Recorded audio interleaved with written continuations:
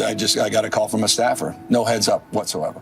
So Donald Trump has like sent in the National Guard, didn't even pick up the phone to tell Gavin Newsom. Just fucking did it. Fuck you. You can't control your state. We're sending in the troops. Isn't it amazing that California just went through one of their worst fire disasters ever, and people are lighting shit on fire left, right, and center? Yeah. It's amazing. What's your message to those people who are out there tonight? Not the peaceful protesters that are out there protesting for the rights of immigrants, but for the people that are doing damage to buildings, to law enforcement. So he's just asked Gavin, what would you say to the protesters who are like setting shit on fire and fucking shit up? Damaging property. Yeah. Well, they're doing more than damage to buildings and to property. They're potentially damaging the very foundation of our republic. Oh, they are? So the people setting shit on fire, Gavin, are a threat to your republic. That's not what he's saying. He's talking about fucking Trump here. He's just like deflected his answer to something completely different. It always seems to be deflected towards fuck Trump, doesn't it? Yeah. That's the way they want to spin the narrative. Yeah. The democracy is in the balance. I mean, you're seeing these authoritarian tendencies now are being acted out by this administration. And we're case in point as it relates to nationalizing, federalizing the National Guard, threatening now to put in Marines. See, the question was about protesters and rioters setting shit on fire. And his answer is like, oh, authoritarian, fascist, fucking Trump bad, blah, blah, blah. Yeah, he's not addressing them at all. No. So I hope these people would pause and just consider. Now, some of them, they want that kind of chaos. In some ways, they're adjacent to where Donald Trump is. But the peaceful protesters, we want to keep them safe. We want them to exercise their fundamental rights. We want to keep those that are enforcing the laws in a respectful and responsible way also safe. But Donald Trump needs to pull back. He needs to stand down. Donald Trump is inflaming these conditions. This is Donald Trump's problem right now, and if he can't solve it, we will. How's the gall of this motherfucker? Donald Trump is inflaming the situation. I mean, what a choice of words. I have to wonder, how many of these people do you think just jump on the protest bandwagon? A lot of them. Yeah, they just see, oh, someone's fucking up a cop car. I'm going to have me some of that. Yeah, well, a term I've heard more and more recently is riot season. See, during the summer months, like, Americans tend to riot about shit. You know what I mean? Like, that George Floyd shit happened in, like, May or June or something. It was, like, prime riot season. It's a beautiful day outside for some rioting. Yeah, because, like, leftists are, like, f***its. So, like, if it's too cold, they don't want to riot. You know, it's too cold. All of this is about immigration enforcement and the type of well, go ahead, feel free to No, say. I mean, I know, I don't mean even to cut you off. I think it's about something much more. Oh, what's it about, Gavin? If it's not about immigration enforcement, what's it about? I bet he's going to say fucking fascism or something like that. Oh, God. It's Trump's dictatorship. This is about authoritarian tendencies. Oh, called it. So called it. Fucking Gavin Newsom. Authoritarianism tendencies. This is what he promised, right? Let's be clear about that. He did his campaigning, and this is what he promised he would do. This is about command and control. This is about power. This is about ego. My way or the highway. This is a consistent pattern of practice, of recklessness. This guy has abandoned the core principles of this great democracy. I mean, it's just all buzzwords, isn't it? Fascism, authoritarianism, dictatorship. He's abandoning the principles of this democracy. It just gets old, doesn't it? Now, this next one is a fucking classic. Mohammed the Border Czar said to me yesterday, he did not rule out literally arresting you, nor Mayor Bass, if you interfere in his words. He said you hadn't yet. He's a tough guy. Why doesn't he do that? He knows where to find me. Do it, Trump, do it! I mean, I don't know what he'd arrest him for. I mean, he's obviously, like, incompetent as a governor. But I don't know what he could be arrested for. I'm not sure. I'm happy to spectate. But you know what? Let your hands off 4-year-old girls that are trying to get educated. What? Trump's coming after 4-year-old girls now. Where did that come from? Whoa, that was out of left field. I mean, I'm sure there are some 4-year-old girls, like, amongst families that are being deported. That's just the way it is. Like, what are you going to separate the families? I still think it's the case in America that if you're born there, you're like an anchor baby. Yeah. But, like, yeah, I'm not sure. These 4-year-old girls are, like, either being sent home with their parents because they're 4-year-old girls, they need their parents, or they're illegal immigrants. I don't know. Let your hands off these poor people. They're just trying to live their lives, man. Trying to live their lives, paying their taxes, been here 10 years. The fear, the horror, the hell is this guy?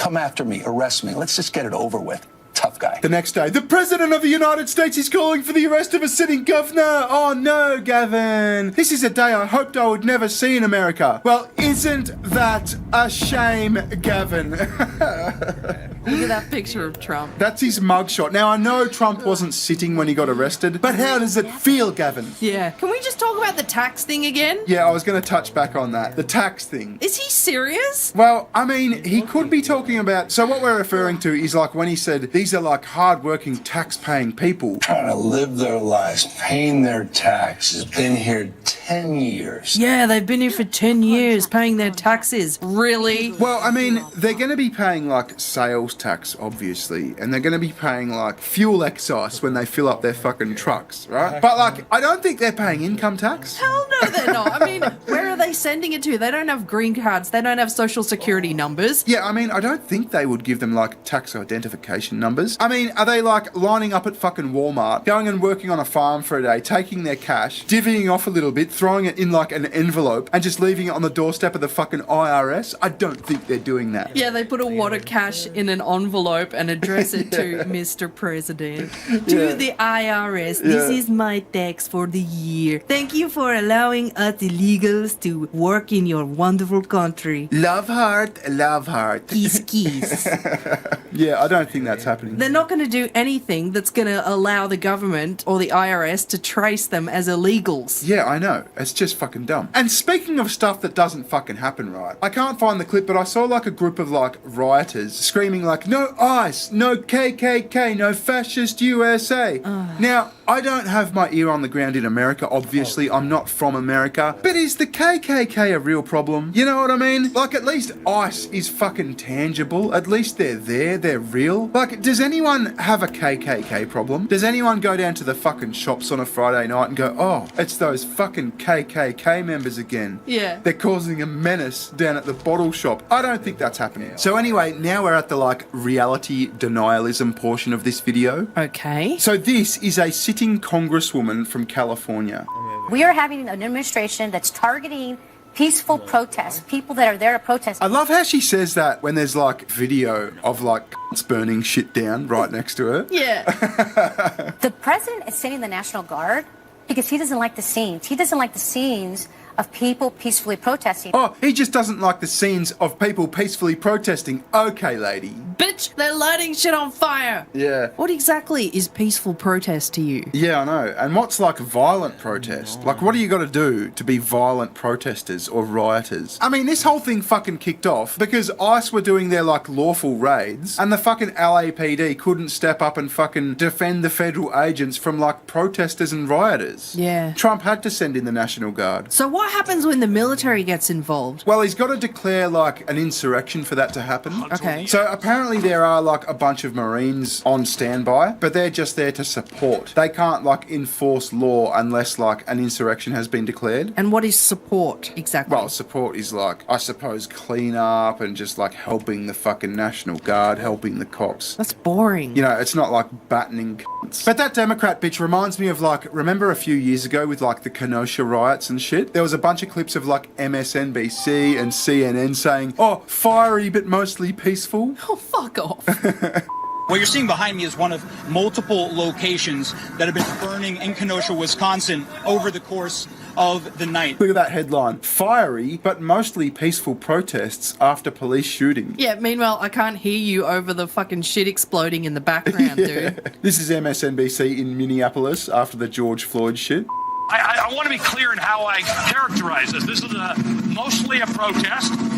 It is not generally speaking unruly. It's not generally speaking unruly, cunt. There's a fucking building burning down behind you. Yeah, isn't the definition of unruly a police building on fire? Yeah, I'd say that fits the definition. Here we've got Karen Bass. She's the mayor of LA. Remember she was in that fire video we did? She was at the fucking airport in like Botswana or something, just in a stunned silence when she was being questioned by the media. Yeah, she went on holiday to Jamaica or some shit. Yeah.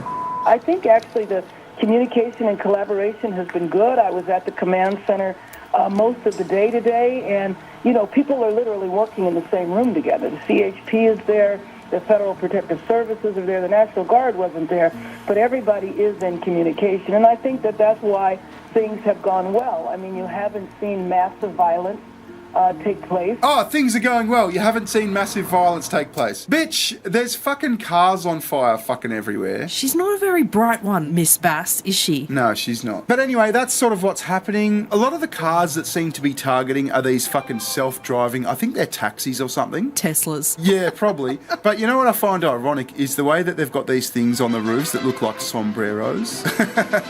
They do too.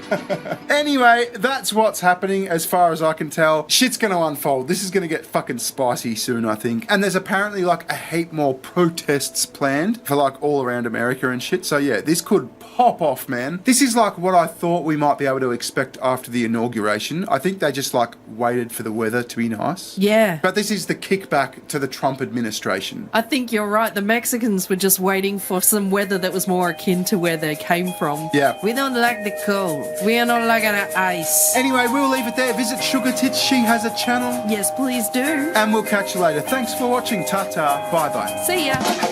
Recession, session. Give me better times, give me better times. Recession, session. Give me better times, better times. Recession, session. Give me better times, give me better times. Recession, session.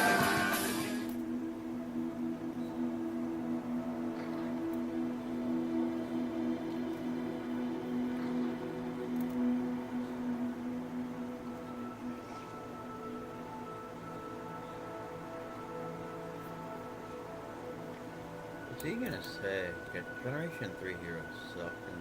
And he's gonna say maybe.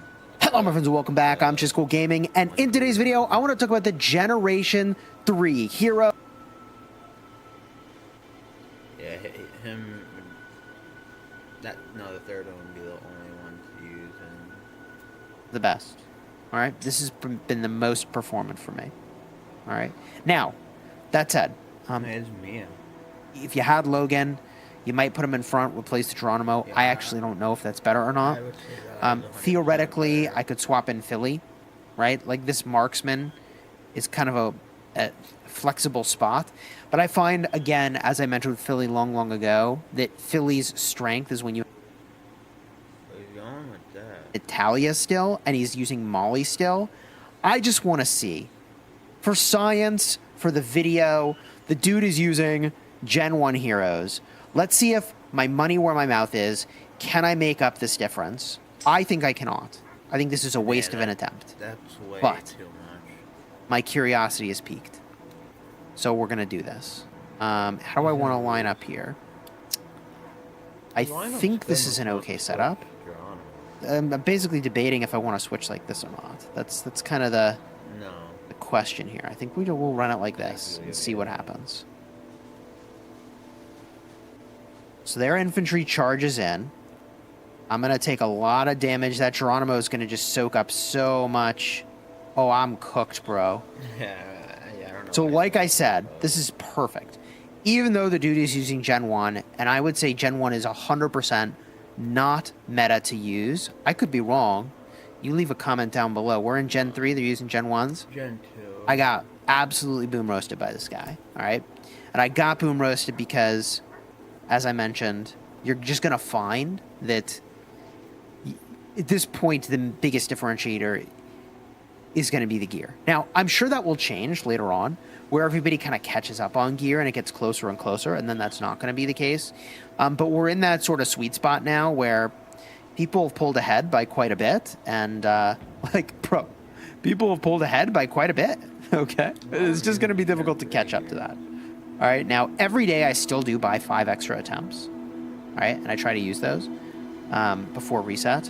And I can get a look here to see, like, maybe I should wait closer to reset to even have anybody to hit. Pretty much the only guy to hit's, like, this guy from Estate, which I feel kind of bad doing. This guy, Rev.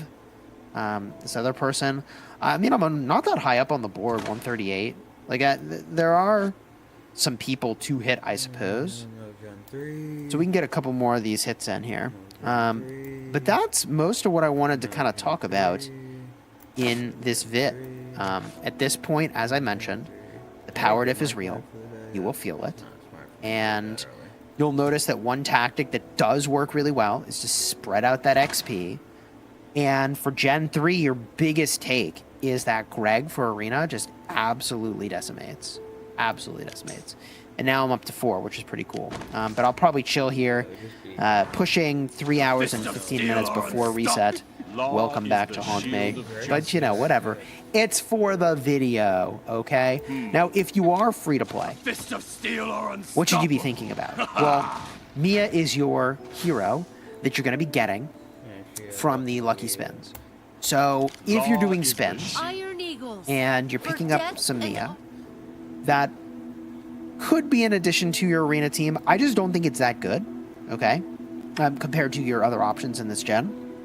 And it's especially compared to Flint. Like, Flint, when you get this in Gen 2, I said it then, I'm saying it again now, he's great in arena.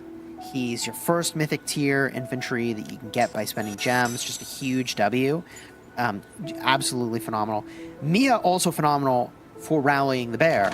But if you are F2P, low spend, you will rally the bear, but like for the most part, you're getting a lot of your points by joining other people's rallies, right? So she throws tarot cards at her enemies, dealing attack, and can either reduce the target's attack or stun. The stun is ideal. The next skill, curse the target, fluctuating damage based on the base value of Mia's attack. Final damage will be a random figure from 5 to 600% of base. Who knows? Could be a lot, could be a little. And then Mia protects the hero with the lowest remaining health, restoring health for the hero of a base value of Mia's attack. The final health restore will be a random figure, ranging from 5 to 400%. I mean, sometimes it pops off and sometimes it doesn't, which I don't hate. I mean, consistency is nice, but big upside potential means you can potentially upset a much tougher opponent than you if you get incredibly lucky. So that's the upside of the randomness. The downside is sometimes you, you know, take the 20-sided die and you roll a 1. And that's the 5% value if that's what you're getting. GG. All right. Yeah, I mean, I think that covers the main things that I would share. Okay. If you enjoyed the vid, throw a like on here, subscribe. You got any other tips or tricks for Gen 3 specifically? Definitely let me know in the comments. I would say, unlike other generations where I felt like I was really like a master of what was best, at this point, it's a lot harder for me to tell for the reasons that I mentioned, where like the hero gear diff is enough that you can just power through. All right, and if you want to see prior generations of heroes for Arena, and you're like, wait, I'm here for the other gens, check the cards in the end screen. All right, until next time, you have fun smashing your enemies. Take care, everybody. I'm just looking at the fishing shit.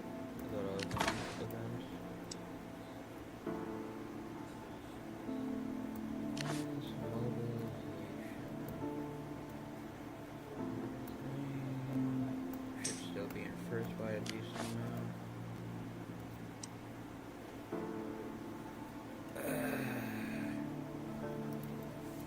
I wish I could just click on them and see.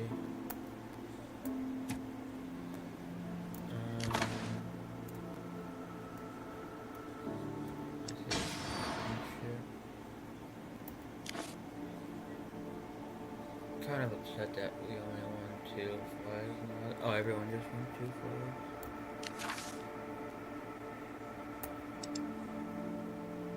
Alright, so they won their last one. UWS.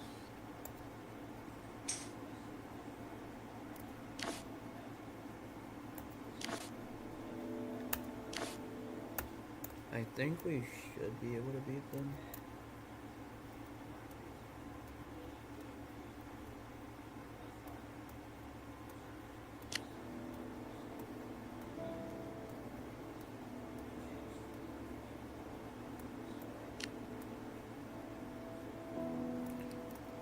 Let's make sure everything's set up correctly.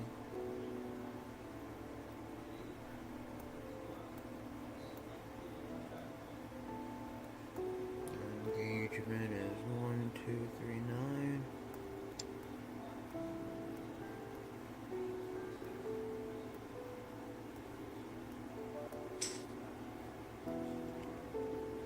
I feel like this is definitely not set up right. 1, 4, 4, 3.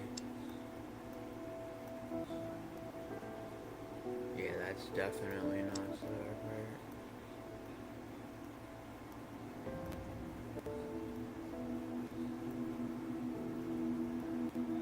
Okay, let me fix this out a little bit.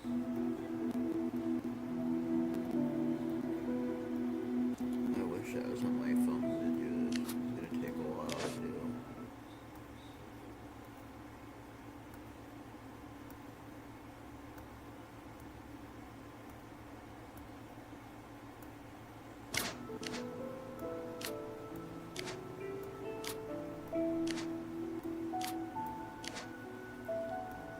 The guy that I have setting these up, I'm not very happy with right now.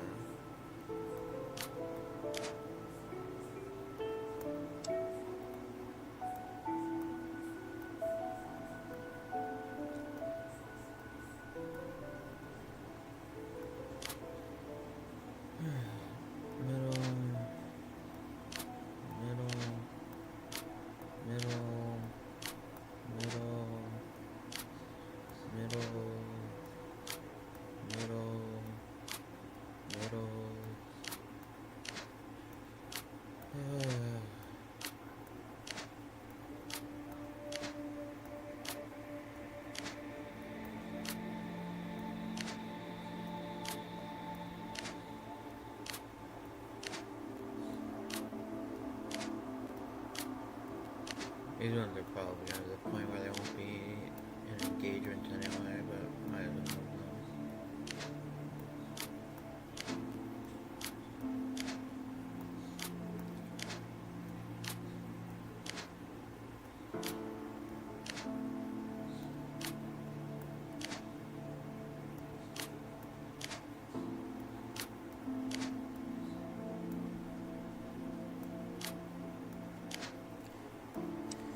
Okay. 32. They're all like middle. They're...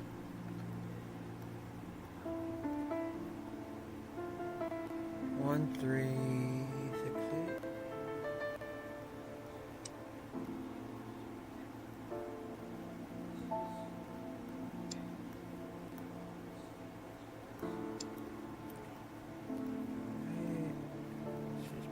Backup trees.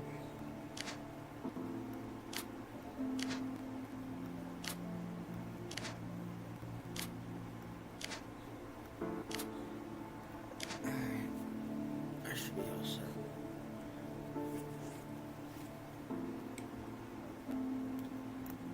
I don't know how I feel about this, to be honest.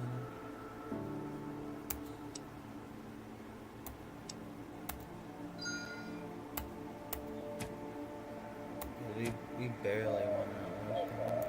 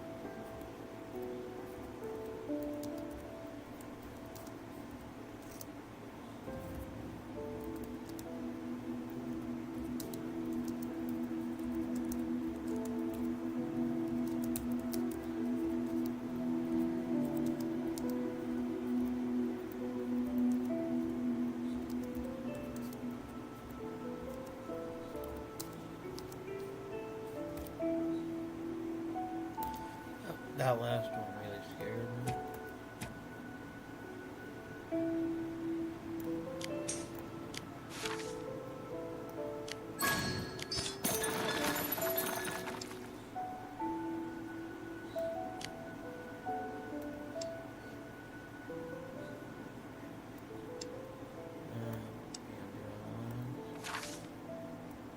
Yeah, we only won one on the left lane. Really scares me.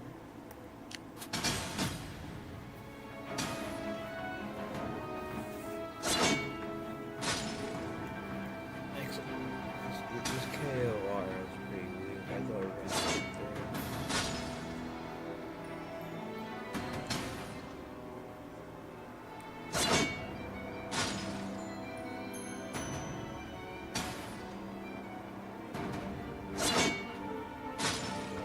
Started out so good. It's just like,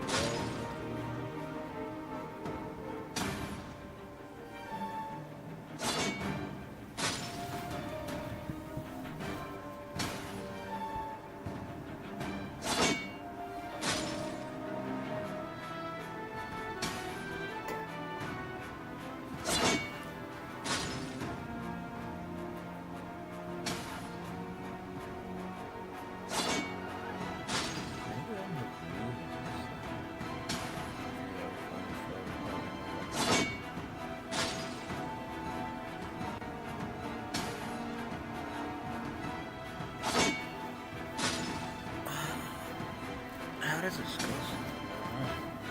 I know we end up winning.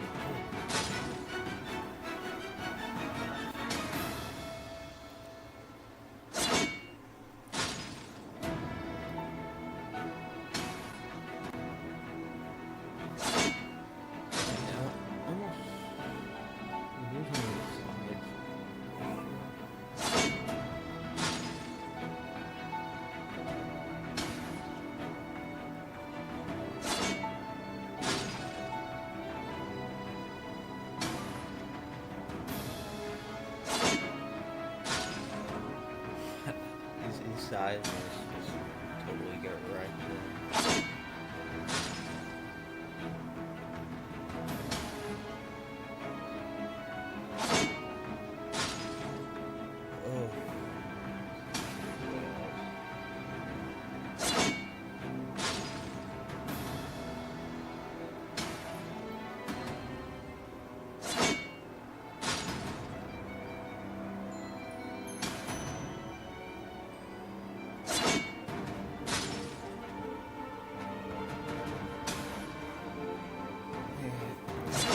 To be this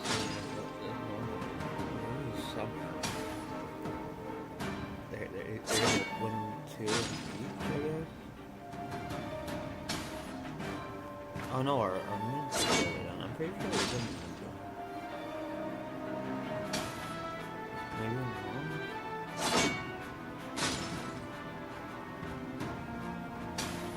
Okay, so we win this game. We win this game.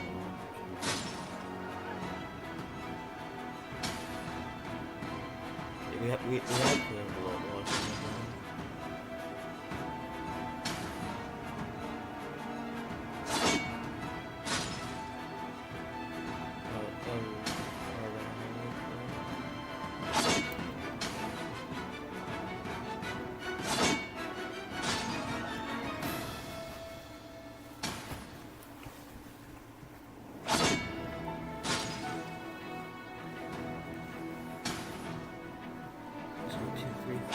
If 2, 3, 4 was there, we probably would have won that one.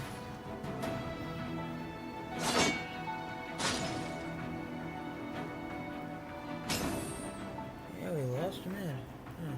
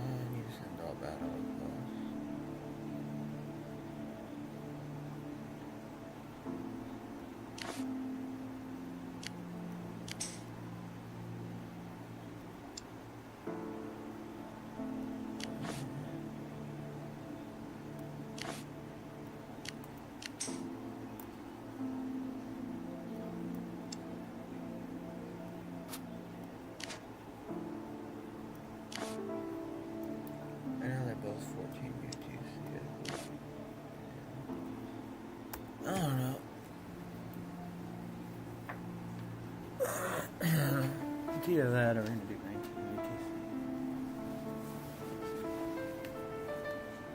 Yeah, let me get a video.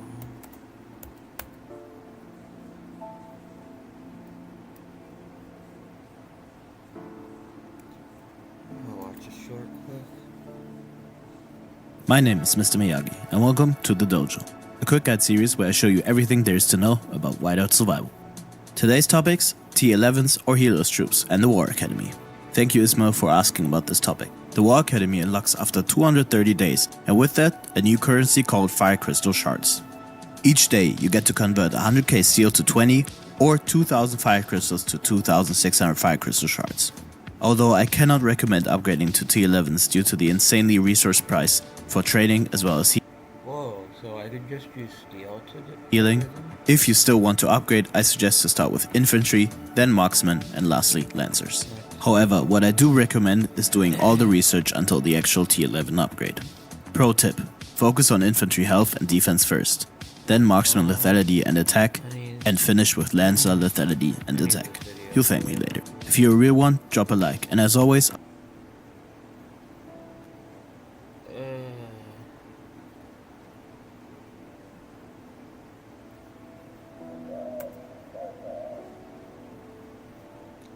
Oh my god, Sway, you have done it again. What's up, everybody? This was a clip I wanted to talk about for a while. Before I forget about it, it happened 2 days ago. This is one of the wildest, weirdest begging segments I've ever seen, and one that really, really reflects poorly on our boy Sway. Shout out to Snort Hogan for the clip. This is what it's called, so you can go watch it if you wanna.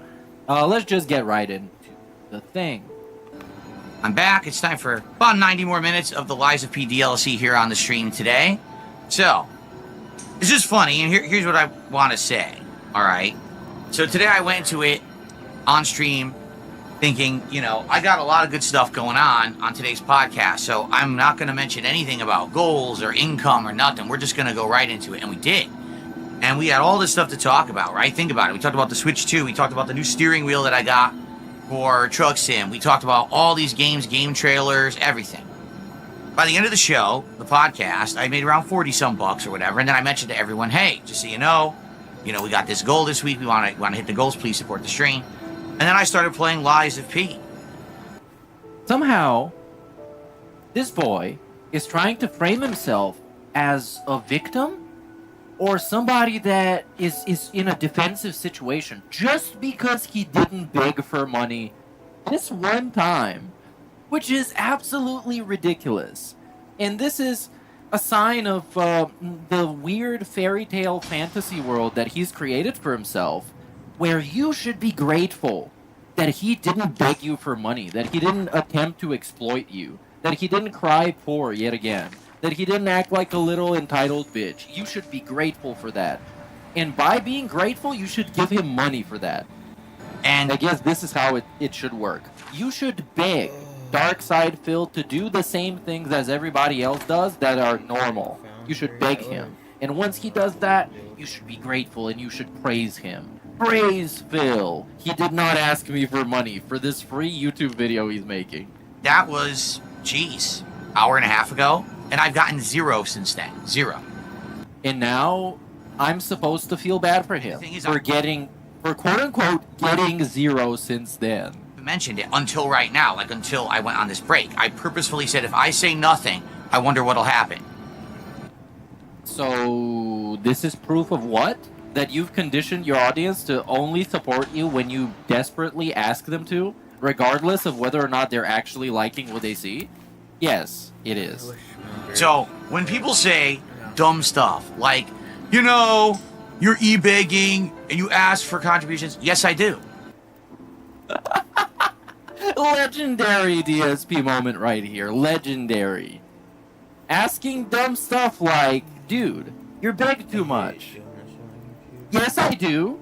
How is this dumb stuff then? How is it dumb? But he is so desperate to instantly defend himself, to instantly blame somebody else, to instantly depict somebody else as the aggressor, that he just unknowingly, or maybe he doesn't even care, says things like this that just straight up contradict each other.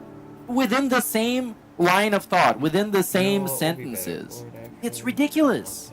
Because when I do, people say, oh yeah, that's right, I'm watching a stream, I'm getting good content, I want to support that, and then they do. Are your viewers this low IQ that they can't get to that conclusion by themselves? That you need to remind them constantly that they're watching a great stream?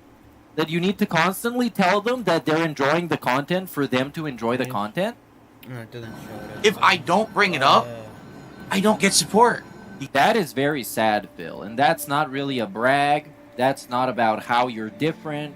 That's not about how you do things that other people don't do. Well, it kind of is, but it mostly is about how people give him money because they feel bad about him. They don't give a fuck about the shitty-ass gameplay that's in the background. Chances are they're not even paying attention to the stream. But they should, and they should get reminded that they're watching a good stream. You get it? Like, you get it? my model. I think what it is, a lot of people... That is his model, by the way. This is supposed to be a business model.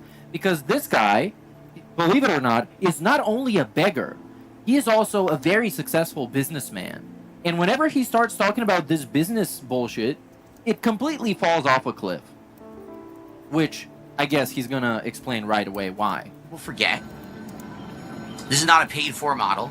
I don't have a sponsorship. I don't have a partnership. I'm not making tons of money on, a paid product placement. I'm not getting paid. Yeah, he is the product placement. He is the advertisement. His content is about advertising his own content. To the point where whatever is happening right now is not as important as the next thing that's going to happen. So it's constantly a carrot on a stick in terms of content. Constantly talking about the next thing, regardless of whether or not the current thing is good. Play Lies of P. I'm not some giant streamer with... And also, businesses are successful based on the product that they produce or the service that they offer. Not based on asking to be successful in convincing your customers straight up just by telling them that you want them to buy the product. 10,000 views. If we're gonna be business people. So that every video I put out, I'm making money. Nah. You should, though. You should aspire to do that so you don't have to beg for money. I make my living on these streams. 100%. So I have to, on the stream, say, hey, please support the stream. Because here we are. We got about an hour and 20 minutes left on the stream. And we've been at $44 since the podcast ended almost 2 hours ago. Because I didn't... And it really frustrates me that in 2025, he's still doing mental gymnastics around whether or not his begging is okay. Spoilers, it's not okay. It's annoying, it gets in the way of the content, it completely fucks up the pacing, and it makes him look like a complete jackass. So no, it is not good. He doesn't have to do it. His model is a bad business model. And this right here, that he didn't make money because he didn't talk about it, this is not proof of anything. This is not the research you do or a case study or a little sample of a survey. This is just an anecdote that is interpreted in a way to make you feel that his begging is perfectly fine. Matter of fact, he should beg more to be more successful, which is false, and it's not how it works. Say anything. And I'm going to repeat that. Because I didn't say anything. If I had said, hey, please support the stream, let's hit the goal, let's get motivated, we would have. Right now, guys, let's get our... But there's been many times, including in this very video, as we're about to find out, where he was begging like crazy and still didn't make money. So again, this is not a case study, this doesn't prove anything. First sub on Kick. We haven't had one. Take a look. We haven't had a sub on Kick. We haven't had a membership. What we had this morning was a few super chats. He didn't get a sub and he didn't get a membership. First sub on Kick right now. Who on Kick is going to support this stream? You've been sitting here watching all morning. So now, sub. Send a sub. Get some support. All right? How about a membership on YouTube? All right? Anyone who's... How about no? There was no memberships during this video. I can't continue to operate with a $40 stream of a major new release. I just can't. I think you can, actually. That means you have to change your business model, and your business model is bad. And considering your business model is literally ask for money, then probably you should just change that. But the reality is that he doesn't want to change that. What he does is perfectly fine. He has become desensitized to the shame and guilt and embarrassment that comes from begging for money from random strangers on the internet that you convince are in love with you. So I guess he's fine with that. He would rather do that than anything else. And that might be something that's going to keep him afloat right now. But this guy has to do this for the next, like, 20 years at least. I paid $60 for this. So yeah, I don't know about that model, man. Game. Because I had to rebuy the base game and the DLC. All right?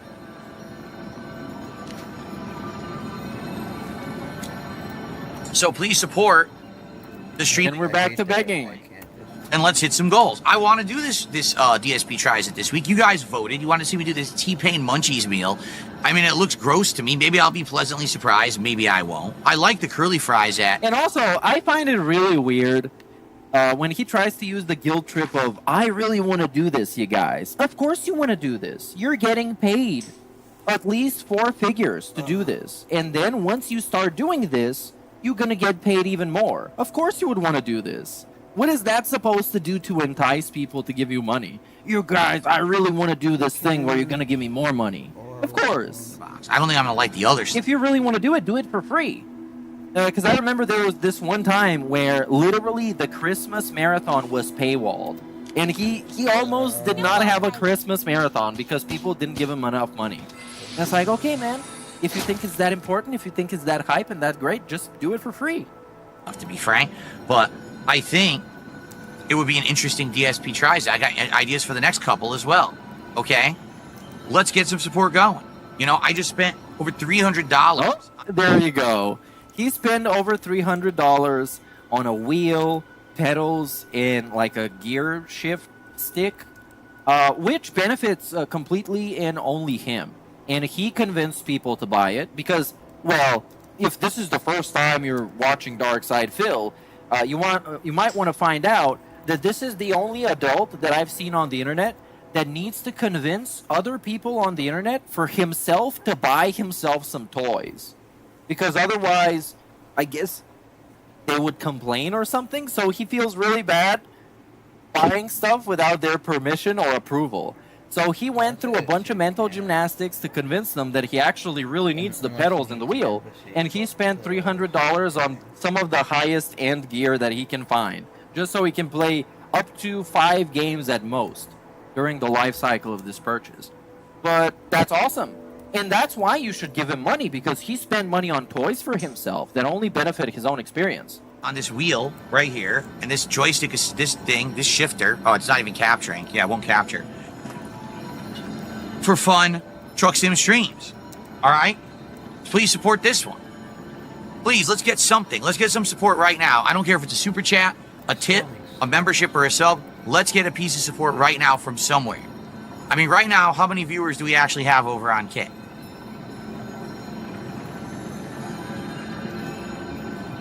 So what are we supposed to do? What are we supposed to do here? Let me see how many viewers we have. I expect this amount of money from them. Out of everyone's... I mean, kind of sounds good to me, buddy. Yeah, that's a great way to motivate people to give you more money, is you put them on the spot. And you treat them like a line in an Excel spreadsheet. That's the best way to get people to support you. Sitting there on Kick, someone support the stream. Seriously. One person. Oh, but now we just need one whale. This is no longer even a community effort. We just need one guy to give him money. ED1. To support the stream in some way. It's just the begging has become completely shameless and completely embarrassing. But also, probably the worst part is that it's incredibly transparent and blatant. He's not trying to conceal something. He's no longer trying to wrap it up in some like business terms like liquidity or some other shit. He's just begging for money as blatantly as possible. And it's really fucking embarrassing. Which is good for me because I get to make fun of it. So I hope he keeps going. No, you see, here's the dumb fucking thing. Oh, he's begging. Listen to this. This is arguably the best part of the stream. Considering, keep in mind, he already admitted he is begging. He admitted this. No, you see, here's the dumb fucking thing. The dumb fucking thing is thus. Oh, he's begging. Guys, did you not hear what I said? I guess you're fucking deaf. I guess you're fucking deaf. Now give me money. Yo, shut up. You're stupid. Give me money right now. It's so great. It's so awesome. Literally, if I don't ask for support, I don't get it. Well, that's more of a judgment on your stream and your qualities to entertain people, buddy. I guess you can. Because people are reminded when I ask for it, I say, oh yeah, I'm watching a good stream. Imagine how good your stream has to be for people to forget they're watching it and that it's good. They just forgot that the stream was good. That's insane. But then, those same people, if they were DSP fans, because he is talking about his own community, right? His own fans. Don't they already know that he constantly needs money?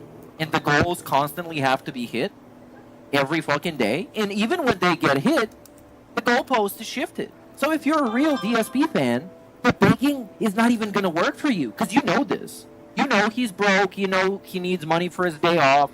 You know he needs money for his wife's medical expenses or whatever. You know he needs money for whatever amount of animals that are dying in his household currently. You know all of this. So the begging certainly wouldn't work for you. I want to support that good stream. Let me support it. And then they do. But I guess maybe you forgot all of that. Just how you forgot that you were watching a good stream. It just slipped out my mind. Oh my god, this is actually an amazing stream. If I don't say something, I get nothing. Look, I said nothing the whole podcast. I said it at the very end of the podcast. I played over an hour of this game, said nothing. Nothing. And now here we go, coming back from a break, no contributions. Do you see the pattern? Do you remember? What is the pattern? The pattern is that he gets money only when he's begging for it. That's amazing. When I said absolutely nothing at all the entire stream and I got like $20. You remember that, right? Why would I remember a day in which DSP didn't get money? Like, is this a part of the stream that I should remember? Is this something that I, as a committed DSP fan, should keep track of? Which day he made how much money, and if he begged or not? Is begging such an indispensable, is that a word? I guess it is. Indispensable, indisposable, irreplaceable part of his streams that you should remember when he didn't make money or begged? That's incredible. So I guess if you're a real DSP fan, you should remember that one stream that he didn't beg and made $20. But you also forget how amazing and entertaining this stream is. Sounds good to me.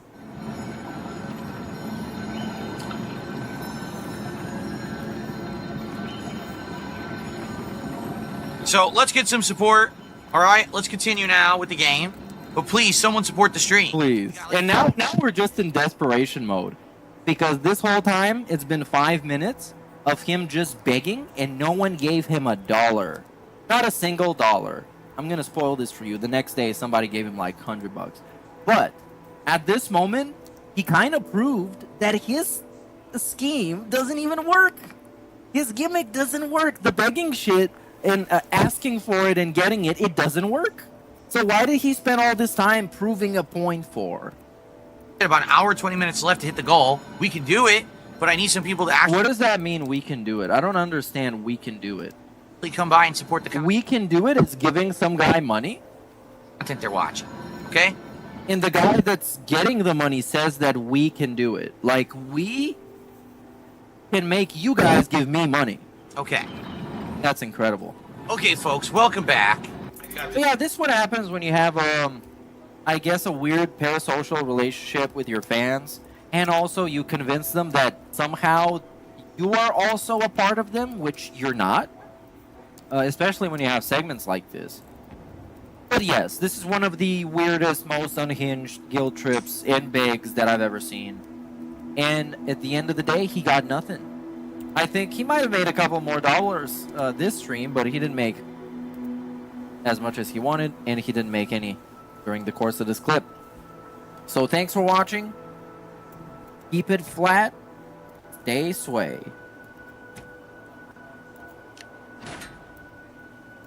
I really need to watch these so I could join. I still got banana day.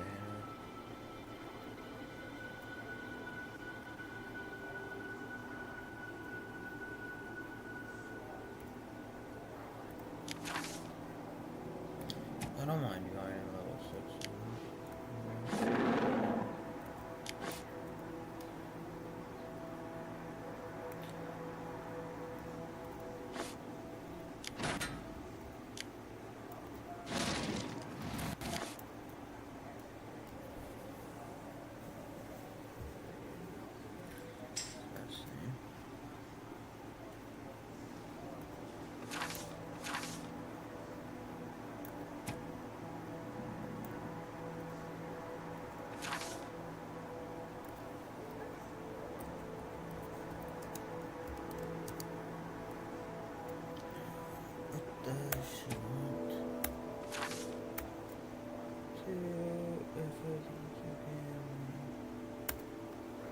me do that.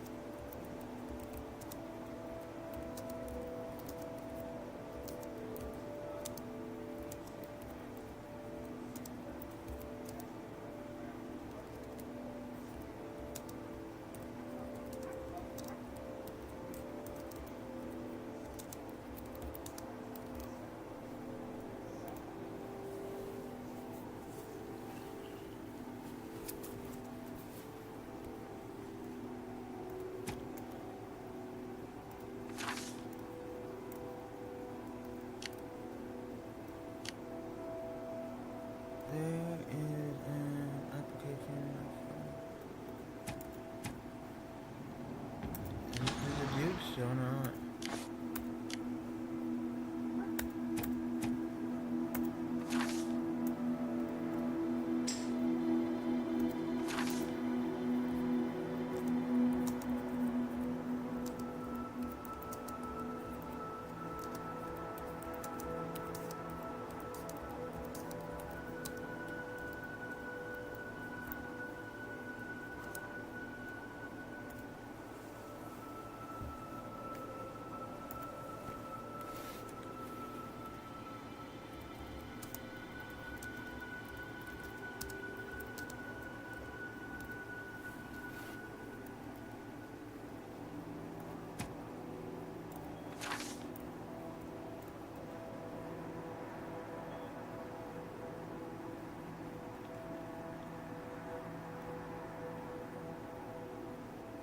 I think we're doing both.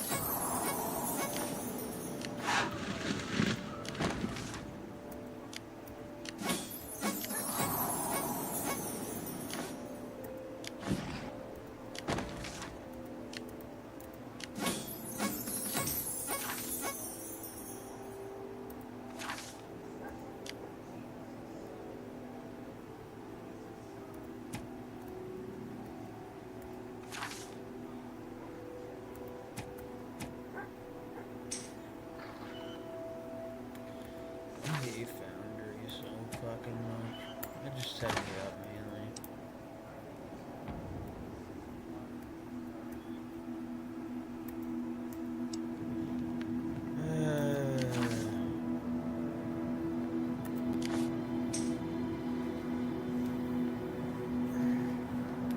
Who do we have for?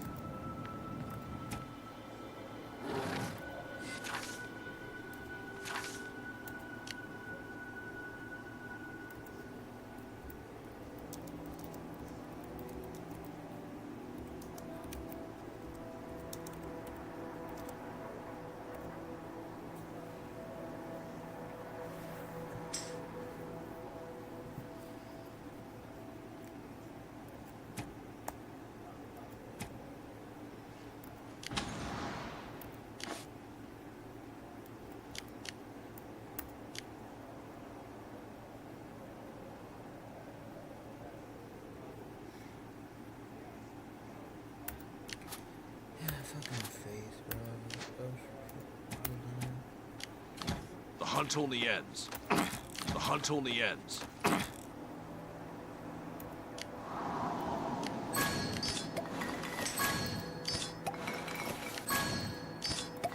It's so tempting to play.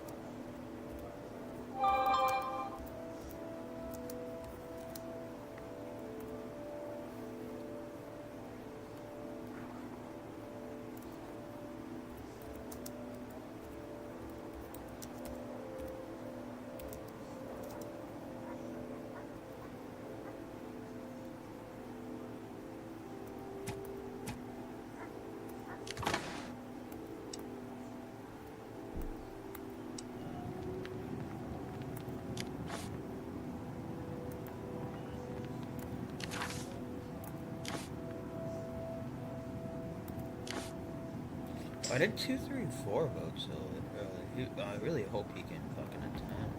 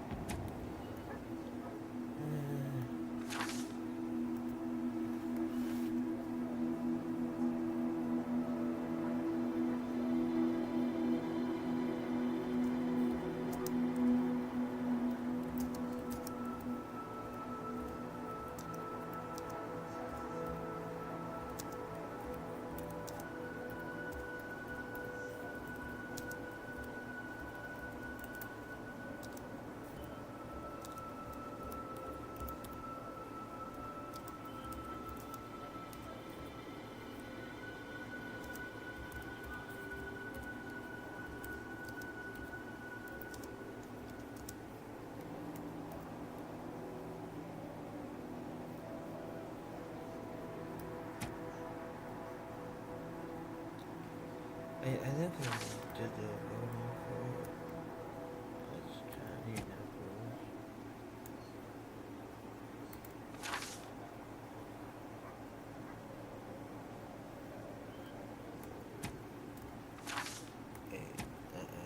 I forgot we already handled that. Okay, cool.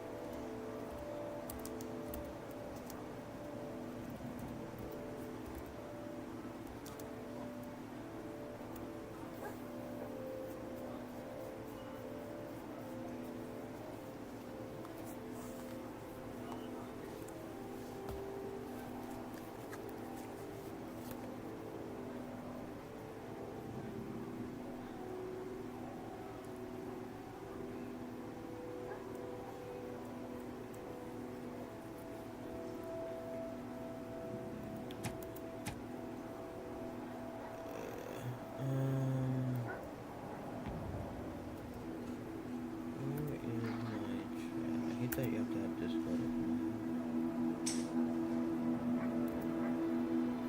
A chat that nobody is in.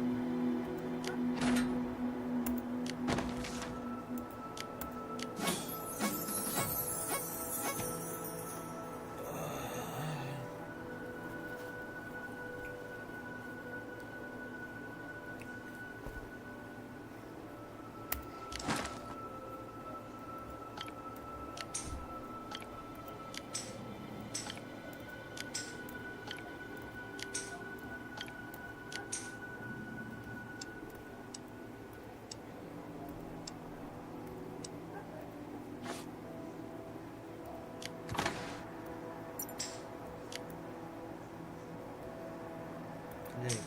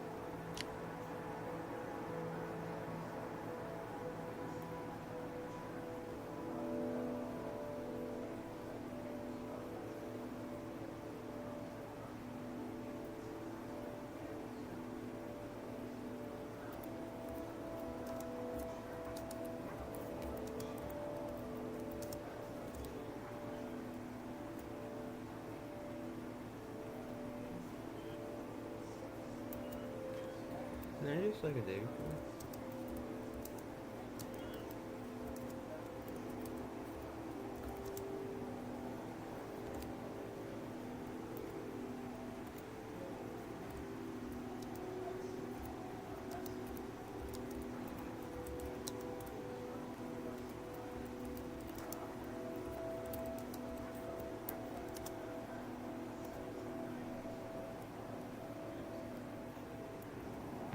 I don't know if we'll be able to hold him. The hunt only ends. Hopefully, I could threaten the other alliances if they rally.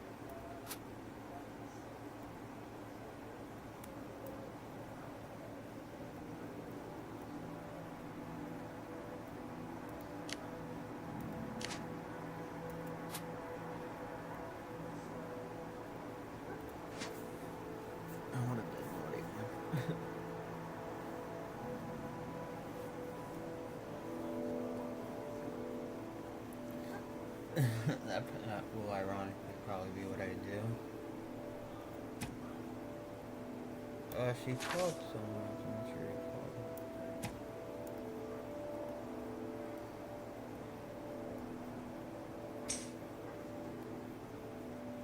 Why am I not harvesting? Did the thing run out? Is that what happened? That's what I'm guessing is what happened. No. I don't have people harvesting what's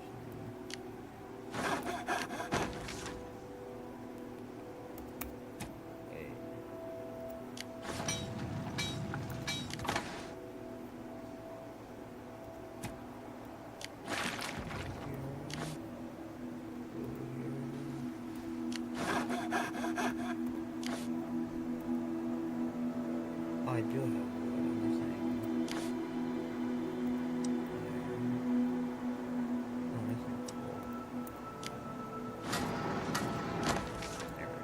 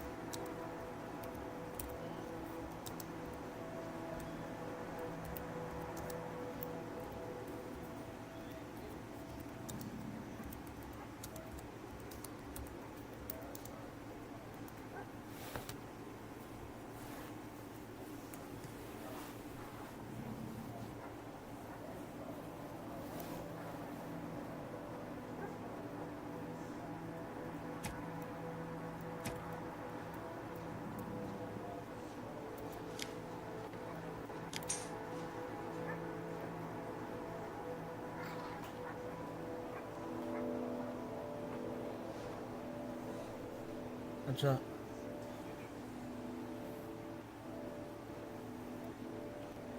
Scammers calling?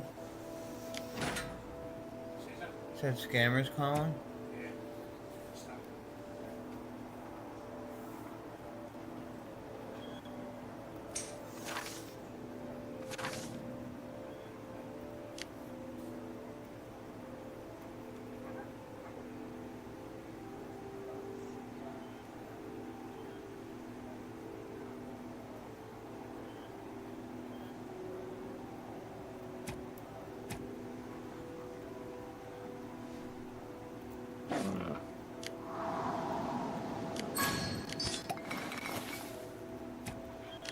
The hunt only ends.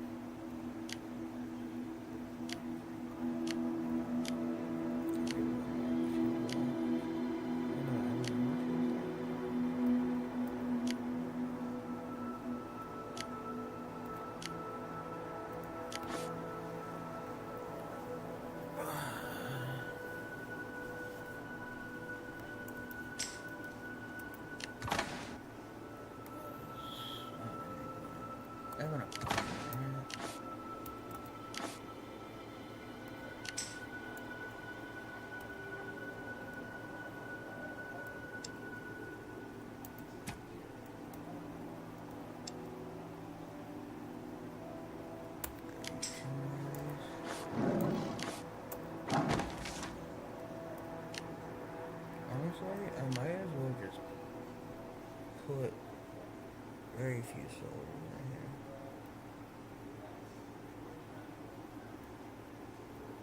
That's already a problem. Always as many people that want to join.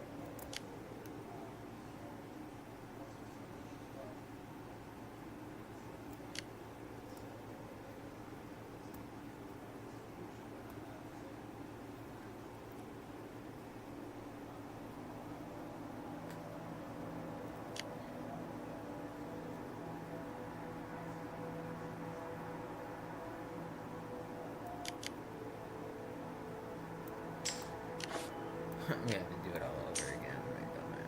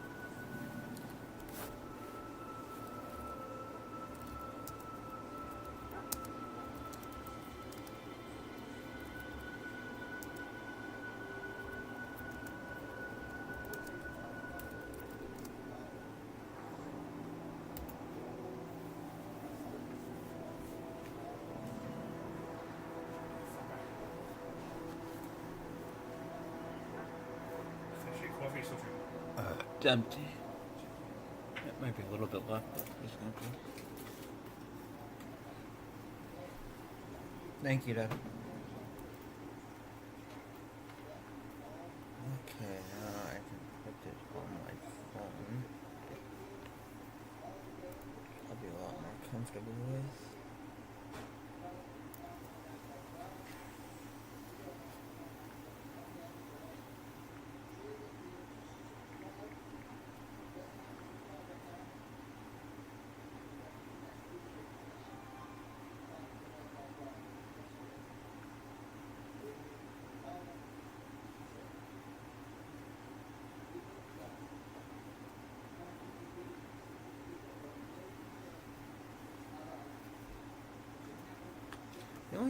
Can you make it larger?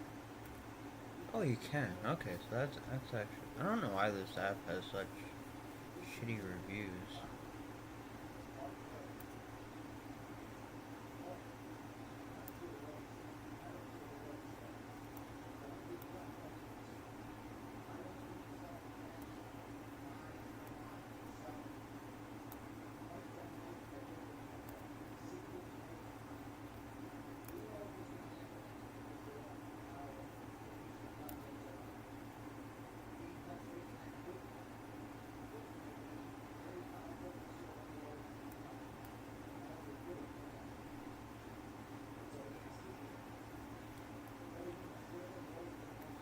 Maybe I'll just food videos maybe. That's what we've been doing, rotating that castle. Hello, my friends, and welcome back. I'm Chisco Gaming, and in today's video, we're going to talk about castle rotations. Should the castle be shared within a state? And spoiler alert, we were sharing the castle and got burned so badly. We had a rogue president. Now, look, all is hunky-dory, all is well. And if you're subscribed to the channel, you know the backstory of how that insane drama unfolded. And it was insane. And I'll tell you why in just a second, okay? But if you're not subscribed, consider subscribing.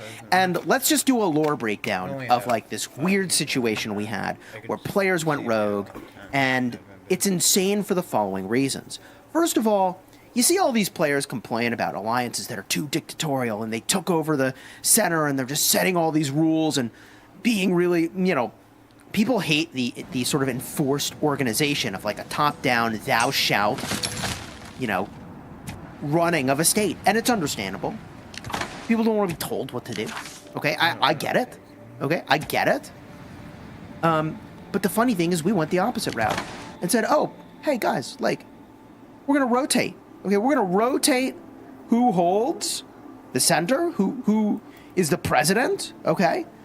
Top 3 by power. We got a council. Anybody can bring up changes.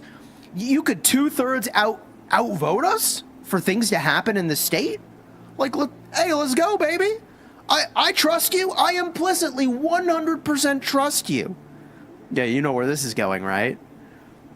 So we start on these rotations immediately, and almost immediately one of the alliances has a guy, in fact, 3-ish people, they go rogue. One of them was the president. We could have been screwed. It was the week of SVS. Okay, so we had prep coming up. We could have been so screwed, and thankfully, like, a bunch of those people ended up transferring their accounts to other people. One of them said, well, I'm just going to delete my account, and so understandably, the strongest guy by power in our state said, I don't believe you. The hunt only ends. I'm just going to zero you for the rest of time. Good luck, buddy. Actions have consequences. Sucks to suck. Don't suck so much next time. And he just kept zeroing him and zeroing him. And he said, I don't care if I have to spend $10,000 a day. I am zeroing this fool for the rest of time. That pale one is not effing around. Okay? That is what he said. So, yeah, I'm paraphrasing. But, like, the $10,000 is not a paraphrase. The daily $10,000, if I have to, was not a paraphrase. So, all that to say, okay, we went the route of having these rotations. Trust was almost immediately broken. Oh, like, it was like, I don't know, maybe the second rotation, maybe the second cycle of rotations. I can't remember. It doesn't really matter, right? But now, alliances are saying, like, hey, you know, it's been like a month. Let's do rotations again. I don't know how long it's been. A month, two months, time is weird for me. I'm a YouTuber. But that I mean like a full-time YouTuber. I work 7 days a week. I work 12 plus hours a day. And I have done that for like literally years. This is not my only YouTube channel. I have another one with over 250,000 subscribers. And I play city building war games. I've got 4 total accounts in city building war games, which like, 1 is a lot to do. 4 is a whole heck of a lot to do. So anyways, after these players went rogue, Squad has been holding the castle for some number of times already. And now we have even more at stake. Okay, we have even more at stake because transfers happen. And when transfers happen, players come into the state. That's a big deal. That is a god tier level of influence. The single most important influential thing you do for your state is transfers into the state.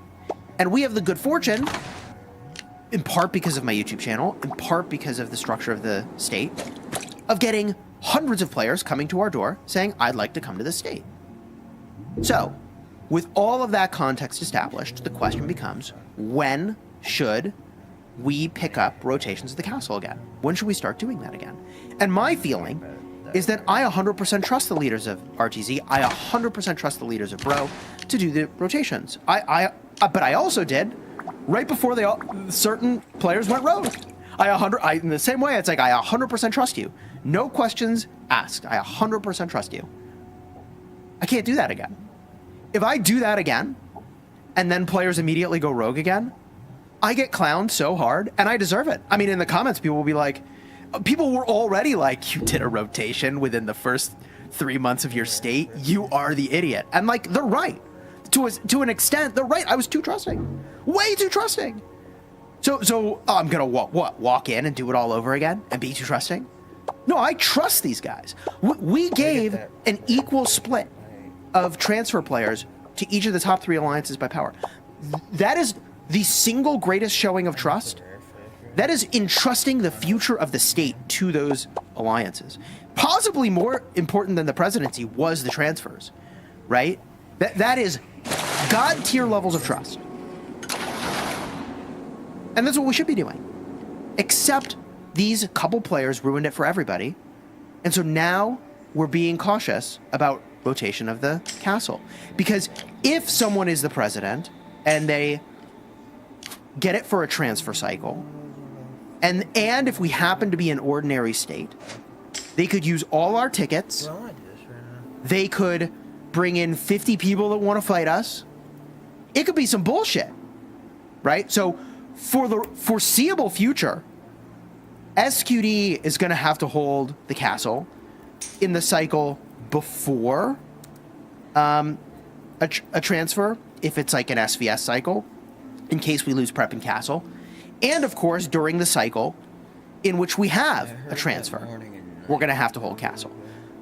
But the question is, for those other times when transfers are not coming, can we have rotation? And when does rotation come back? Okay? While I'm kind of on board with the idea of doing it really soon, we also know that the first time around when we tried the rotations, we had a little whoopsie daisy here. And a little, I make light of it, but like, a bunch of people got zeroed, bro. And people log in and they're like, man, like I came home from a tough day at work. It's really shitty. And all my troops are dead. Like, like, shit, right? That sucks, right?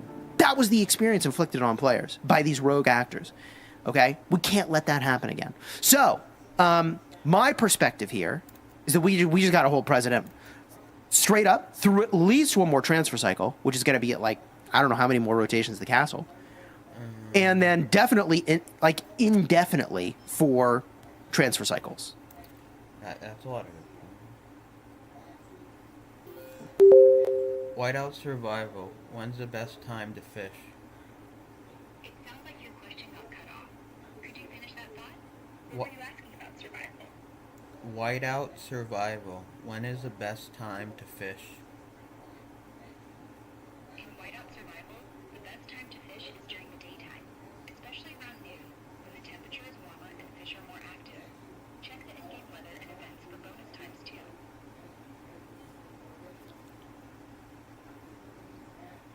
around noon UTC time? No, noon UTC would be different. Convert it to your local time. For PDT, noon UTC is 5 a.m. your time, which isn't ideal for fishing. Stick to warmer, daytime hours in your zone.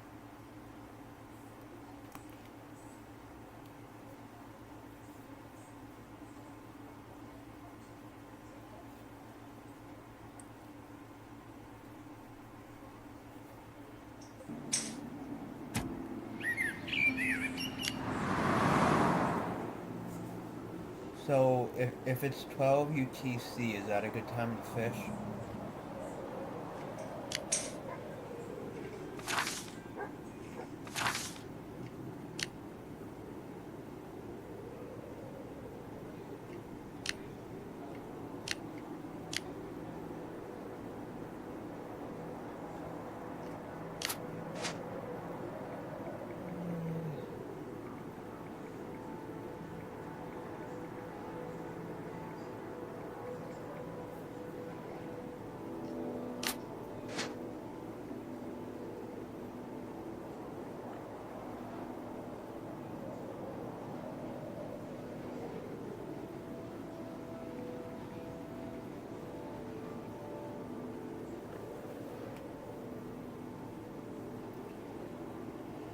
Expect that after the bear we will smoke one fat player.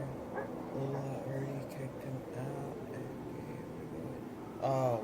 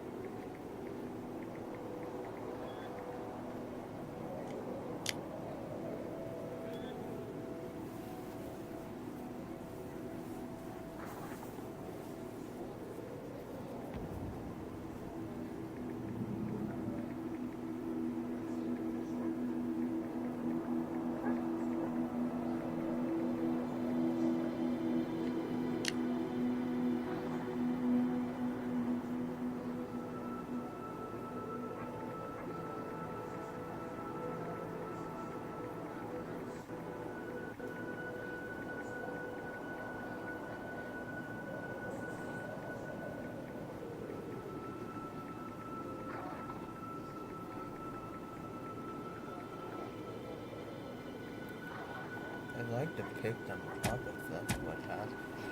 The hunt on the end. I doubt it's Mr.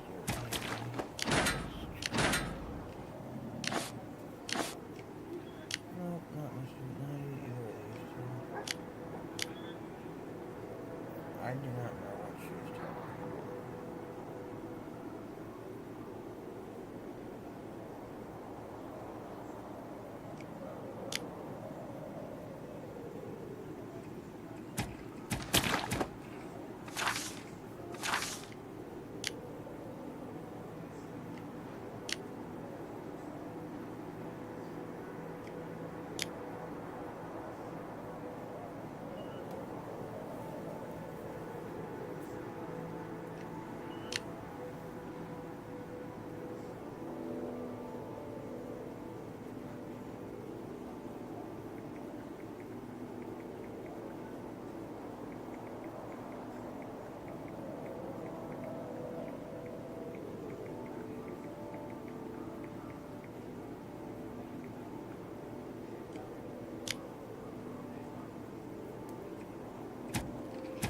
The hunt on the end. You need to remember people.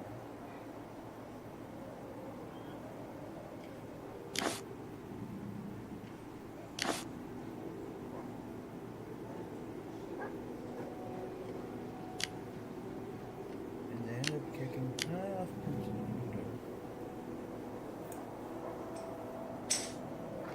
It's probably in a state transfer, so they see it. We're ready for anything.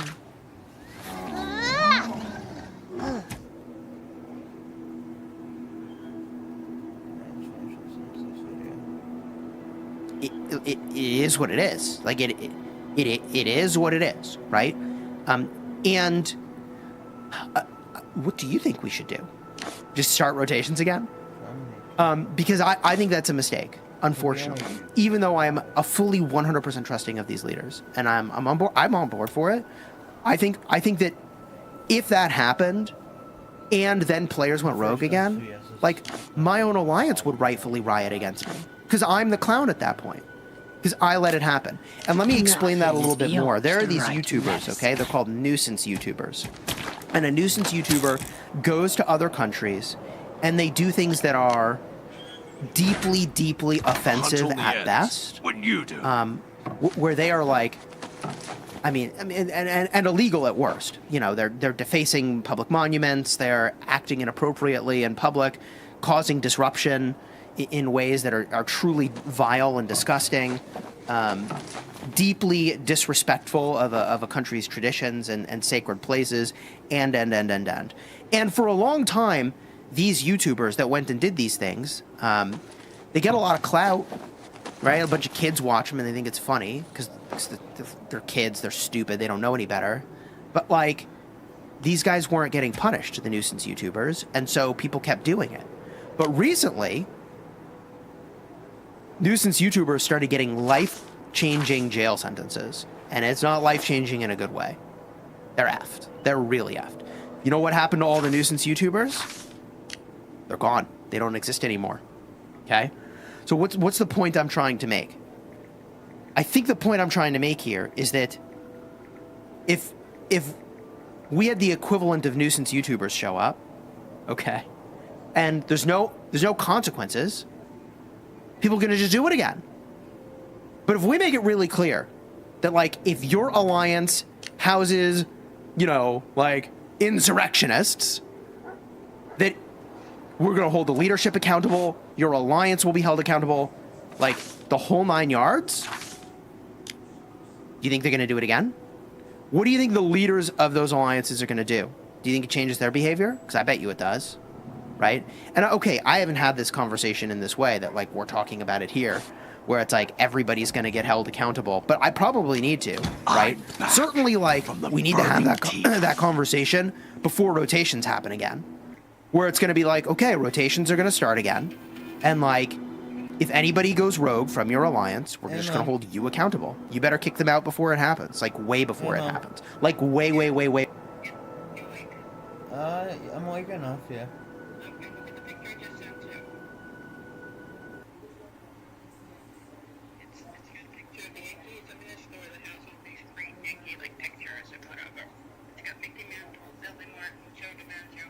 Oh, are those actual autographs? I think so. It's a copy of them. Oh, it's a copy of the autographs. Okay. Yeah. You think he would like that? Something different? Yeah, he definitely would like that. Let me see. Oh, that's the only new one you sent me. Yeah, that's the only one I sent. I'm just wondering if he would like this. Yeah. How much is it? Yeah, definitely get it then.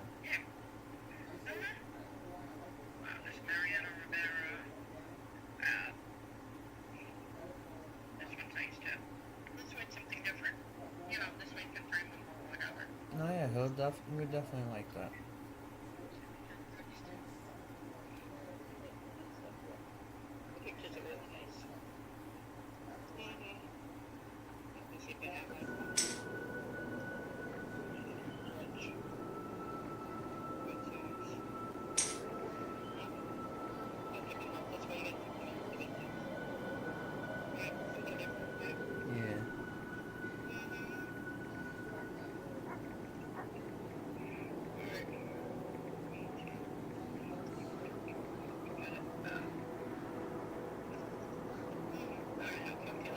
Alright, talk to you later. Love you. Bye.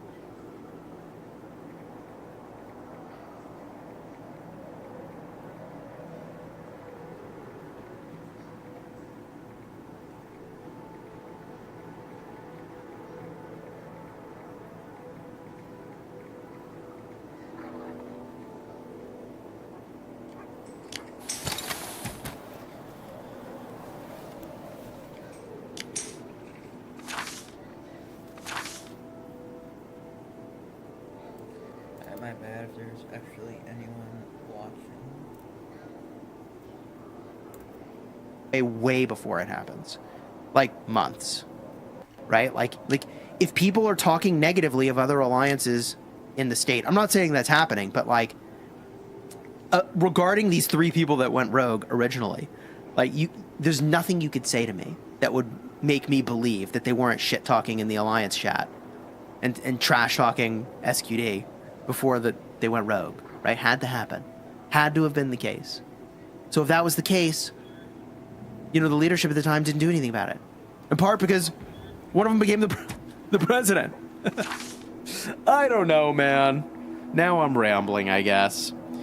All that to say, we have a great state right now. I know I just talk about all this stuff, but like we actually have a great state. I do trust the leaders of these alliances. I do trust for rotation. But, I'm the clown if there aren't consequences for the actions of the players that went rogue and zeroed a bunch of people. Tried to zero me. I mean, like, I'm awfully lighthearted about the whole thing, considering I was one of the targets. Yeah. So,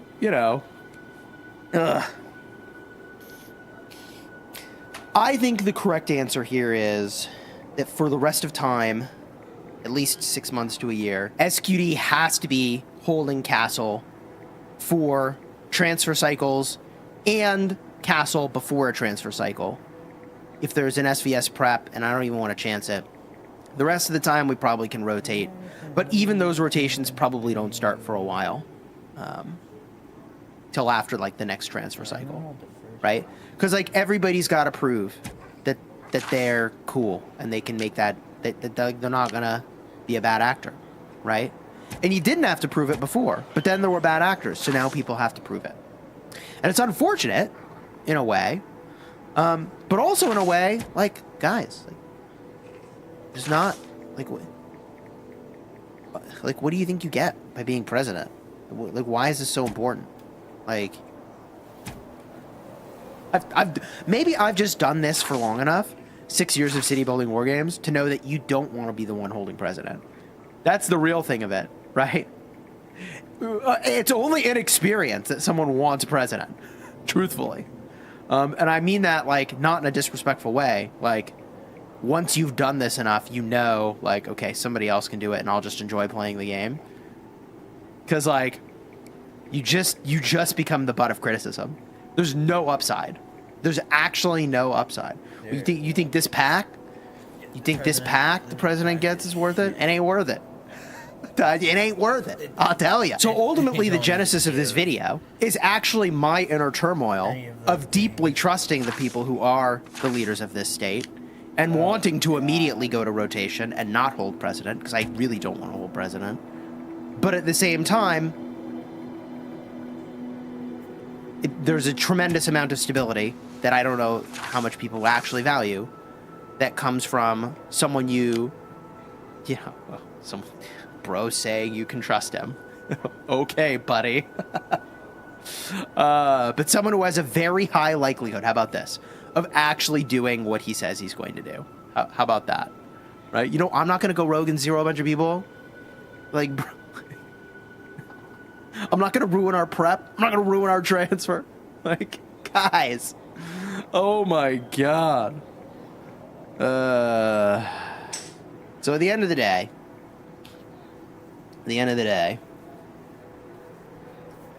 I feel like in this video, I'm not trying to come across as like, do I come across as exasperated as I feel? I want there to be castle rotations. I don't think it's right to do them for some time. But then we'll do it. And then once we're doing it again, like, people can prove. And after people prove, that's great. Perfect. We'll go back to doing the thing that I thought was a good idea from day one. All right, you enjoyed the vid, throw a like on here, subscribe. I want your opinion in the comments. What should we be doing? I already have my answer pretty firmly locked in, right? From the start of the video I did, right? Like, I don't want to hold it. I have to hold it. This is a consequence of the people who misbehaved and zeroed a bunch of cities and did it while holding president. And, like, actions have consequences. You know, if you could have done more to have stopped it at the time, should have done more to have stopped it at the time. But they did what they did, and now we are where we are, and everybody needs to be involved in making sure nobody is that stupid again. Technically, nobody should have to be involved in that sort of behavior, right? Nobody should have to be involved, because nobody should be that stupid. But guess what? It's a crazy world out there. People got a lot of different opinions about things, which I'm sure is going to show up in the comments. GG. Leave your comments down below. Maybe I shouldn't even publish this video, truth be told, but why don't you go watch the original drama? Card will be over here. The original drama. Okay? They tried to zero me. They actually tried to zero me. Watch and decide for yourself.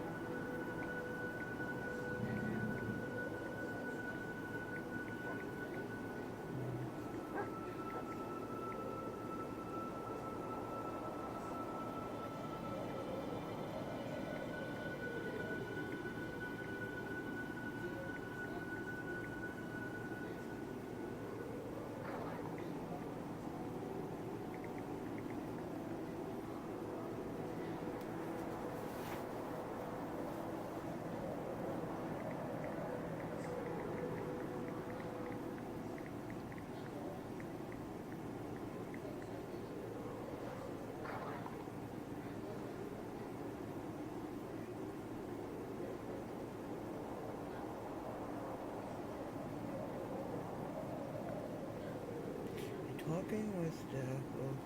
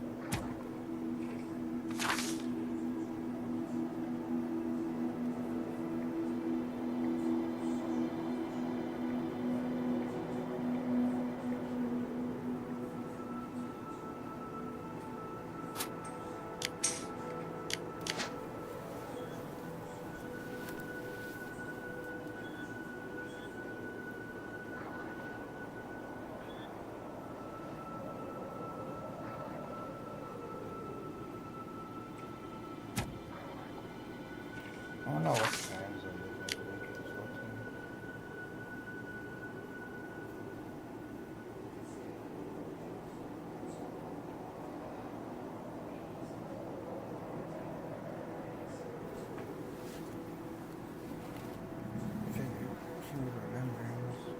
translation is just shitty.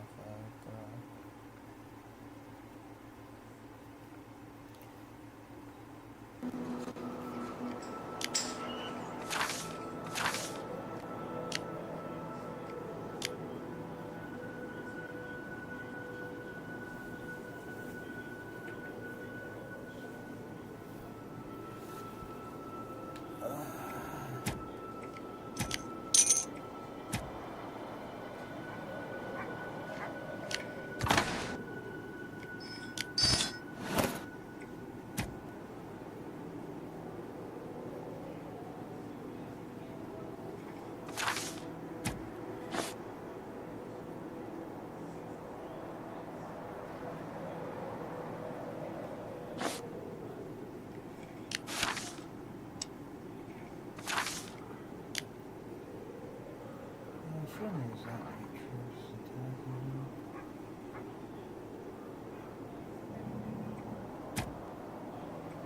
I mean, yeah, he's kind of a better fight.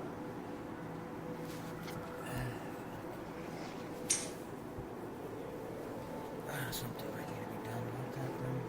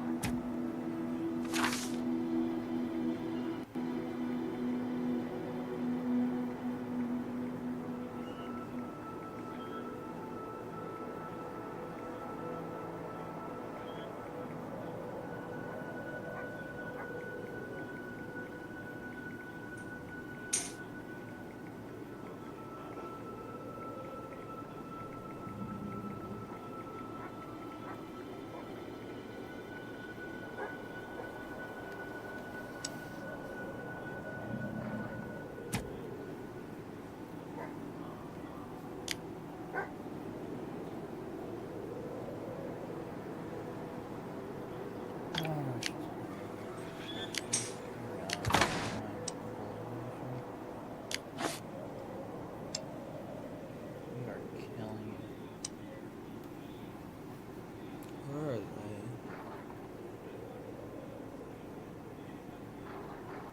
I thought they were ahead of me. I missed them. I missed the past one. Yeah, it's like 2K points. Yeah, 44. I mean, it wouldn't be horrible to get. I look at these people not doing anything.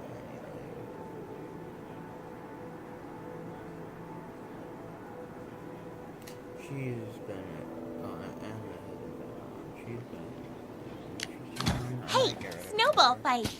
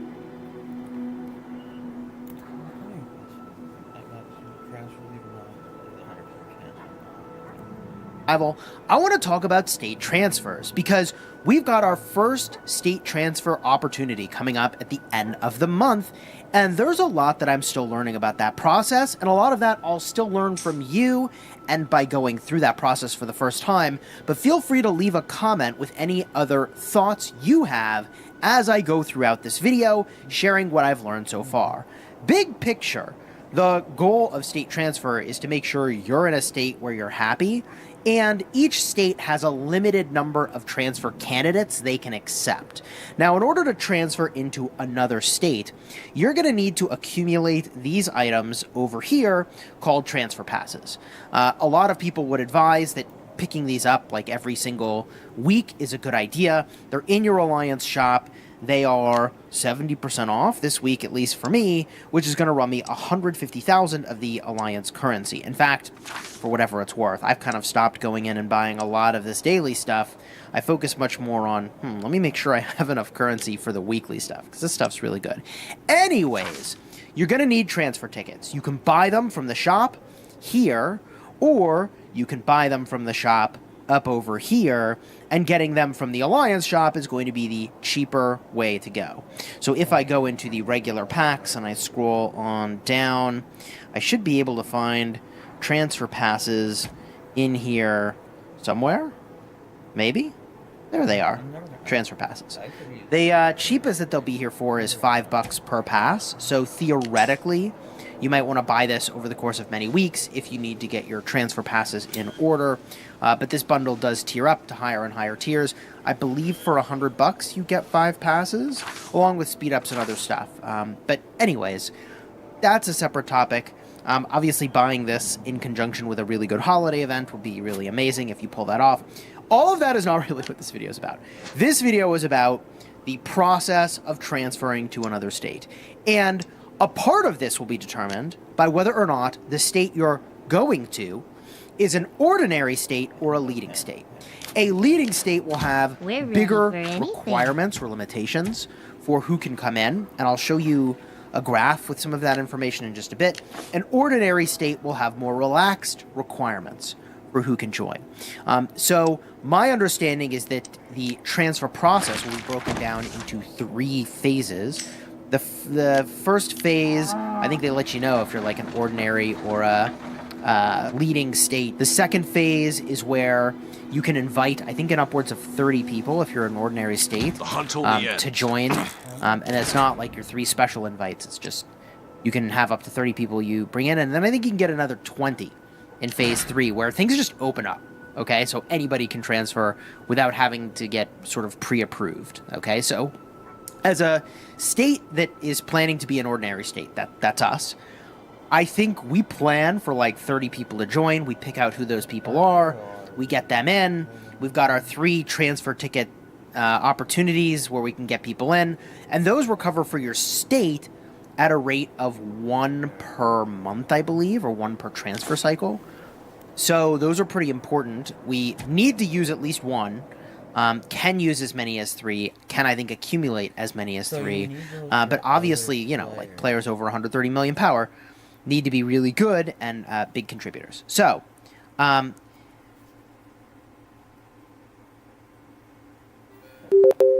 whiteout survival, how to tell if you're a leading state.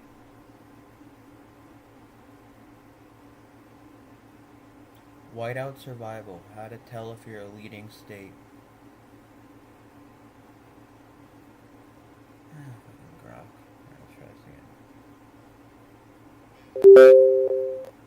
Whiteout survival, how to tell if you're a leading state. It seems like there might be a typo or 2 there.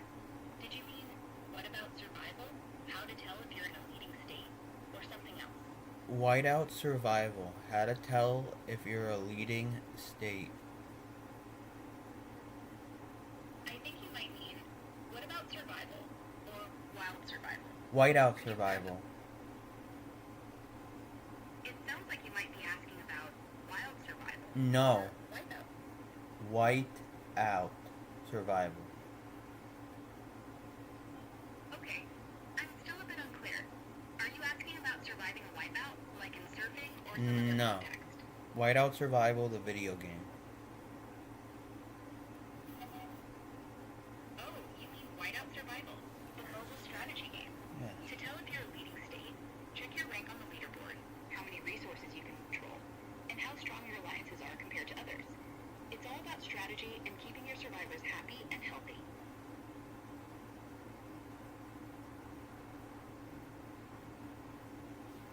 I'm better off just typing them into the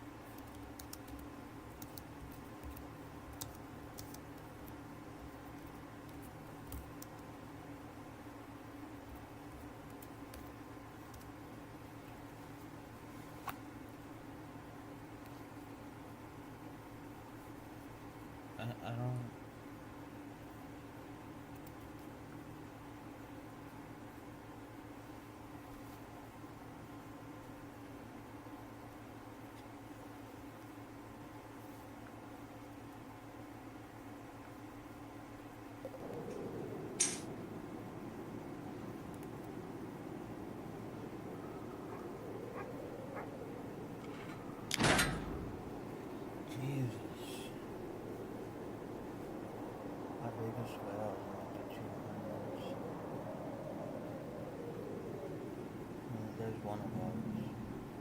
One higher.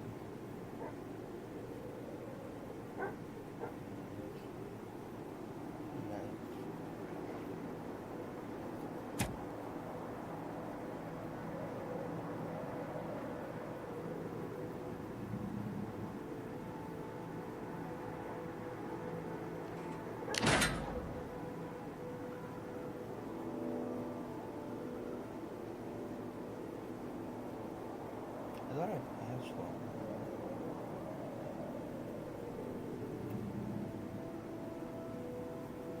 I guess I didn't update it.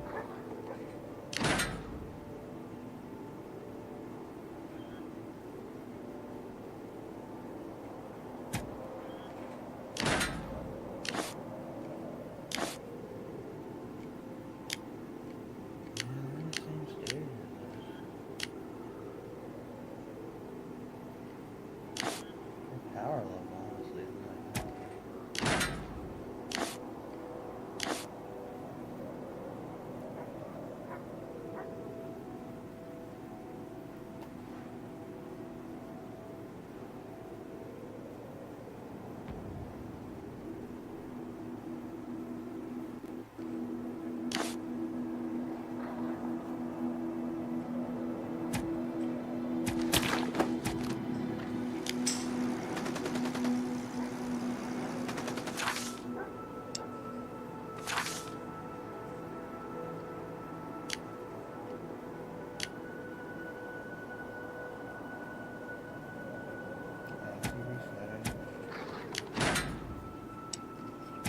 The hunt only ends. Maybe I'll go first, actually. I don't think there's anyone else in the episode, so I really don't think there's.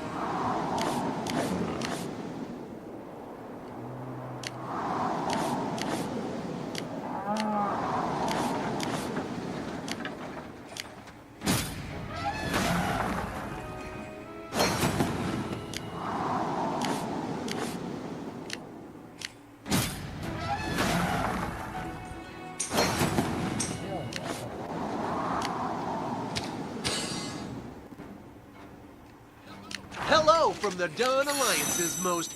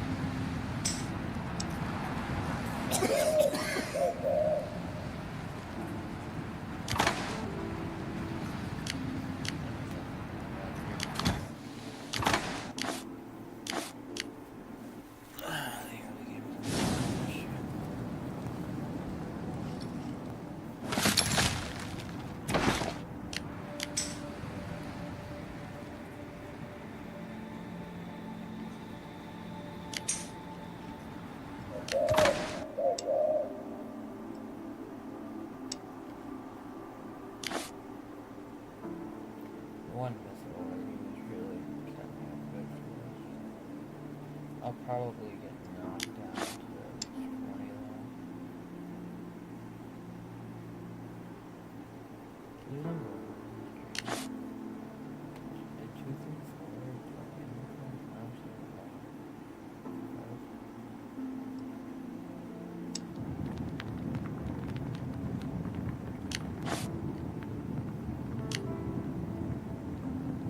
Wait, why is Kobe over? Oh no, this is fucking my vehicle.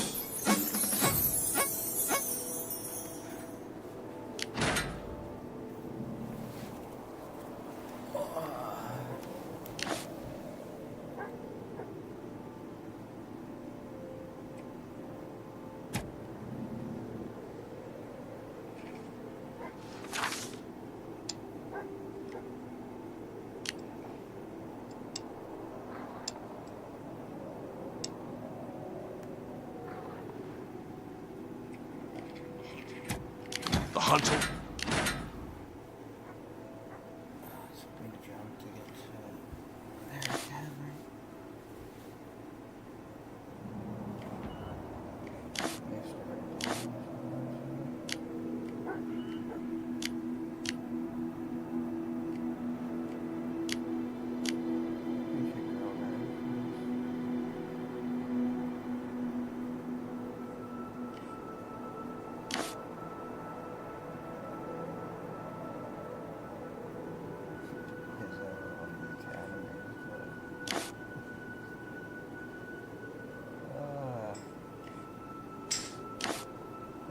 Sacrifice so much for it. The congo on the ground. More to lose. Beside that, fear these executions.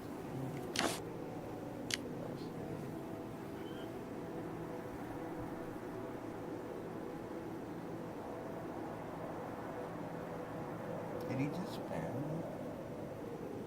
I hope he didn't. That would have been a really good XPS.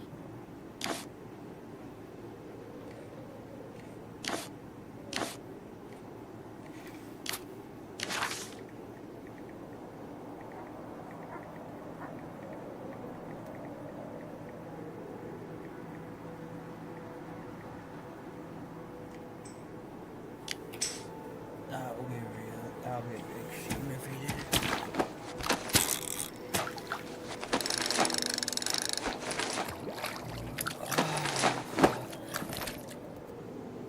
That is how I understand the process to work. And the reason that I think we're going to be in ordinary state is if I go to the leaderboard and I compare to neighboring states, and we go to alliance power, we're 33.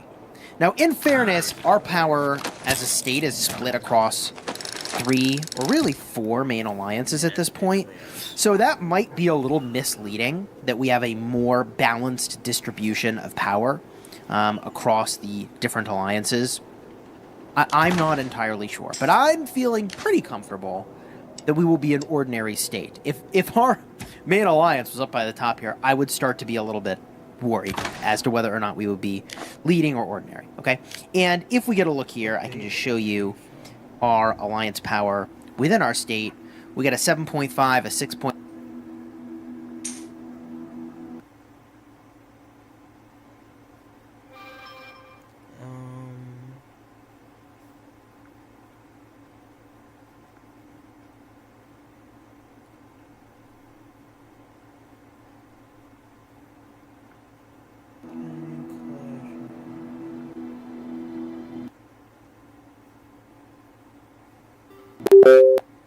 Whiteout Survival, the video game. Some folks doubt survival video games because the genre can feel repetitive, with endless resource grinding like chopping trees that gets boring fast.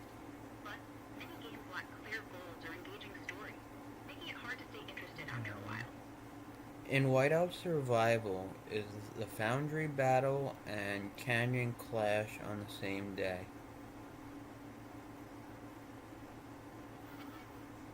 No, they're on different days. Foundry Battle happens every 2 weeks, while Canyon Clash occurs once a month, and their schedules don't overlap based on the in-game calendar and event timing. Okay, good.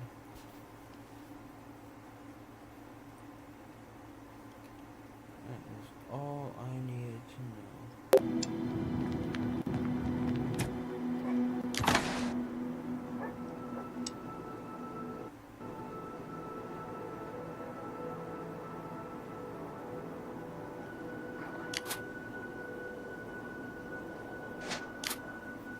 Yeah, I gotta double check that. I can't have it overlapping.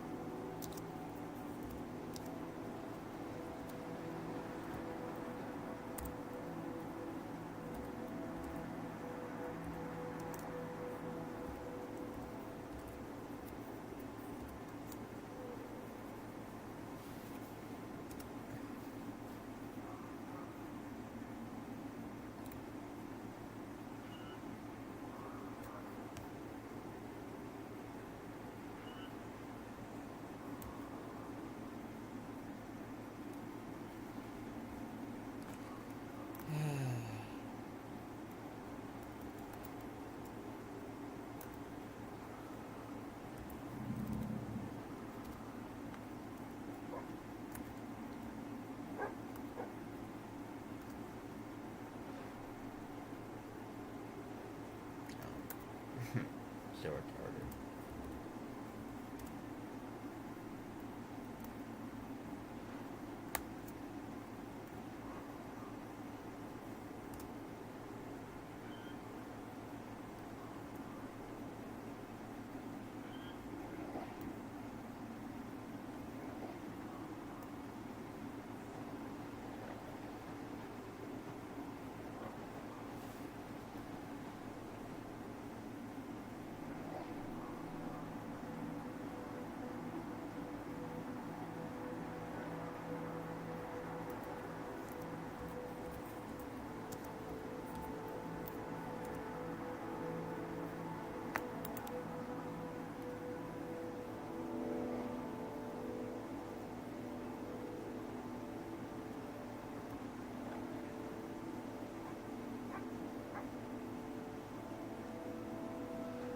Okay, so they don't overlap.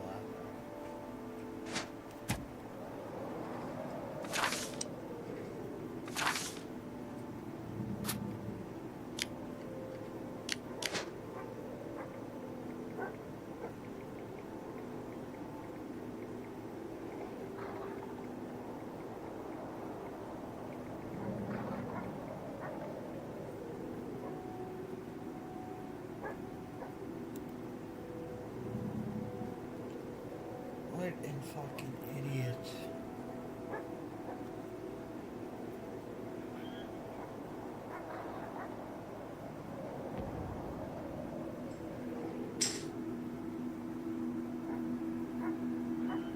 What a dumbass.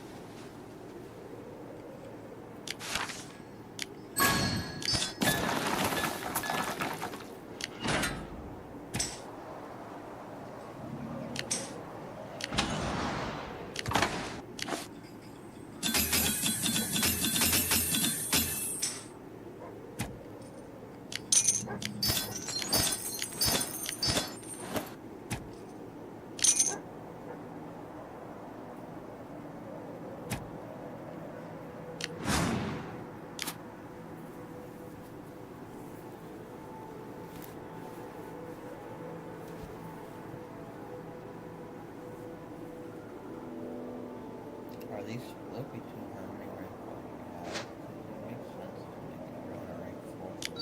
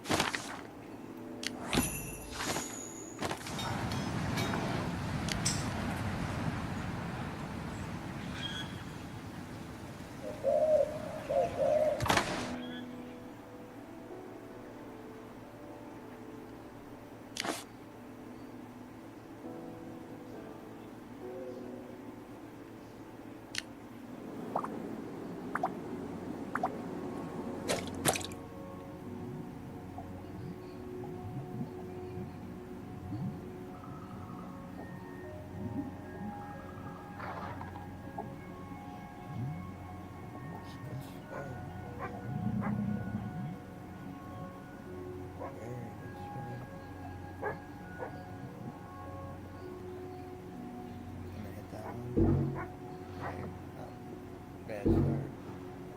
Very bad start.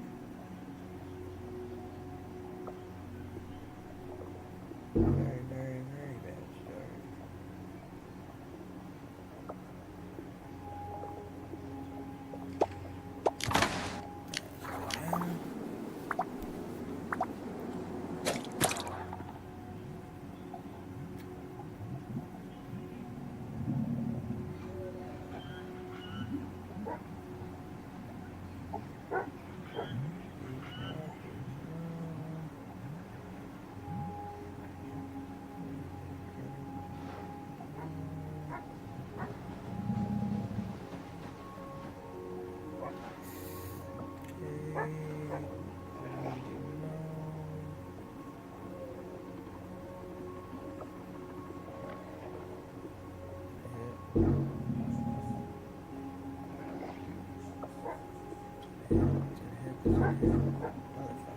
What do I want that?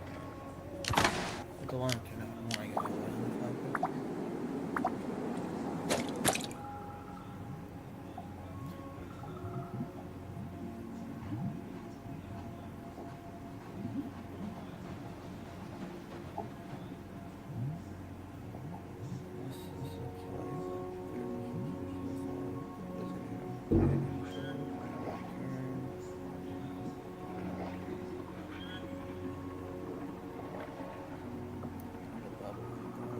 Motherfucker.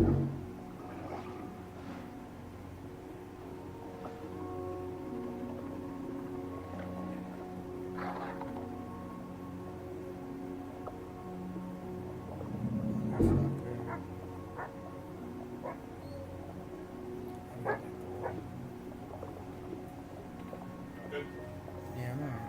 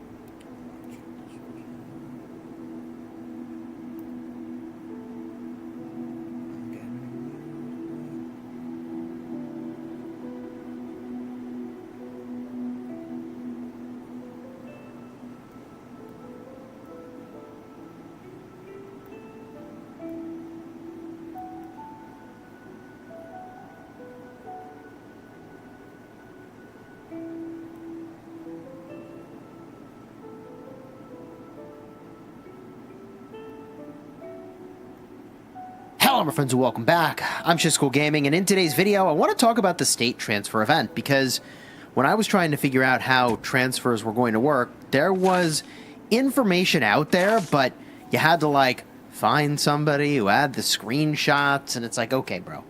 Here we are, the event is here, I'll show you the rules, I'll show you how it works as someone who is managing for our state how this goes, and let's get after it.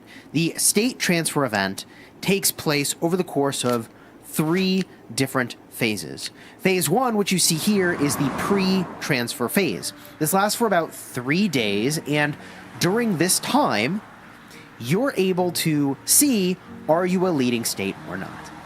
Now, I was surprised that we were a leading state. Here we are, 2242, a leading state, despite having never won SVS prep, and despite having surprised that we were a leading state. Are you a leading state or not? Now, I was surprised that we were a leading state. Here we are, 2242, a leading state, despite having never won SVS prep, and despite having just lost SVS. But whatever, somehow we are a leading state, which I understand to mean that we're in the top 20% of states within our grouping, based off of the power of some number of our players. I couldn't tell you exactly how it works, but we'll read through all the rules and see if we can find some information here. So this is very critical, because being a leading state versus an ordinary state, which is what you want to be for transfers, determines how many people can actually go to your state and the amount of power that's allowed. So you can see that we are limited to a maximum of 84.5 million power in terms of players that are coming for the next phase where we invite people, whereas the ordinary states have a limit of 130 million power, and you'd better believe there's a very, very big difference there. So if we go onto this main screen, you can see that as the person who is in charge of our state, I can set the power. I can't go past the 84.5 million power mark. That is locked, and I can't show you what it says when I tap it because nothing is happening. So there it is, okay? You can see the rules over here. It's showing you I'm the manager. It shows how the power cap is set, and there is that information. Now, if you are transferring to some other state, you can see your personal transfer cost in the upper portion of the screen. You can see it listed here. I can go buy passports from the shop. They're called transfer passes. Or I can buy them from packs, and that adds up very, very quickly. You can see here that I have a transfer score listed. And let's see here. Your transfer score is there. Prospective states rating is there. I don't know what the prospective state's rating is. But the transfer cost of 30 passes. The higher the state's rating relative to your score, the more transfer passes are required. Your transfer score is determined by your overall battle strength. That is the sum of your furnace, chief gear, charms, hero power, hero gear, power, and pet power, but does not seem to include troop strength. So you have a transfer score, and the number of passes, I guess, is determined in part by where you're trying to go to? Okay. And if we hit the info button here, let's see what's here. Many of the most prosperous chiefs have been known to seek greater fame. Okay, blah, blah, blah. Limits. During each event, transfers can only be made to neighboring states with similar progress. So that means, like, are you all FC5, you know, for example? Yeah. For details, please refer to the state list and transfer interface. There's the state status, 2 types, leading and ordinary. Note, state transfer score of a state is the sum of the transfer score of the top 100 active chiefs in that state. Okay, interesting. So it is the top 100. I had heard that, but now I see. That's exactly where it is in the rules. Okay. So, wow. All right, transfer phases. Transfer event will allow a 3-phase schedule. Phase 1 is the pre-transfer. The state manager in the pre-transfer phase has the power to set the cap, which we just did, and I showed you how to do that. Transfer power is calculated by summing the chief's power, injured troops' power in the infirmary, reserves power in the enlistment office. In other words, chiefs whose transfer power exceeds the transfer power cap will not be able to freely transfer to that state in phase 3. Okay. The president of each state automatically becomes a transfer manager at the start of the event, but if the state does not have a president, the transfer manager will go to whichever chief was most recently the president. So in my case, we recently were beaten in SVS, the first time that's happened for us, and despite not owning the castle, I still am the transfer manager because I was the last president. The invitational transfer. Okay, this is where like most people should try to transfer. Phase 2. Transfer managers can invite chiefs from other states to undertake early transfers through ordinary and special invites. The transfer manager may issue ordinary invites to any chief meeting the state's transfer power cap. Chiefs who can transfer into a state through ordinary invites must satisfy the power cap. The transfer manager may only issue special invites to chiefs exceeding the transfer power cap. Each state and its transfer manager begins with 3 special invites, one of which will be returned on the first of every month, up to a maximum of 3. Phase 3, transfer opens. This phase opens up transfer to all chiefs to transfer to any state they choose as long as they meet the designated power cap. As with Phase 2, chiefs in Phase 3 to exceed the state transfer power cap can ask for an exemption through a special invite, but these special invites are very rare. You don't get a lot of these to work with. Once approved, the special invite will allow transfer to that state. Special invites are not available to leading states in the interest of promoting balanced gameplay, nor can chiefs over the transfer power cap issue special transfer requests to leading states. So we are once again cooked by this rule. Now that said, we've got some big whales, so it's not exactly a problem. It sucks because we had some players lined up, but at some point, if we're an ordinary state, we'll bring them in. All right. So transfer requirements. How many chiefs can transfer, basically? The massive power differentials between states during the event dictate only a certain number of chiefs be allowed to transfer into each type of state. Leading states get 30 chiefs, ordinary states get 55. So we're short 25. In fact, we are going to get 20 people in Phase 2 and 10 in Phase 3, whereas it is 35 people, I believe, in Phase 2 if you're an ordinary state, and it is 20 additional people in Phase 3.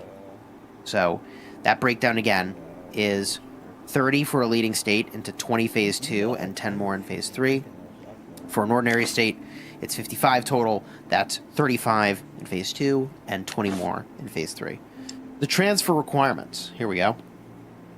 The chief does not exceed the transfer power cap. The chief has reached the required furnace. Okay. City is not in combat, not a part of any alliance, not a Frost Dragon, Tyrant, Transfer Manager, or President. More than 25 days have passed since the last transfer, as fewer than 4 characters in the target state. Alright. Transfer costs. Require transfer passes, the number of passes required. Somewhere will be determined by the chief's transfer score. The higher the chief's transfer score versus the eligible state's rating, the more passes you need.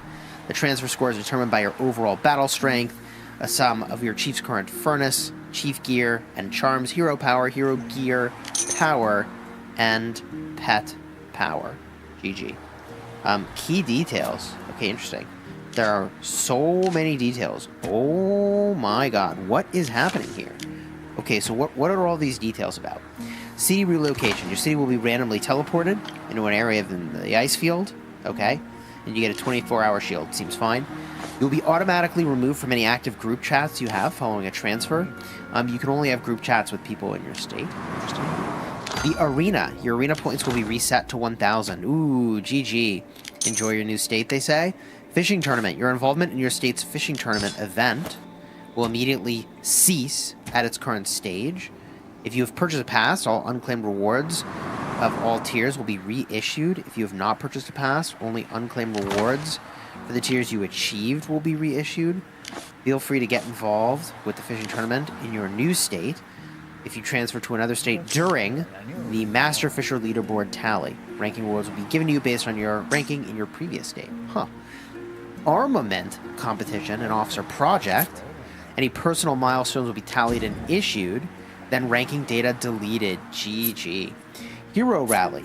Your involvement will be discontinued and rewards tallied. Oof. Okay.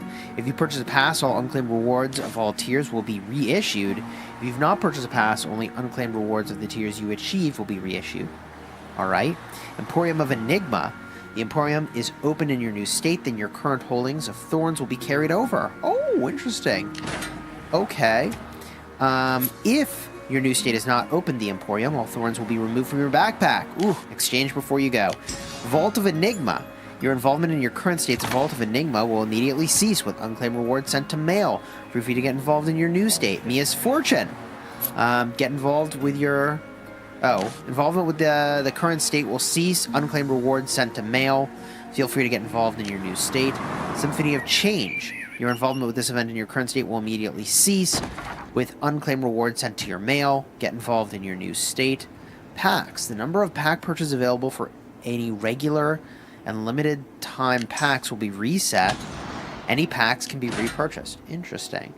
Tundra Adventure. Your involvement in the state's adventure drill will be discontinued and rewards tallied. If you purchased a pass, unclaimed rewards of all tiers will be reissued. If you have not purchased a pass, only unclaimed rewards of the tiers you achieve will be reissued. Your Tundra Adventure progress and tile level will be reset, but you can keep your dice, illusion dice, adventure coins. Your Odyssey of Adventure mission progress will be reset. Wow. Resources over your storehouse protection will be discarded, except for secured resources. Oof, big rip. I don't know why, but okay, rip resources. These details are subject to change. Wow. And there you go. The rules, those key details, they're not fooling around with those, man. So that is how transfer works. Long story short, you need to know if the state you're going to is a leading state or not. And that is determined by the top 100 players by power. Whew. Okay. There it is. There it is. Now, we may still have some spaces available for transfers. We had literally everybody lined up as though we were an ordinary state, and unfortunately that obviously hasn't worked. So we have been recruiting players that are now in the appropriate power range, and I think we're mostly done, but we may need a few more or backups. So you can join our transfer Discord, linked in the description and the pinned comment. You can also join up if you just want to see what a decent transfer Discord looks like, but don't go there to advertise your state. That will get you banned. I don't know if at some point I'll put a place like that in my Whiteout Survival Discord. I think that's reasonable, but you're joining the 2242 transfer Discord if you want to join and check it out. Fully optional. Obviously, you don't need to do that, all right? And the other thing I'll point out, okay, is that you may want to go into the shop every week and be buying up your transfer passes, okay? Depends on whether or not you think you're going to go somewhere, but to try to rush purchase these when it is time to go, if you are going somewhere, it gets really, really expensive. Now, there is one other thing I want to show you, which is the special transfer chat, because that thing is popping off. Bro, this chat, I mean, it's calm right now. This is what calm looks like. But typically this chat is just absolutely freaking flying. It's going pretty fast. But the day this opened, it was just like completely out of control. People just, people just posting all kinds of nonsense. Advertisements for their state, etc. A lot of stuff was inappropriate that was getting posted, but, well, not a lot. That's not fair to say. But I'll just say there were some things that were, I don't know, hilarious, but I'm glad they're not showing now, because probably would have to edit that out of the video. So anyways, you enjoyed the video, throw a like on here, subscribe. If you want to join my state, that's 2242. Join our transfer Discord. That'll be linked in the description, all right? We are a leading state, as it turns out. And, I mean, we do have some powerful players, so I suppose that's understandable, all right? Until next time, you have fun smashing your enemies. Take care, everybody, and if you're looking for more information, okay, about what we thought transfers were going to look like versus how it's going now, check this video over here, all right? Take care, everybody.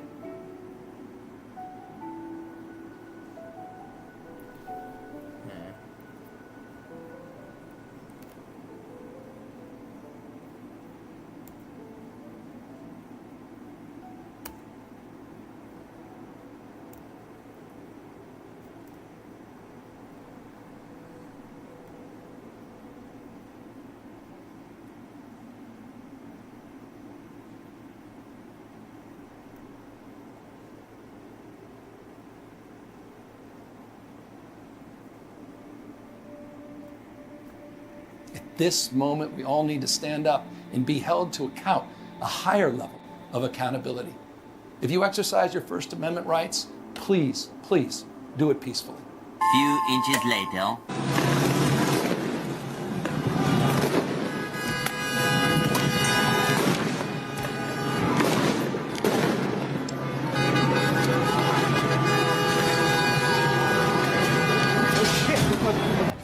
Let's check in on our totally peaceful LA protest. Hey, oh, they are shooting at cops. That's the stage that we're at now. Boy, that escalated quickly. I'm sure it's still mostly peaceful, though, guys. Listen, he didn't unload the whole magazine, so some of the bullets weren't fired.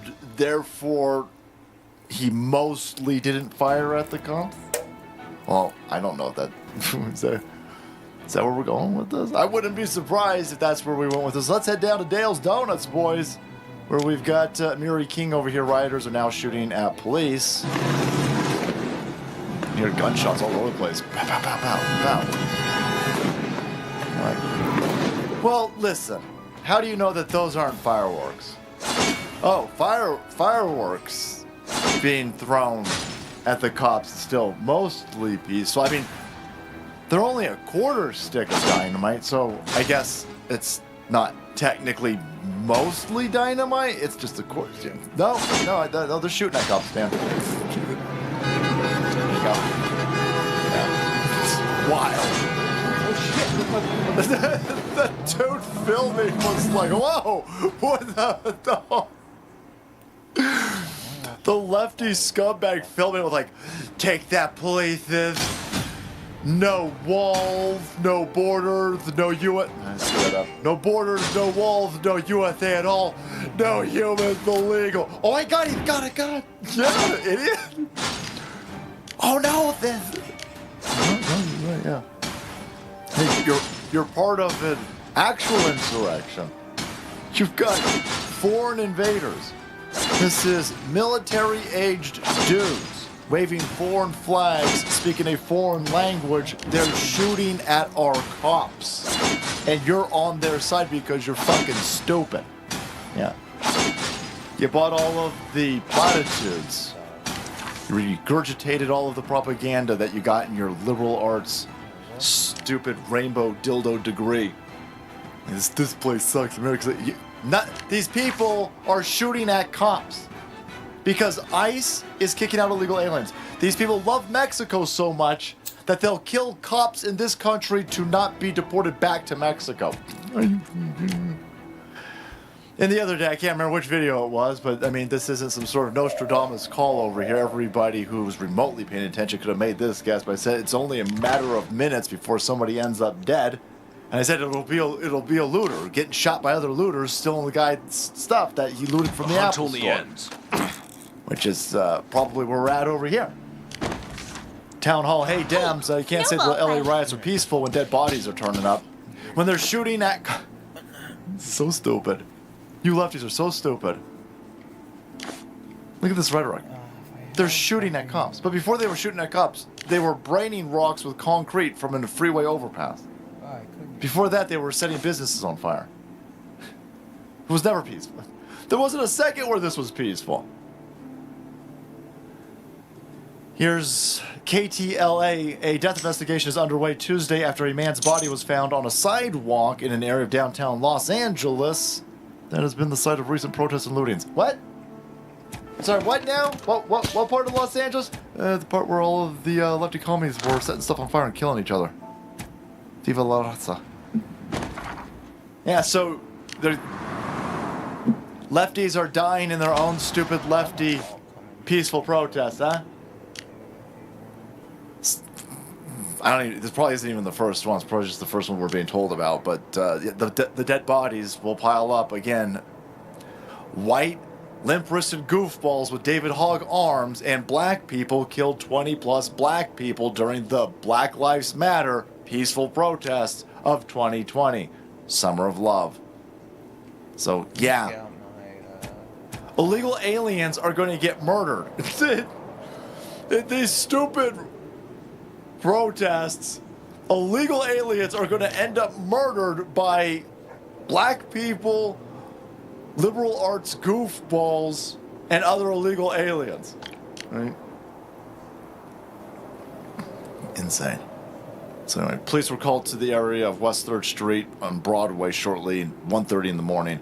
They found an unresponsive man. Spokes Zimzerb, they, them, for Los Angeles Police Department confirmed to KTLA the video showed investigators at the scene next to a man. How do you know it's a man?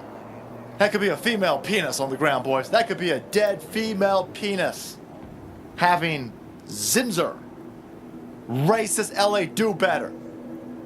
He was lying on they, them's back wearing a red sweatshirt. Yep. Dead person. So they are still telling people today. They're still telling Mad Maxine Waters, that stupid bitch mayor, Gavin, everybody. It's peaceful. It's peaceful. You got dudes shooting at shooting at the cops.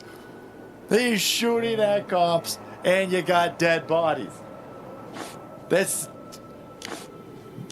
mostly not dead bodies, boys. Okay. This is going to be great. Donald Trump's approval rating, by the way, is going up. The vast preponderance of people in this country are done with this stupid fucking shit. Done. Absolutely done. Nobody's buying your gaslighting, you fucking asshats. People are dead and people are shooting at cops. And you're going to continue to obstruct, drag your feet, and run protection and cover for the dudes shooting at cops.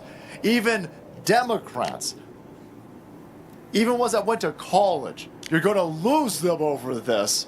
And this is the greatest advertisement for MAGA and Donald Trump, the likes of which we have ever seen. So keep being fucking stupid, please. It's great. All right, guys, thanks so much for watching the video. Support channel, kept up to date on mostly peaceful shooting at cops and dead bodies. Hit that subscribe button and make way, because the salt must flow.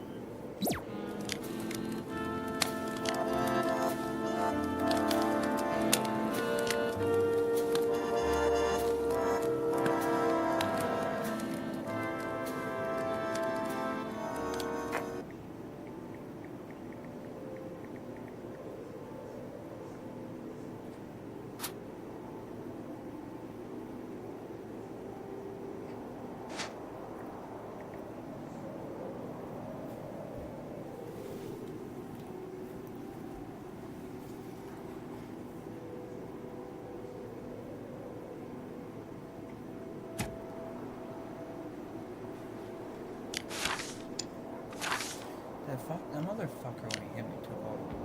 Wow.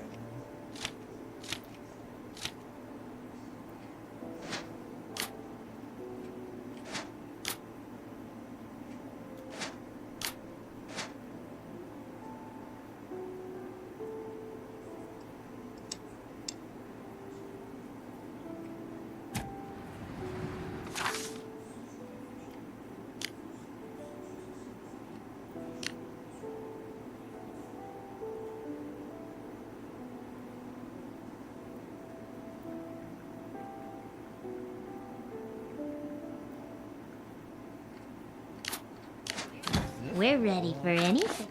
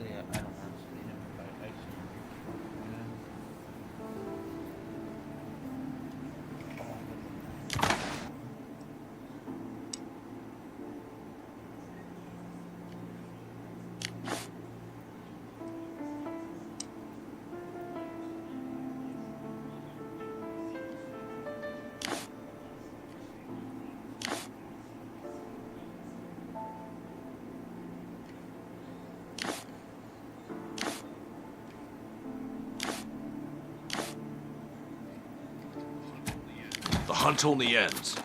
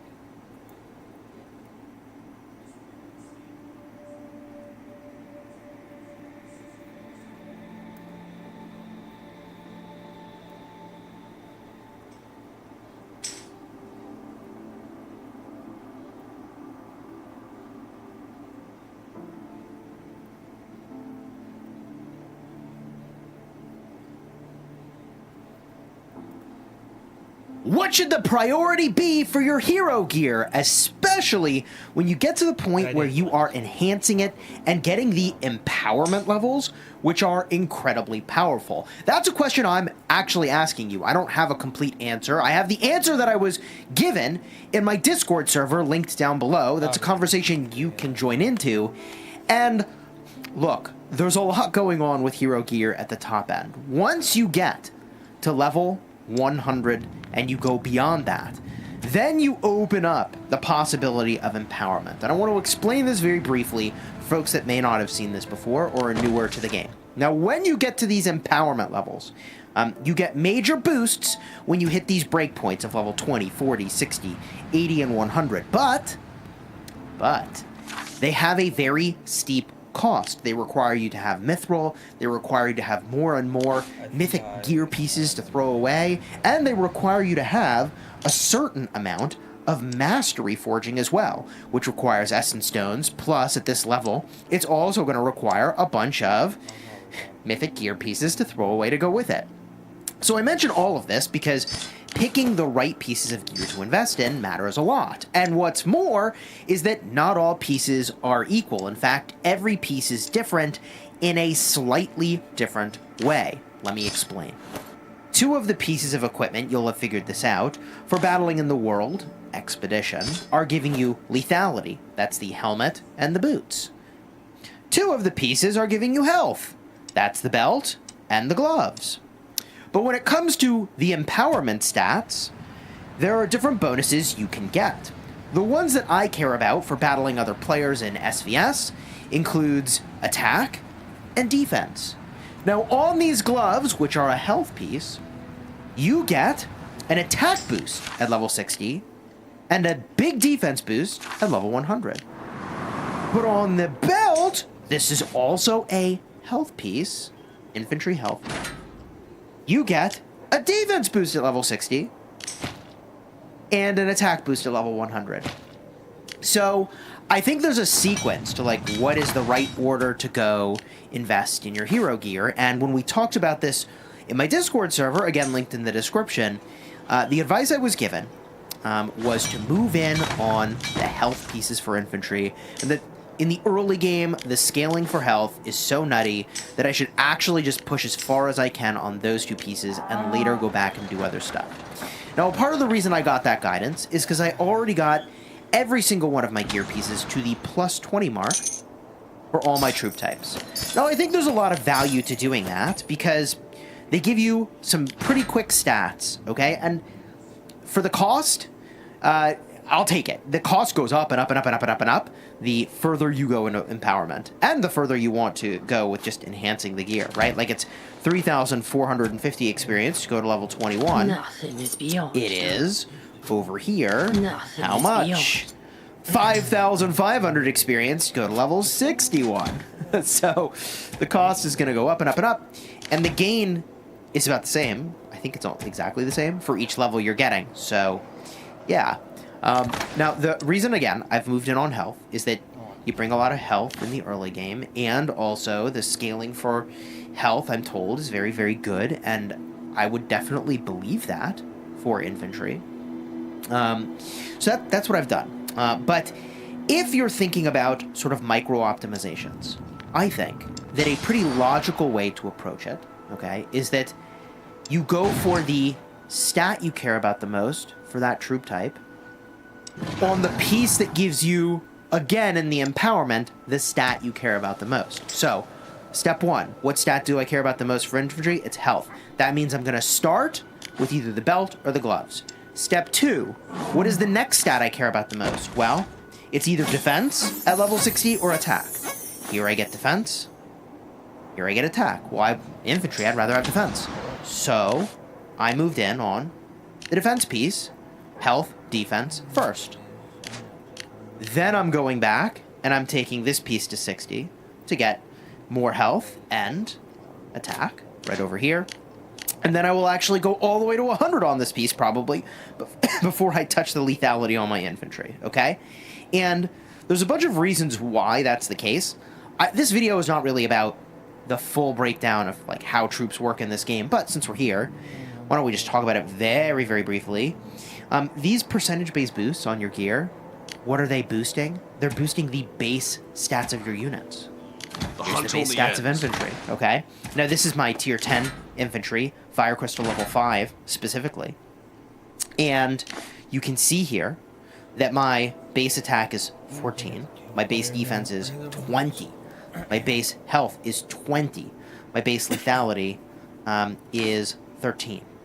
And I mention that because on infantry, of course health scales better and defense scales really well also, because those have a base of 20 at this tier, right? Whereas attack has only a base of 14, and the lethality has only a base of 13, right? Meanwhile, on other troop types, let's go with the marksman. Okay, look at their base stats. Let's go. We can show you this here, but the table's kind of interesting. Attack is obviously very good, and lethality is obviously very good, because they got a base of 21 and 20 respectively, whereas defense and health are only 14. Also, by the way, Your Lancers and your Marksmen sit in the back, and generally they're not taking hits, although there's ways for that to happen. In fact, I believe it is the Lancers that have an ability to... they can do double damage, but also 20% chance to strike the Marksman. So, anyways, when we go and we get a look, and I could be wrong about this, so let me know in the comments, and I'll either put a pinned comment myself or update the pinned comment, but for infantry, I feel very good about the route that I'm on. I will mention that I also took the Mastery Forging to 15 on these pieces. Now, Mastery Forging enhances the gear stats and the strength by a percentage. So the higher level it is, I think the more value you're getting out of that, I think. And I'm up to 200% infantry health on this one piece. Bro, that's crazy. That is crazy.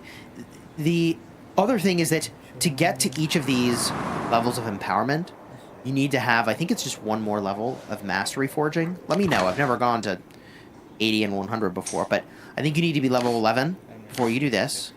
Level 12, level 13, 14, and then 15. Okay, so I was like, well, if I'm taking these pieces up, I'll use my Essence Stones over here. Maybe that was right, maybe that was wrong. The other priorities I would consider is if I go over to Lancers, now let's try to find the stats we care about. I think for Lancers, I want the attack. I don't actually know what I want. I think it's lethality plus attack. So if it's lethality plus attack, it's going to be these boots over here. Because at level 60, I get the attack. Okay? And at, well, because it's a lethality piece. So honestly, it's the pieces on the left that have the defense at level 60. It's the pieces on the right that have the attack. Okay, so you see? Attacks on the right. There it is again. Attack. Okay? And it's the defense at level 60 on the left. Holy smokes. So I think the first piece I would do, if I continued further with Lancers, would be just this piece over here. Because generally speaking, I Lancers that kind of do damage, not soak damage. And so given that information, yeah, I want to push their lethality and push their attack. Now, the Marksman, I think it's a little more clear-cut. Here, I definitely want to do that. So, you know, if I'm planning to run a bunch of Marksmen, like, yeah, I want to take the lethality attack piece to level 60 as a starting point. Okay? And then I probably want to take the lethality and defense piece up, maybe, to level 60. And then from there, I probably take that piece up to 100 for another 50 Marksman attack. I'm not, like, ignoring these other pieces that give, like, Marksman health and that, you know, give Lancer health. But the weirdness of those pieces is that, like, I don't know, if they're not taking much damage, I'd rather, you know, optimize for the other stuff. Now, I've only really thought about infantry because I was basically guided, and I feel good about this guidance, to focus on that first. So here we are. But let me know your thoughts on what to do with Lancers, your thoughts on what to do with the Marksmen.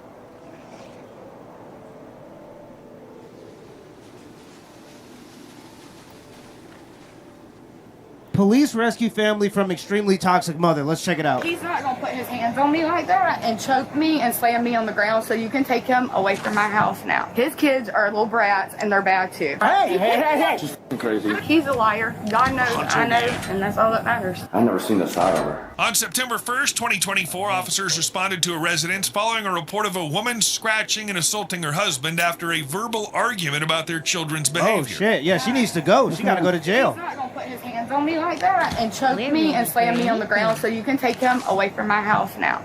Okay, hold on. Let's start from scratch. I'm sitting. He wakes up every day and talks about how bad my kid is, and I'm sick of it. His kids are little brats, and they're bad too. Okay? And I'm tired of it. I held my tongue long enough. So this morning when he started, I said, I'm sick of you waking up every day and talking about how bad my kid is. I said, you can get your shit and leave. So I went inside. It is 9 a.m. It's 9:09 a.m. You haven't even given the day a chance yet. You ain't even had breakfast yet. Y'all having domestic violence for breakfast? I don't think that's a part of a balanced breakfast. What is going on? You haven't even had breakfast yet, and you're already having a dose of domestic violence. You already eat knuckle sandwiches, and you ain't had breakfast yet. You skipped breakfast and went straight to lunch. Called his mom. You can call his mom and verify this. I said, you need to come get your son because I'm tired of him waking up every day and talking about how bad my kid is. He come over there and gets in my face. Your kid's a little fucking punk. All he does is this and that. Proceeds to get on top of me. Chokes me by my throat. Picks me up, slams me to the ground by my throat. I'm kicking him, grabbing him because he's got me by the throat where I can't breathe. Picks up my phone, throws it across the room. Okay? His mom's on the phone the whole time, so you can verify. Then he's still yelling and screaming. My kid's outside. His two kids are inside while he's steadily attacking me. My kid's outside in the garage. And I said, you need to leave. He said, the cop's already been here one time because of this. Who do you think there's a problem? I said, no, the problem is I stand up to you men that put your hands on me. That's the problem. Well, that's the thing. Like, when people are using vague words like put your hands on me, you get what I'm saying? That's when I start to kind of squint a little bit. Like, what you got going on? Put his hands on you. What do you mean by that? Because you're 5'6", ma'am, and you don't have any visible scars. And maybe I overestimate my strength, but I feel like if I'm trying to hit somebody with the intention of harming them, especially a person that a 5'6" woman who's probably 130 pounds soaking wet, I feel like there would be some visible marks if I was trying to hurt that person. Oftentimes, like, women are like, he's putting his hands on me. I'm like, okay, be more specific, because you said that he choked you. I feel like if he slapped you or he punched you, you would say that specifically. So what do you mean by he put his hands on you? Was he trying to hold you off of him as you were clawing at his face? Is that what you mean by he put his hands on you? Because that's not quite the same thing. You're 5'4", 130 pounds, and you have no visible scars, yet this man was attacking you? Like, you gotta listen to the verbiage, too. Like, you're already kind of painting the victim here. Okay, who is he to you? He's my boyfriend, but not anymore. So he's not on this lease, so you can take him and leave. Or he can go step and leave. I think this is the second time y'all been here. Like, Yeah, I already know it. We're not going to do that. Tell him to get We're rid not of going to it. do that. my kids are inside. Yeah, because Hey, Sis, quit. Stop. No. Stop. Touch her. Yes, Look. you did. You're a See goddamn this? liar. And you're mad See this? because I stand Stop. up for stupid. Oh, she Stop. broke skin. She is. Tell my dad to come get This me. is the second time y'all been here. Tell No, my dad. So what, I mean, she's crazy. what took place today? Nothing. She's crazy, dude, I'm telling Well, you. something took place today. She mad about something that got said yesterday. Her kid's bad. He's disrespectful to my kids. I said something to him. She's got mad. She starts hitting me, scratching me, hit me with the fucking iPad. It's broken there. She was on the ground. I told her to chill the fuck out. Yeah, stop. see? She Yeah. said, I'm calling the cops. I said, fucking call them. It's the second time in a month y'all been here for the same thing, two different people. Y'all ain't got to worry about nothing. I'm packing my shit. I'll be out of here today. I pay the bills here. She makes $500 a week. She can't afford shit. I pay the shit here. Her name is on the lease because she was on the lease with her ex-boyfriend. Y'all were here maybe a month ago about the same thing. They were fighting, fist fighting, this, that, and other. Everybody told me she was crazy. I said, whatever, she's cool. Yeah, you deserve an ass whooping. You got kids. Why are you still dealing with female losers? And by the way, gentlemen, you can't forget that there are women that are also losers. Don't let that be forgotten. Now, these women can go from man to man and live off of them and oftentimes female losers get kicked out of their homes, like out of their parents' houses. Like a male loser, the stereotypical one is he sits in the basement and he just plays video games and lives with his parents. That's like the stereotypical male loser. But the female loser gets kicked out of the house and then she goes and just ruins every man's individual life. You seen that she just got into a domestic dispute a month ago with the guy that she was dating, and you decided to bring your kids into that situation? You deserve that ass whooping. Just the same thing y'all were here for. So I moved in. My little girl's birthday party was yesterday. Hey, buddy, go inside. Yeah, go inside for a Yeah, minute. definitely. Yeah. It's And not good for a kid to be there. she comes in there. He's mean and bad, mean to my kids. He's just a little kid to them. Anyway, that's what started it all. So she comes in there. First thing she did. Well, let me come inside. I can't hear you.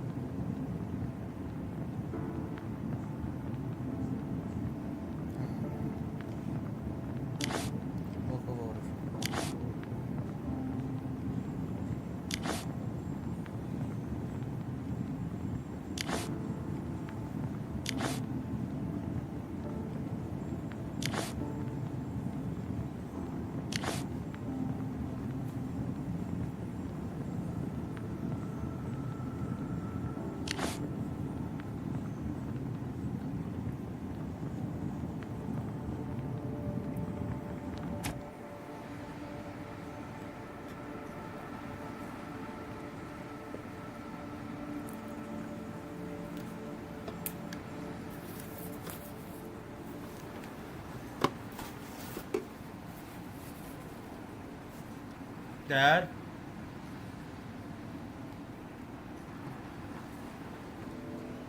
Yeah, when you get a chance, can you just come in here?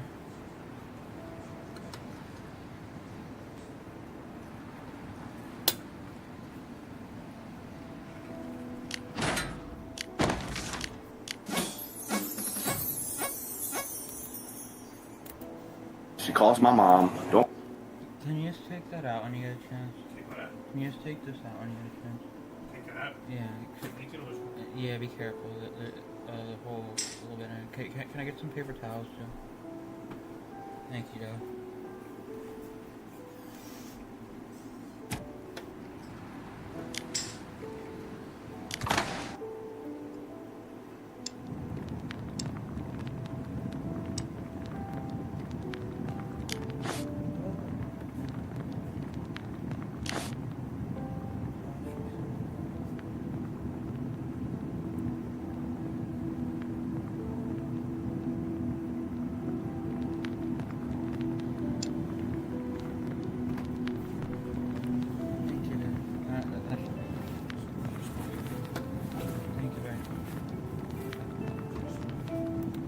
Don't bring my mom in it. And then she comes in there. I'm getting in the shower. She comes in there antagonizing me. And I tell her, leave me the f alone. What's wrong with my kid? What's wrong? I said, he's mean to my kids. Blah, blah, blah. Going back and forth about him. She throws the iPad at me, hits me, starts scratching me. I think there's scratches on my neck somewhere. Yeah. She scratches my neck. And I put her on the ground. I said, stop. And leave me the f alone. By then, my kids done came in there. Yeah. So I'm not doing that for my kids. Yeah. No. So I had to go, because she's following me through the house. I had to go get my 2 kids, lock them in her bedroom, so they didn't witness none of this. So, I mean, I know y'all can look it up. I don't know if you came. One of y'all came here maybe a month and a half ago, about the same thing, but a different guy. Yeah. Grab your license for me. And church slamming. Broke my iPad. Go look in the bedroom. You probably picked it up by now. Took my phone, slammed it across the room. Look at my phone. Now tell me. Call his mom and ask his mom. She was on the phone. Right. She was on the phone when he attacked me. Picked up my phone, threw it across the room, broke my son's iPad. It's probably still on the floor. He can play victim all he wants. That's fine. Play victim. Get your shit and get out of my house. Okay. Where's the marks on you? He grabbed me right here by my throat and choke slammed me. I wonder if they're in one of those states where if they get called to a domestic dispute, somebody has to go to jail. I know 90% of the time, even if it isn't actually proven that the man is the aggressor, in states where that is the case, where somebody has to go to jail, it's the man that ends up going to jail, even if, you know, they don't come to a conclusion on who started it or who is the aggressor. 90% of the time, the man goes to jail. So I wonder if they're in one of those states, because then that means once you call them police, somebody's going to jail. I defended myself by scratching him because I couldn't breathe. You want to take me? Take me. I don't care, because at the end of the day, he's a liar. God knows, I know, and that's all that matters. Because call his mom and ask his mom. Go ask his kids. Go ask his kids. I was sitting on the couch. He come over there and attacked me. Go ask his 2 kids. Y'all saw? His 2 kids did. My kid was in the garage. Go ask his kids what happened. Call his mom and ask her what happened. Tell me how to stop telling me how to do my job. Okay? I've dealt with this with you before, and you won't let me talk. When I try to figure the mess out, you want to try to just run everything. Because it's not going to happen. Because the point is, when I've had enough, I've had enough. Yeah, but you got to let me do my job. And like I said, this happened the last time. You kept telling me, you're going to do this, you're going to do that. Go back up there, buddy. You're going to do this, you're going to do that. No, that's not how this works. I didn't say I'm going to do this and do that. Yes, the last time I was out here, you're telling me how to do my job. Okay. All right. Now, with the way you acted right there, you look like the aggressor. Exactly. Yeah, because when I've had enough, I've had enough. But if we're here and I say don't start, and then you go after him, doesn't look good. You're going to jail, man. Nope, but when I've had enough, I've had enough. How old are you? It looked like you had enough a month ago. You came back for more, so you didn't get enough. Dedicate just turned 7, Parker's 4. Can I talk to your 7-year-old? Of course. Can I talk to you, sweetheart? Come on, baby. Hey, sweetheart. Did you have a birthday yesterday? Happy birthday. Thank you. You know when my birthday was? The day before yesterday on the 30th. But I'm a lot older than you. Did you see what happened this morning? Not really. Well, what did you see? All I really saw was them fighting. Oh, man, that's sad. Well, they were just fighting in the living room. What, like what? Were they yelling or were they... Well, who was yelling at who? Well, they were both yelling at each other. Okay, where was your daddy at? Was he sitting down or was he standing up? I would say he's standing up, And where was she? Where was the other lady? sitting down. Sitting down. Okay, did you Oh, see anybody that put their don't look hands on good. anybody? They both put their hands. Who put their hands on who first? I don't You don't know? know. How did they put their hands on them? I That's don't really You know. don't know? That's sad. I'm gonna punch you or I'm gonna grab you. Don't really know. Don't really know. Okay, thank you, baby. I appreciate it. What'd you get for your birthday? A lot of stuff. A lot of stuff. You know what I got? What? Nothing. That's what happens when you get old. But she has no marks on her. Yeah, all I did was grab her by her shoulders. She was already down and just told her to chill the f- out. Because by then I looked and I seen all them in my periphery. I've never had a confrontation with a woman, much less nothing like that. And it's especially not going to happen in front of these babies because this one is hers. He's already been put to the ring. You know what I'm saying? But y'all don't have to worry about this because my brother's on his way. Getting home. And I'm out of here. I got you. I locked her out. Who's the closest that could come watch the little one? Her son. Her person? Yeah. Probably her dad. That's who she wants to call all the time. I mean, she would more than likely leave him with the neighbor. They're very close, Amanda. Family. He stays with his papa a lot. Does he? Yeah, all the time. Okay. Ain't nothing's happened with that recently? With what? Him causing issues? Or? Papa? Yeah. Well, what happens is, that's where it all starts. He goes with his papa, and her brother lives with him, and he just Until the end. He wants to do. So when he comes back here, he's on the roof. No, he does No, have. but you're living here now, so that's your new address right now. Yeah, but What's the phone number? I'm going back here. Yeah, well, this is the address. Where Okay, everything yeah. 912. So he goes to his papa's house and does whatever the hell he wants. There's no. So then we Oh. They call it stage 1 autism. Until the Asperger's. Yeah. That's what he has. I think they stopped using that term. Yeah, they did. Yeah. But looking at him, talking to him, you never tell. Yeah. Oh, it took me like a week and a half, 2 weeks to see any sign of it. It's just like, I mean, Yeah, it's very, so very mold. He's smart. He talks. It's just when he gets told more stuff, and he has temper tantrums and he had to yell real loud. Yeah. He does that, but that's what happens. He goes over there to his doctors and he comes back and, yeah, dude, y'all seen it out there? Yeah. She hit me in the side of the head. I guarantee I got a bruise. I swallowed the iPad's in a million pieces. She hit me with the iPad. Oh, that's right, I forgot that. Hey, sweetie, I ask you a question. Another question. Did you see? How'd the iPad get broken? You know? No. Never saw that. You never saw that? Nobody threw it or something? Yeah. The red one? Yeah, I guess it's red. So, you don't see? You didn't see anybody throw it or anything? No. What about your little brother? No. No. Okay. It's just so sad to see the kids involved. Kids are just so pure in every circumstance, in every situation. Barbara. Was she on the phone when all this was going on? No, she called her earlier and I told her, don't call my mom. She just hung the phone up. Okay, she's saying that she was on the phone and all that.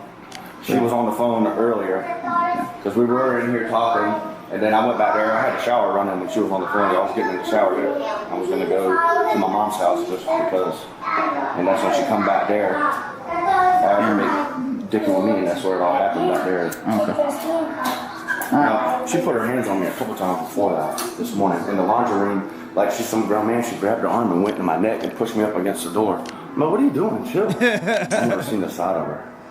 But we have a And I'm not even gonna lie, it takes a lot of restraint when you see somebody, even somebody that's weaker than you, even if they're smaller than you. When you see somebody ball their fist or they make an aggressive movement with the intention to harm you, even if they're not as capable of harming you, it sends you into that flight or fight mode. So if you're able to contain yourself and restrain yourself when somebody's aggressively attacking you, even if it's somebody smaller than you, you got some pretty good self-control. And I believe him in those situations. Like if he's saying all this happened, for some reason I just believe him. She seems to be the common denominator. This is the second time it happened. If the guys are all the aggressors, they're not doing a good enough job. No. I was just kidding. Everybody's like, this is crazy. The lady here said that you were on the phone during the whole time that I had to call you, and you would corroborate that she was attacked by your son. No, that's not true, officer. She did call me. She said I was with him, that they were arguing, and he came in the room while I had her on the phone, and they started yelling at each other. Then we got disconnected, and I tried calling Russell back, and I said, Russell, put the kids in the vehicle and leave. Yeah. Of course, they were arguing. That's the best advice. I said, you cannot do this in front of the children. Get in your truck and leave with the children. And he said, you should see the scratches on me. And he said, she's crazy. Everybody told me she was crazy. I said, okay, Russell. And then we got disconnected again. And my other son is on his way up there right now. I was trying to tell Russell, just get in his truck and leave with the children. They were screaming and yelling at each other. But she did not say that he attacked her or put his hands on her. She did not say that. Now, I'm one of those, and she did. I can tell you, because my son knows not to touch a woman. And she did not say that he attacked her. She just said, come and get him. He's talking ugly about my children. And then he came in the room, and they started arguing again, and I couldn't talk to nobody. Okay. I just finished talking to your mama, and your mom pretty much corroborated what you were telling me. Is there any way that you can like make her leave? Oh, she's going to jail. Okay. She's going to jail for battery. Yep, there it goes. And cruelty to children, because the fight happened in front of the children. Yeah, that's why I locked all of them in their room. I'm not even gonna lie. That's just like a lose-lose situation. That's why when it's not serious and you call the police in a moment where y'all could just separate. If he could have just gotten in his truck and left, let her be crazy, came back, got his stuff, never seen her again, that would have been a better situation. Now this lady's gonna go to jail, which is fine, but it seems like they need a caregiver for the kids now. So now this has been escalated to another level that it didn't have to go. And she was the one that called the police, so she might as well drove herself down to the jail. But she thought that she could get away with lying on him and getting him locked up just because she wanted to use the state as her enforcement arm. She was trying to use the police against him as her enforcement arm in order to put him in jail. And I think when people do false allegations, I guess I renege everything. She does deserve to go to jail because you tried to send somebody else to jail. You absolutely deserve to go to Could jail. not get her to stop. Fist of steel or unstoppable. This actual dad. Well, I'm sure y'all. Yeah, I've been here. And she tried to overtalk me the last time I was out here, and it don't happen with me. She told me to do my job. So. That's why you got the badge, buddy. Yeah, so. But she just, I don't want nothing bad to happen to nobody. But well, when they're babies, man. With the way Georgia is and family violence, because it is family violence, because you guys are residing together. Am I gonna get told? No. Good. But she has no injury. Yeah, I did not touch her. All I did was literally, she was on the ground. She jumped on me. I put her on the ground. I'll never put my hands on her. I don't care what they do. Fist of steel or unstoppable. And I grabbed her shoulder just like that. I said, chill the f out. She was going crazy, dude. I mean, well, like I said, she says that you choked her down the throat. She don't have any marks. Yeah, no marks. You have severe marks on your neck and then light marks. Yeah, and then she hit me somewhere with an iPad, but the statutes on family violence is simple battery is maybe this. And then we leave that up to the victim if they want to prosecute. That she drew blood and she's going that's battery. You do notice the artistry in my technique. We have to act, so she's gonna be going to jail. She ain't gonna like it. Plus the way she acted out there, she come running in like a bull. She should have went to jail right there. Yeah, now she's going to have a domestic violence charge, which she absolutely deserves. Not for only hitting him, but also for trying to get him locked up. And I think that when you are the one that call and it's a false allegation, and we can kind of put everything from 2 to 2 together, that it is a false allegation, I think you need to be put on a list. I think the people around you need to be aware that you're a person that's willing to lie to try to get people put in jail for crimes they didn't commit. I think it really goes that deep, and I think it goes that serious. I think that using the state or the police as an enforcement arm in order to get people that you don't like locked up, usually when it's male versus female, that's usually when you see it happen the most, because the police officers generally believe the woman, unless there's some pretty good proof that the man isn't the aggressor. In those situations, if you get caught lying, I think you need to be put on a list. I think people need to be aware that you're willing to lie to get people locked up and put in jail. You're talking to the authority. Nowhere. You know what I'm saying? But, I mean, you would think, obviously, I don't think her and I were married, but her prior relationships was the same thing. Same thing. You would think, you learn from your mistakes, and But yeah, her. I'm gonna try to talk to See how her. this should have No, you were supposed to learn from her mistakes. If you knew all of this about her, you're not going to be the one to change her. I don't know why people think they're going to get with somebody and then change them. No, take people as they are. If you know how hard it is to change yourself, you know how hard it is to change somebody else. It's damn near impossible. So you really want to look at people for who they are. I'm gonna try to talk to her about who she wants the baby to go to. She'll probably say her dad. He goes there a lot. Yeah, I won't be able to get all my but I'll get my clothes. How long you been here? A month and a half. You established residency, so you have right to the house. Thank you, man. All right. Sorry, guys. All right. I did what you said. I called mama.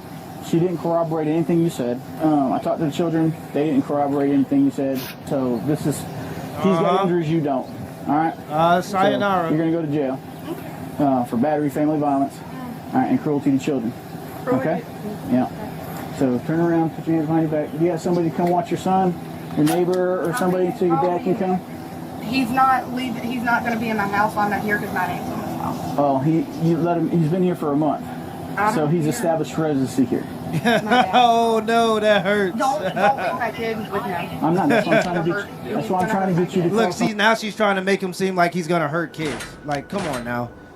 Now she's really dragging it out, and I think he's dragging it out too. I think as soon as they said that you're not going to jail, he should have counted his lucky stars, started packing his stuff, and gotten up out of there. Buddy,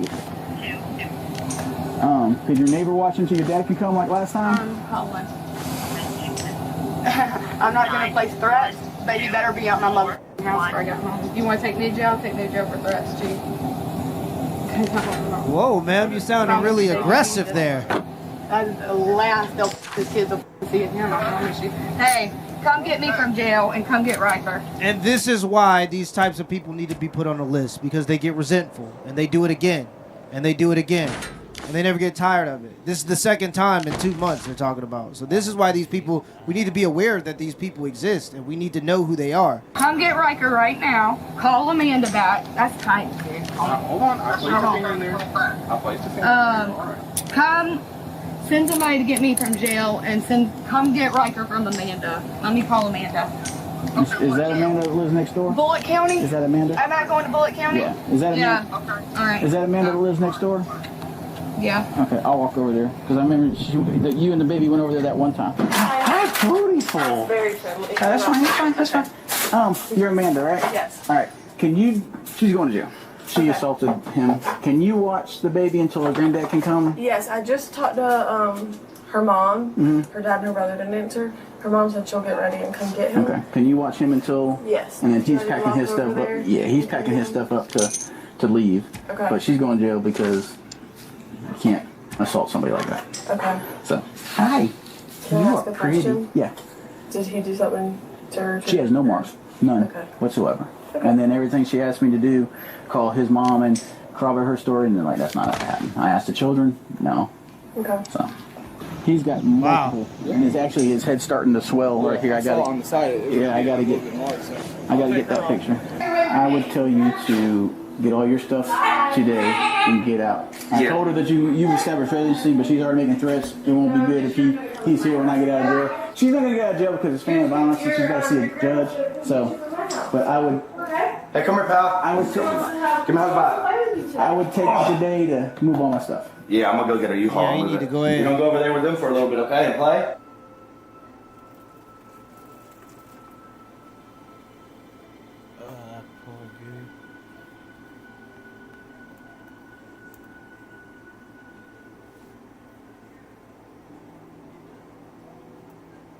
Hello my friends and welcome back. I'm Chiscool Gaming, and in today's video, sponsored by the makers of Whiteout Survival, I want to talk about Flint. Should you max him? Should you go for him? And okay, if you've been watching my spin videos where I spun the lucky wheel for Flint, you know that I have really strong feelings about this, but this video will be the summary, because my account, that's about 110 days into the game now, has experience with Gen 1, Gen 2, and we just got Gen 3. And all of this matters tremendously when you're deciding whether or not you want to max a hero. The question is, are they good now? And will they be good later? And are they better enough than what you already have? Because in this game, in general, up front I want to mention that new generations are generally just better, but there is a twist. And the twist is often the widget. So whether or not you invest in a hero depends in part on how far you're going to take the widget and whether or not you're actually going to be using this hero to be one of the main rallies or garrisons for your state. And if we get a close look at what the widget does on Flint, this makes it so that he fortifies his flamethrower for city defense, increasing defender troop attack by 15%. So when we look at any hero in this game and you're deciding to invest in them, if you're going to work on their widget, then you want to know if they are a defender or an attacker.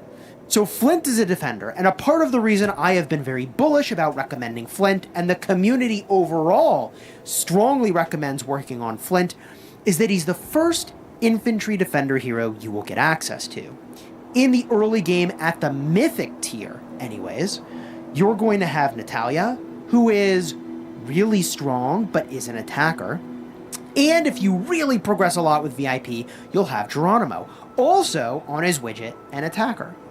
So a big part of the reason that many people, regardless of whether you're pay to win or free to play, recommend that everybody should go for Flint is because he's available on the Lucky Spin, which is a great outlet for gems. And if you're new to the game, I'll explain that it is actually arguably the best outlet for gems to spin the Lucky Wheel. And not only that, but he's the first defender you'll get access to, which is pretty great. Now, I will point out that in Gen 3, you get access to another defender. Let me pull it up over here. Yes, defending troop defense is boosted. So, my overall summary on should you invest in Flint is yes, go for Flint and then potentially skip Logan, depending on your level of spend. That is what I'm doing, but we'll talk about that more in just a minute, okay? Let's talk about what the heck Flint actually does. How about that? He's really good in Arena, and he's really good in Expedition for defending, okay? Now, what does that mean? Well, if we get a look at his skills, Exploration is what you use in Arena and the Exploration game mode. Expedition is what you use out on the map every time you leave your city, or if you defend your city, okay? So for Exploration, Flint is going to make it so that he deals damage and amplifies damage taken by your target. That's fine. For the most part, he dies very quickly because you're not probably going to have a lot of great equipment on him. And if that's the case, I don't get much value from this particular skill. It's the next two that are nuts. Pain only boosts Flint's potential. He immediately gains 40% of his max health when he drops below 50%. That is insane. Can only happen once per battle, but that skill is busted. It's a huge speed bump. He is a speed bump in the front of your arena team, and he does that very, very well. The final skill here, Flint's Fire represents hope in troubling times, boosting your hero's attack speed by 7%, is amazing. I don't know if this goes away when he dies. I would assume it does, but leave a comment down below on exactly how that works. Is this just like a static buff for the team from the start of the fight till the end, or it only lasts as long as he lives? I would assume it only lasts as long as he lives. But basically, you put him in the front in your arena lineup, and I can show you exactly how I've done that. He is going to work here, defense as a speed bump. He runs in, he takes a bunch of damage because he put him in the front. He heals back up all on his own because of the 40% heal, and you just want him to live for a while until the rest of your marches do the things necessary to clean up the map. The heroes take care of the situation. Alright, so let's talk about Expedition. And his skills are fine in Expedition, but for defending. And really, when someone is good for defending or attacking, it's all about the widget. By the time you're watching Gen 2 videos for Whiteout Survival, you probably already knew that. But, if we get a look at these skills again, the upper rightmost skill makes him a mid-quality joiner, I'm told. He's not even like an amazing joiner. So every flame, no matter how small, can ignite a roaring fire, granting all troop attack 20% chance of setting the target on fire, dealing 40% damage per turn for 3 turns. It's a damage over time effect, and it's just fine. The next skill, Flint's Fire, not only dispels the cold, but also ignites the passion for battle, increasing attack 25%. Seems pretty good, very easy to understand. Burning Vengeance threatens all foes, granting troop attacks a 50% chance of increasing enemy troop damage taken by 50%. I think in general, what you'd love to see on a hero as a step up here is things that are more defensive. Like on Logan, he reduces, or he gives himself like a defense boost. Like that kind of stuff is, I think, preferable for defense. But here's the thing, okay? In this game, the heroes that show up in the lucky spins rotate, and the type of hero rotates. So Flint was the lucky spin hero, and it was infantry. That's for Gen 2. We won't see another infantry lucky spin situation until Gen 5. So if you're going to get a hero from the lucky spin, Flint is your guy. He's your guy. Shout out to the people subscribing, by the way. Welcome to the Smash Squad. I appreciate you. Now, if we scroll on down, right, we talked briefly about Logan.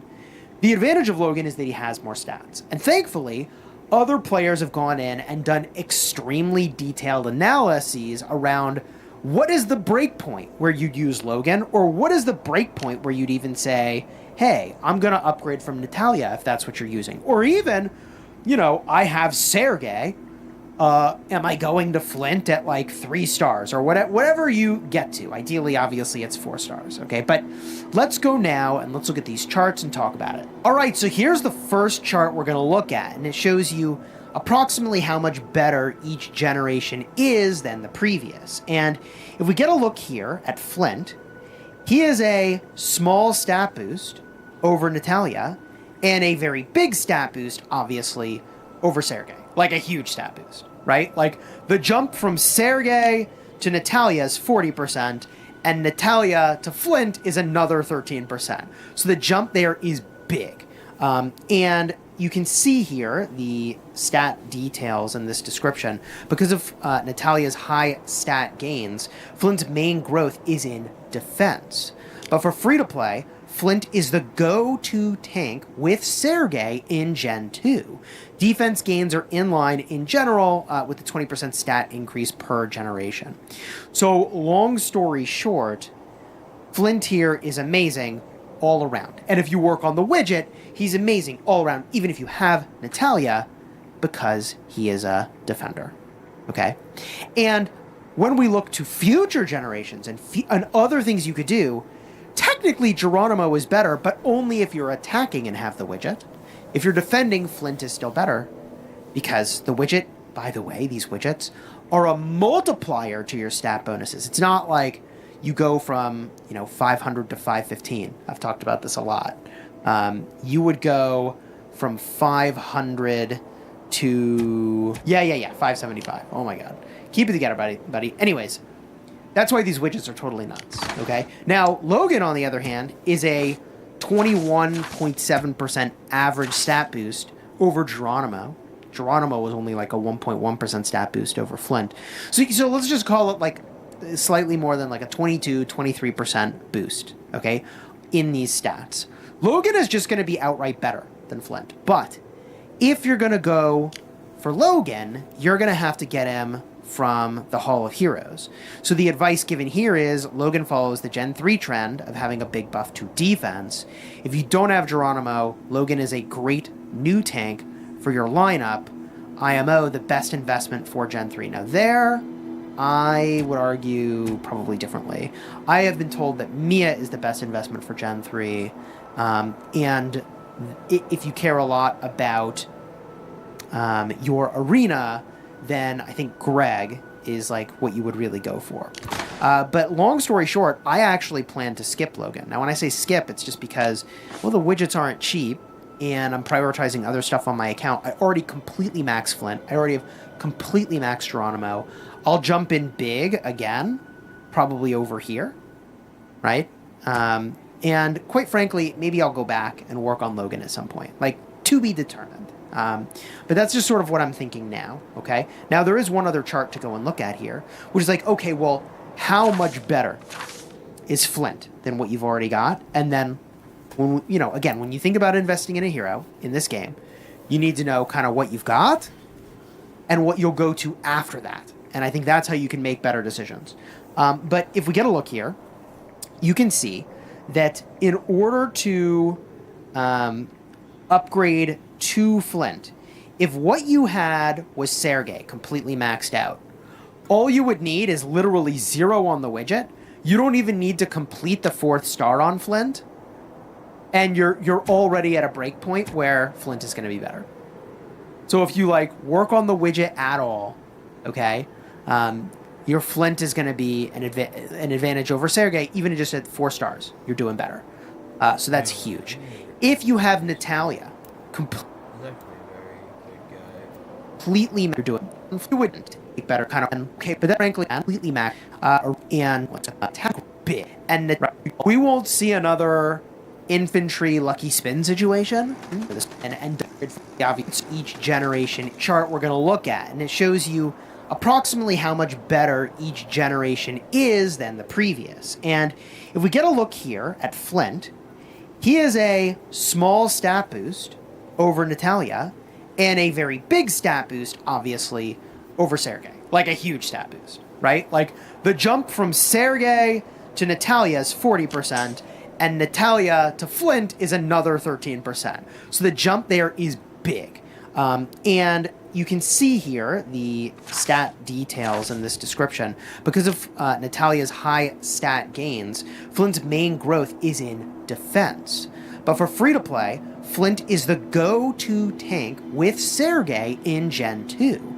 Defense gains are in line in general with the 20% stat increase per generation. So long story short, Flint here is amazing all around. And if you work on the widget, he's amazing all around, even if you have Natalia, because he is a defender. Okay? And when we look to future generations and other things you could do, technically Geronimo is better, but only if you're attacking and have the widget. If you're defending, Flint is still better, because the widget, by the way, these widgets are a multiplier to your stat bonuses. It's not like you go from 500 to 515. I've talked about this a lot. You would go from 500 to 575. Oh my god, keep it together, buddy. Anyways, that's why these widgets are totally nuts. Okay. Oh my. 5 or amending technically. When we look to few, because he is a defender, using all flat increase per generation. So long story short, Flint here is amazing all around. And if you work on the widget, he's amazing all around, even if you have Natalia, because he is a defender. Okay?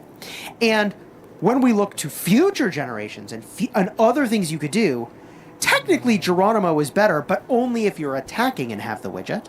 If you're defending, Flint is still better, because the widget, by the way, these widgets are a multiplier to your stat bonuses. It's not like you go from 500 to 515. I've talked about this a lot.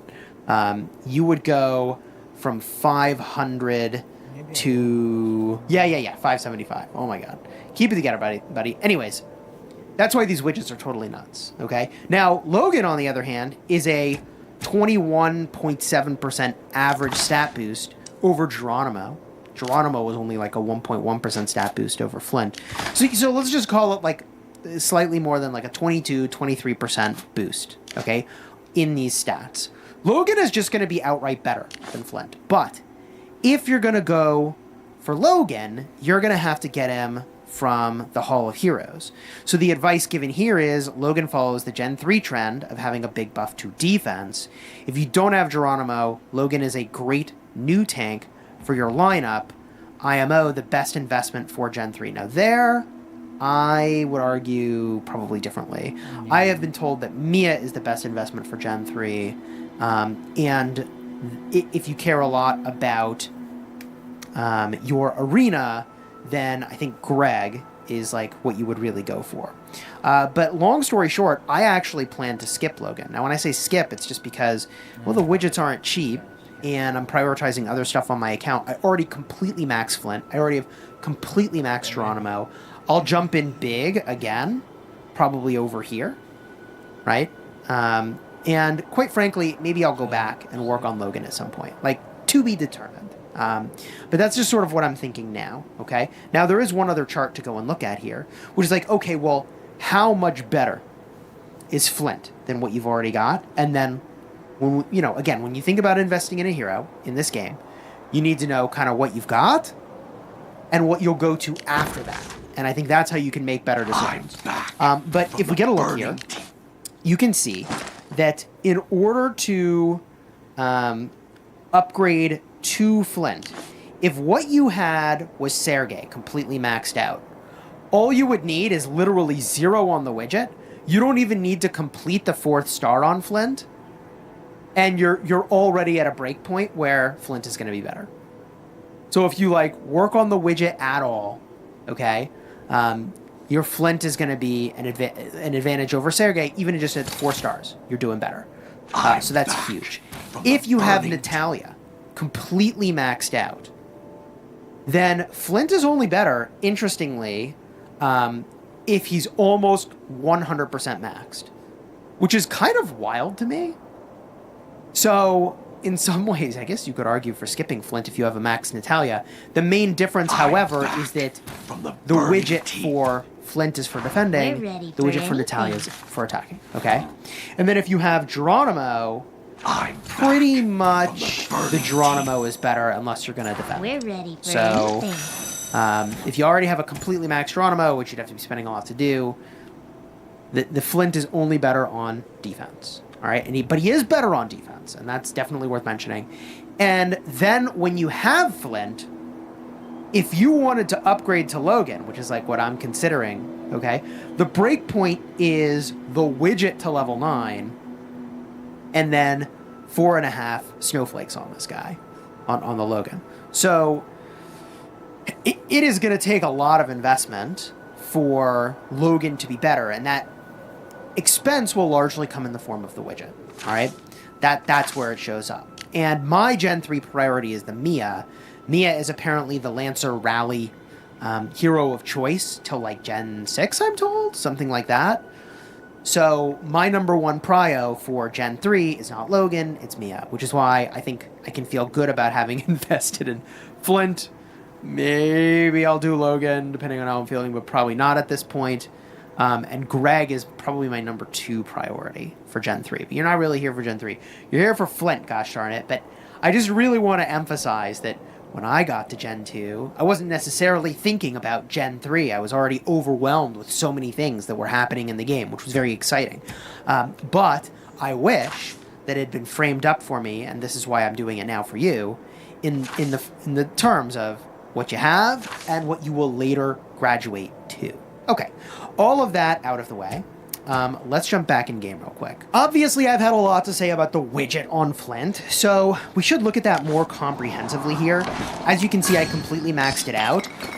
On the odd level skill upgrades, 1, 3, 5, 7, 9, you get an upgrade to your exploration skill, which says, once released, the fires of Flint's vengeance cannot be quenched, boosting attack by 24% until the end of battle, once Incinerator is triggered. So once you use Incinerator, you get 24% attack till the end of the battle.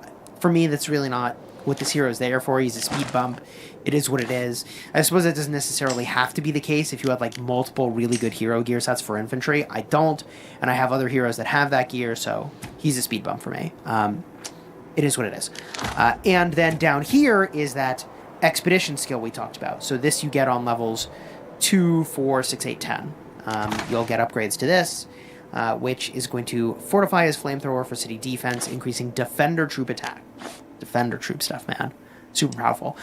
And you can see here, by the way, the gear is just giving a ton of stats too, besides just the skills. So for exploration, everything above this, my marker with my hand here, escort health and up is for exploration.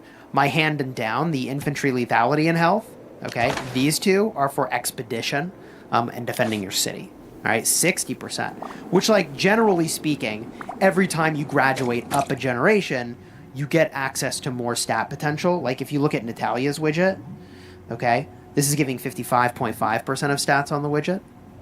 60% is obviously more. If we look at Logan, we'll just look at infantry here, I suppose. We can look at the max version of this. It goes up to 70%, 60% to 70%. So it is going up, and at some point, all those buffs really matter. But these buffs over here, I believe, are not multiplicative, whereas the widget over here is multiplicative. which shows up in sort of the special section of the battle report as being completely OP. In fact, I probably have one of these I can look at. This is a little bit old. Hopefully it's still here. Yeah, these percentage-based buffs. You see, in fact, down here, right over here, is where the widget buffs were kind of kicking in. Okay, those are territory, but defender troop lethality by 15%. I must have had Flint in there, right? No. Oh, that was coming from Yeti Spirit on Molly. There's the defender troop lethality. Yeah. Okay, right. Anyways, you get the idea. Oh, see, they have a Flint, and their widget is level 2. Ah, so I can actually show you exactly where Flint is showing up? Maybe? Maybe not. They're actually at 0%. That's actually a little surprising. Oh, because they must have been attacking, not defending. Okay, I can't show you. They were the attacker. I was the defender. When was this, man? Oh god. This was when our state was getting attacked? This was from SVS? I can't believe I hadn't saved something more recent, but anyways. This is from the, what's it called? Gem. Frostfire Mine. That's the one. Frostfire Mine. Okay. It all makes sense. Yeah, theoretically, when I rush the middle for Frostfire Mine, I should have my gear, instead of on Geronimo, I should have it on the Flint. And I should go in like that. I would be much more likely to hold. Gosh. Anyways, this video is long enough. If you want to see me spin for Flint, money where my mouth is, and I'll talk more in depth about them. I'll have cards in the end screen in just a second. You enjoyed the vid, throw a like on here and subscribe. I make guides for all the heroes in Whiteout Survival, the exact kind of guides that like I really, really, really wish I had when I was making choices. For example, I started to work a lot on Philly, and I was just completely wrong. I thought I was going to move all in, and I ended up skipping her, sort of. But I still use her all the time, and I want to emphasize that when I say skip, like, generally speaking, when a new generation of heroes shows up, they're just upgrades. They are just straight upgrades. But, you know, you can only do so many things in this game. And even if you're just shifting your priorities, which is generally what I do. So when I say I'm skipping a hero, what I'm really saying is I'm taking my in-game effort and allocation of stuff and spending and putting that focus to something else. And in general, like, heroes are very temporal, whereas, for example, your hero gear and your chief gear will come with you and follow as you upgrade more and more into new generations of heroes as well. So, you know, the hero upgrades are like a snapshot at a moment in time for their value, and it changes as more heroes are released. Whatever. Watch the videos at the end. Until next time, you have fun smashing your enemies. Take care, everybody.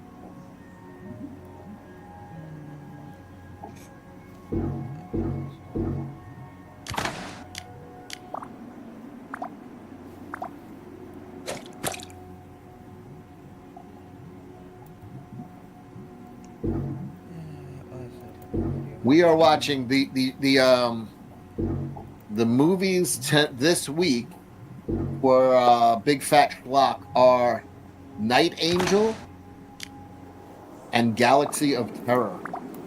Roger Corman.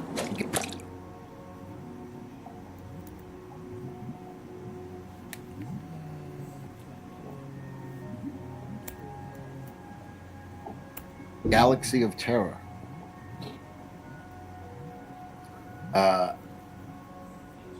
All-star cast on there too. Juju Karaoke, for fuck's sake. Only if she comes on. Leave on a high note, like George Costanza. She's tied up at the moment. Oh no.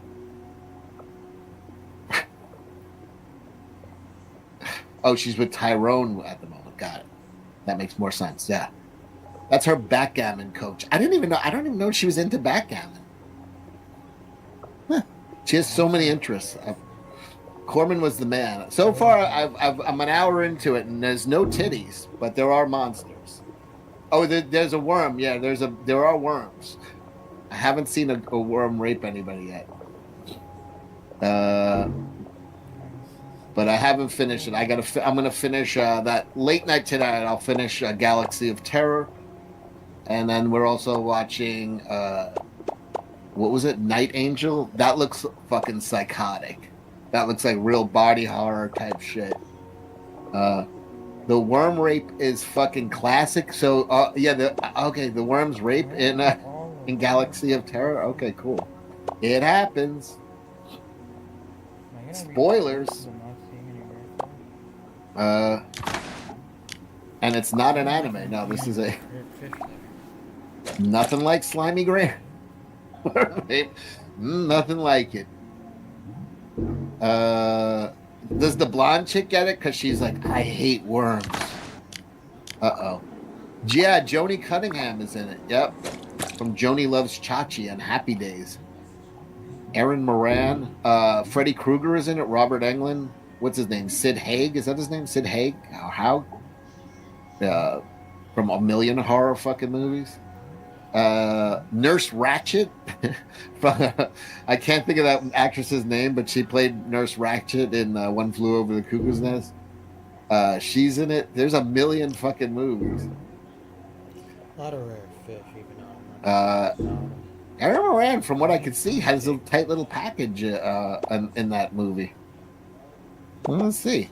Louise Fletcher, that's it. It's a star-studded B-list cast. Let's put it that way. Kai Wynn, yes. Yep.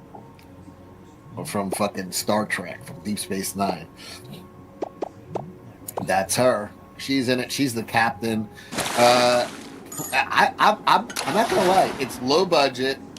It's definitely schlocky, but I'm actually enjoying the story. Maybe I'm just getting dumber from watching all these movies. But Nurse Ratched would get it. That outfit and the abuse. You know, when I was looking at that, because people always, every once in a while, somebody throws like a poll up on YouTube or Twitter, and they're like, who's the greatest villain in movies? And people are always like, Darth Vader or Freddy Krueger or whoever the fuck it is. And I'm always like, Annie Wilkes from Misery. I'm trying to think of characters in a movie where you hated them so much. Annie Wilkes in Misery, and also Nurse Ratched. It's got to be up top 3 for me. Best villains of. I mean, you wanted her to fucking die in that movie. After she made Chucky kill himself. What's his name? Brad Dourif commits suicide. He's young. He's a kid in that movie, Brad Dourif. He was great. But I mean, watch that movie. She was amazing. You hated her. Correct, Cecil.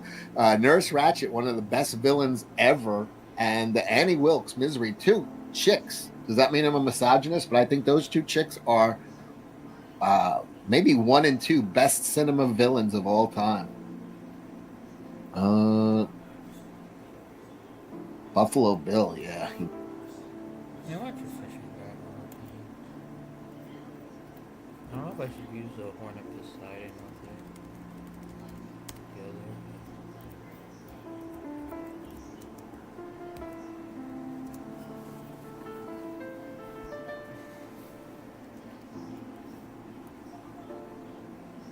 Hello my friends and welcome back. I'm Chisco Gaming, and in today's video, sponsored by the makers of Whiteout Survival, I'm going to explain the fishing tournament event, because of different pools, maybe I'll get, bases here.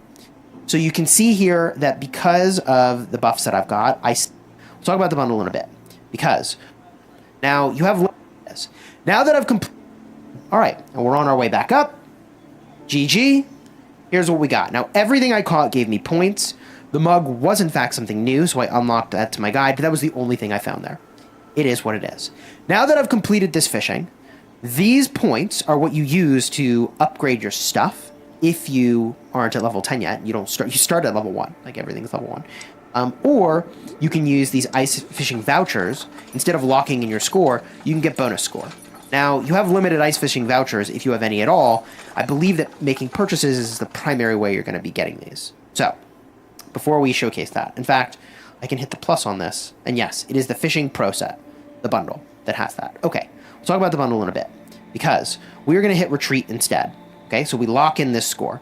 And that adds to the score that goes on this leaderboard. This leaderboard is pretty cool.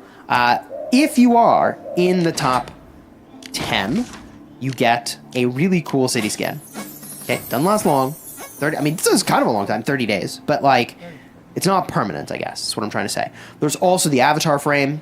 Very cool looking. And this, whale waves, looks sick for the marching skin. 10 out of 10. Very cool. Okay. So there's cosmetics at stake. Okay. Which is everything. Gosh darn it. Cosmetics are awesome. Prove me wrong. So those are your rank rewards. All right. Now, in addition, once you hit everything to level 10 over here, you actually get overflow progression for ways to spend the sort of points you earn when you are winning. So if I spent 1,500 of that currency, I can spin the sunken treasure hunt and get a little bit of loot. My experience so far is it's been just a little bit of loot, but cool that you get something on top once everything is sort of maxed out. Now, you will max out pretty quickly, by the way. Ooh, the new stuff in the guide.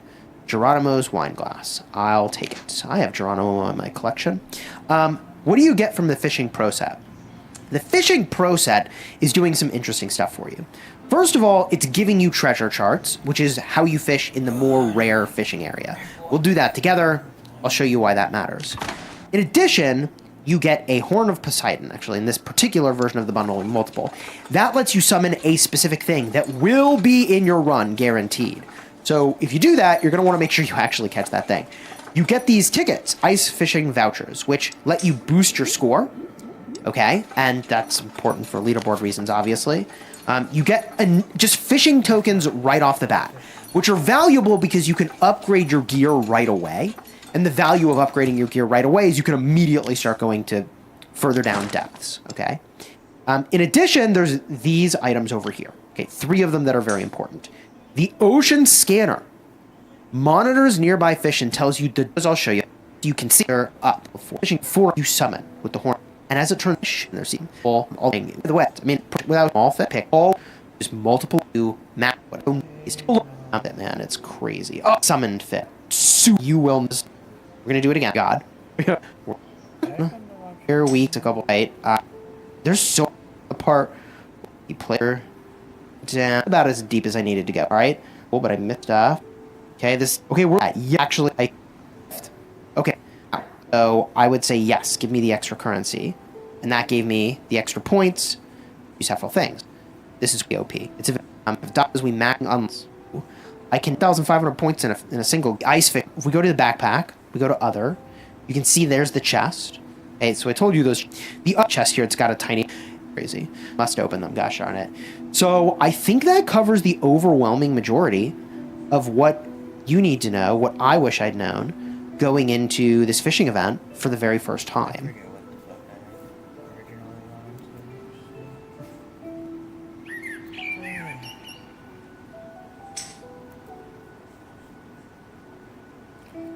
I want to know if the Horn of Poseidon is worth using. I think it's for rock.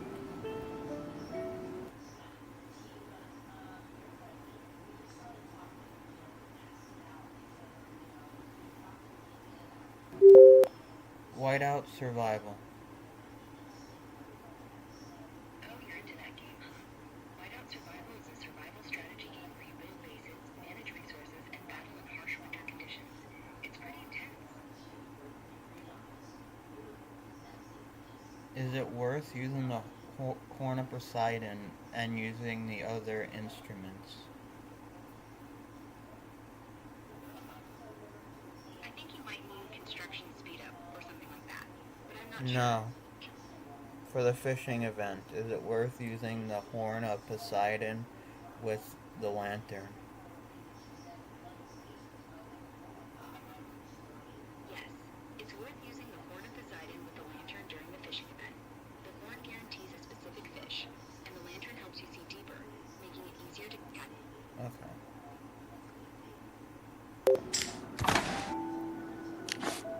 So let's do one of those, yeah.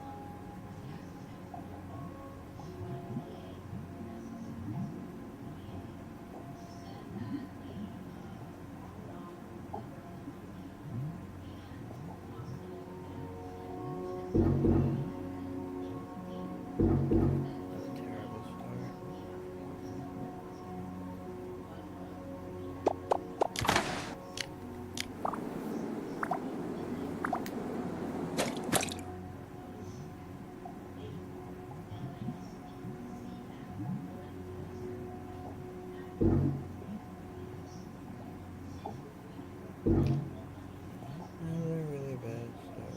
I don't know what to fucking hit now. Really haven't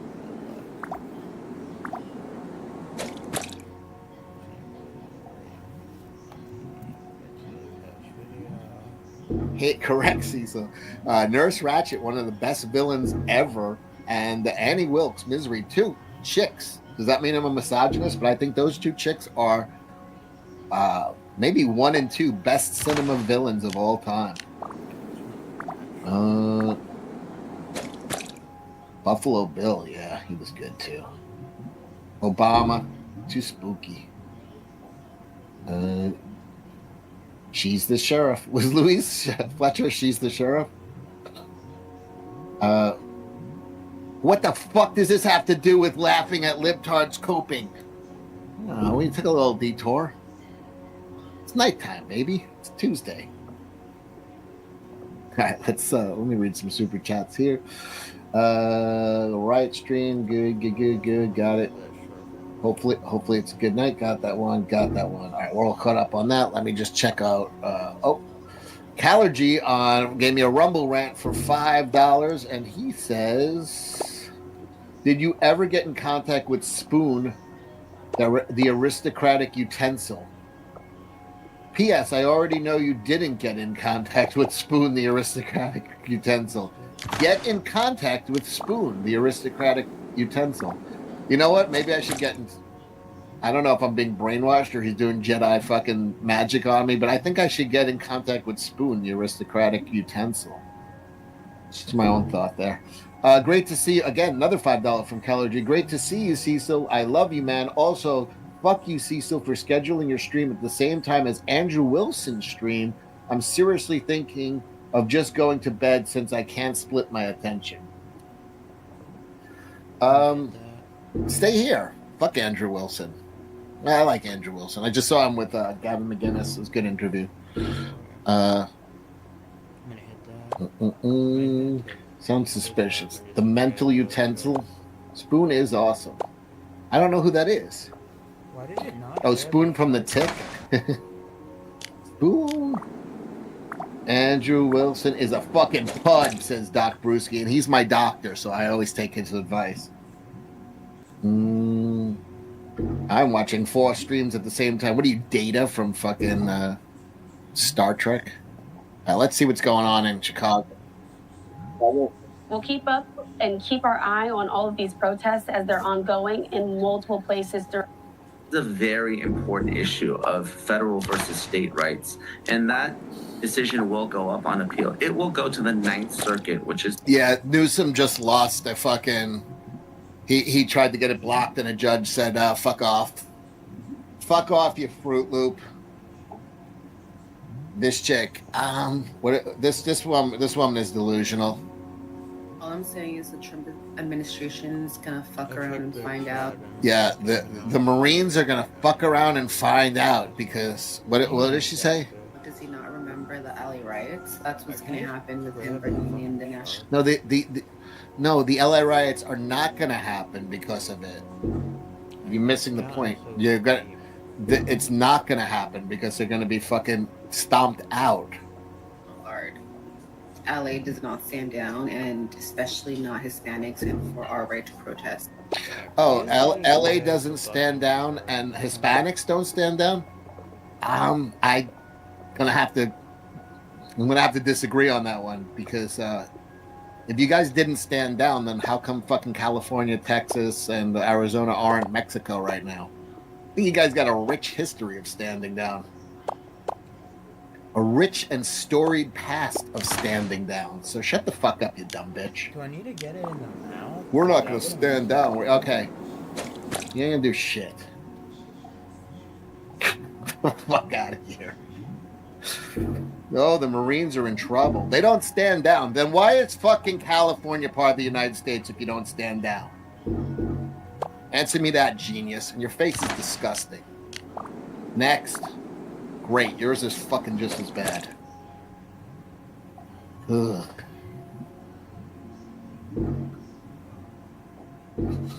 Sorry, I'm getting a little angry here. That's actually illegal. Let's see. How's this for a motivational phrase? I just want to see if I can even catch Our resistance will be talked about for generations. Oh, God. Why is his middle teeth so off-center? What is going on here? Ugh, my precious. Our resistance will be talked about for generations. You've been crying.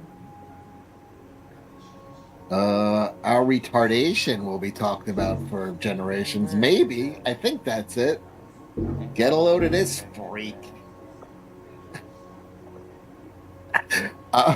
This is they think they're like superhero. You are not the main character. You are not even good looking enough to be an NPC.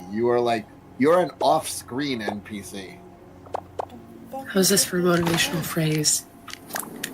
Our resistance will be talked about for generations. It has less impact as tears are running down your fucking pharmaceuticals. Are you becoming resistant to your meds? I kind of want to get fat. Yes, generations from now, fucking pharmacists will talk about how you built up a resistance to all your fucking antidepressants. Ay, ay, ay. She's good looking enough to be in The Last of Us, yeah. Good Lord. I will remember this tomorrow. No, it will be talked about. They will sing songs in the halls of Valhalla about her resistance. Yes. Dream on, bitch. I can smell the cat piss. Oh, it's all over you. You bathe in cat piss. Our grandsons will sing songs of their retardation. My There breath we go. smells like Thank you. feet. The fuck was that, bro? Valhalla, is that a gay bar? Yeah, yeah. She ain't worth no succulent Chinese meal. I wouldn't even throw her an egg roll. She has a resistance to dentistry. Yes. Good Lord. All right, we had this chick again. Telling you, cutie pie. But pie will be the end of her. Pie will be the undoing of this cutie pie. That is my prediction. All right, let's take our palate cleanser and look at these two jackasses.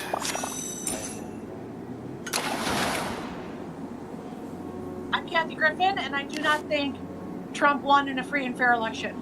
Oh, this has been going on a lot this week. I have a whole bunch. There's a whole thing. Kamala is gonna take office. It's proven that he stole it. Yeah. Believe there was tampering.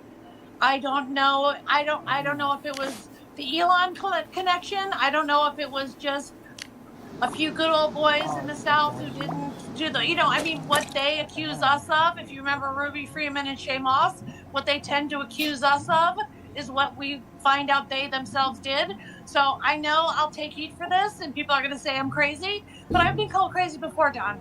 And I just, the more times your gut is telling you something. My gut is telling me that something was up with them. You're not far off. I won't say that I disagree with you, but geniuses. Look at these two geniuses. You're not far off. They've cracked the code. Oh, Jesus Christ. Whoa, Alexis Sanabria, what's going on? $20. Thank you, man. Cecil, I don't know if you have TikTok, but if you can, look up at Bull 52772 video from a day ago about which Marines they're sending in. I watched that. I have it somewhere. I think I downloaded it. It'll come up in rotation. Yeah, they're sending in those guys. I forget the name of the camp. Oh, 2nd Battalion, 7th Marines, 29 Palms. That's it. I saw the guy saying, like, these are like the psychos of the psychos. They're like sending in the hardest of the hardcore of the Marines, and they're like, they better get the. But don't know, those Marines are gonna get their ass kicked because Latinas don't stand down, man. They're gonna get okay. Don't you know that this hatchet face is gonna be there to meet them and defeat them? As a U.S. Marine Corps vet, I wouldn't mess with the 2nd Battalion, 7th Marines from 29 Palms. Yeah, I saw that video, and the guy, it was another Marine talking about it, and I guess, Bull 52772 was talking about, like, that these guys are psychos among psychos, basically. There you go. She already got flapjack titties. There we go. Yes, some of the best of the best. It's not who you want coming if you've been burning American flags. Exactly. Let's see. All right. Turn it around. These are your best years. You're never going to look better than this, and you're wasting it with that stupid haircut and a fucking livestock ring in your nose. You dummy. Oh my God.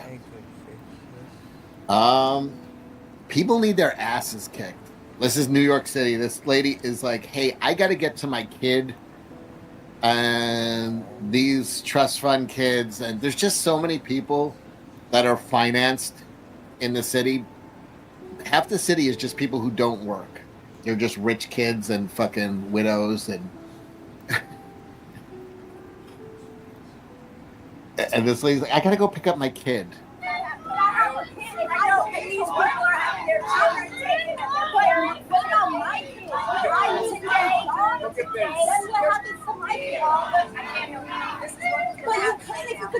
She's like, it's not about your kids today. It's about the kids in Palestine.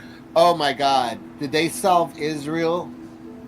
Lady, please let them finish. They're about to stop a war that's been going on for centuries. Please just let them. They just need a few more hours on 2nd Avenue. Please. A little more patience. This guy here is about to solve the Israeli-Palestine conflict by blocking traffic with his bicycle. They're right there. They're about to put an end to the war. You have to a little more patience, honey. Don't worry about your kid.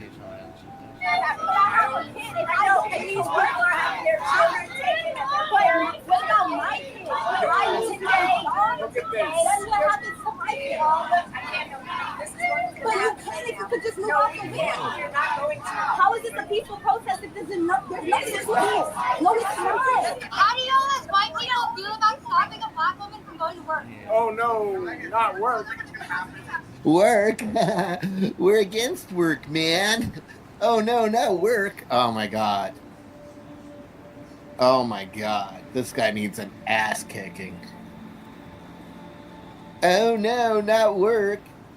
This is a trust fund communist. There's so many of these in the city. There's nothing to do.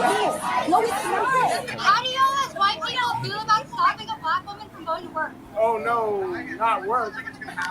I care so much. So you don't care about stopping black people from going to work?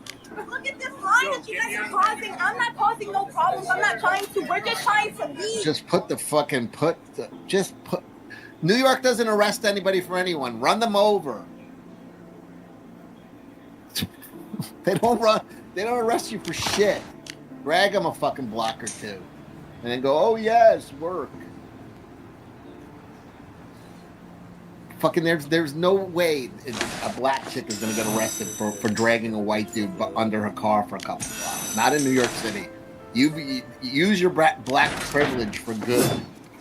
Use your black privilege for the power of good right now, babe.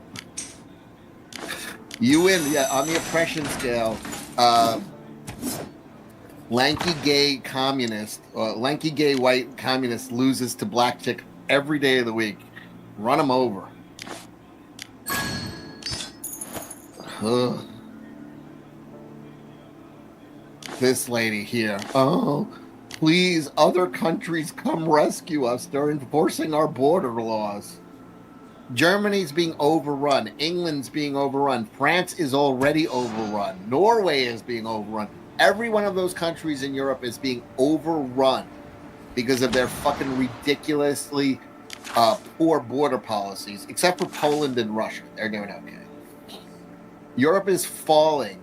Oh, help us. We have a guy who's enforcing border laws. Please, Germany, save us. Oh, let's watch this. Germany, come and save us. We need help desperately. This is my...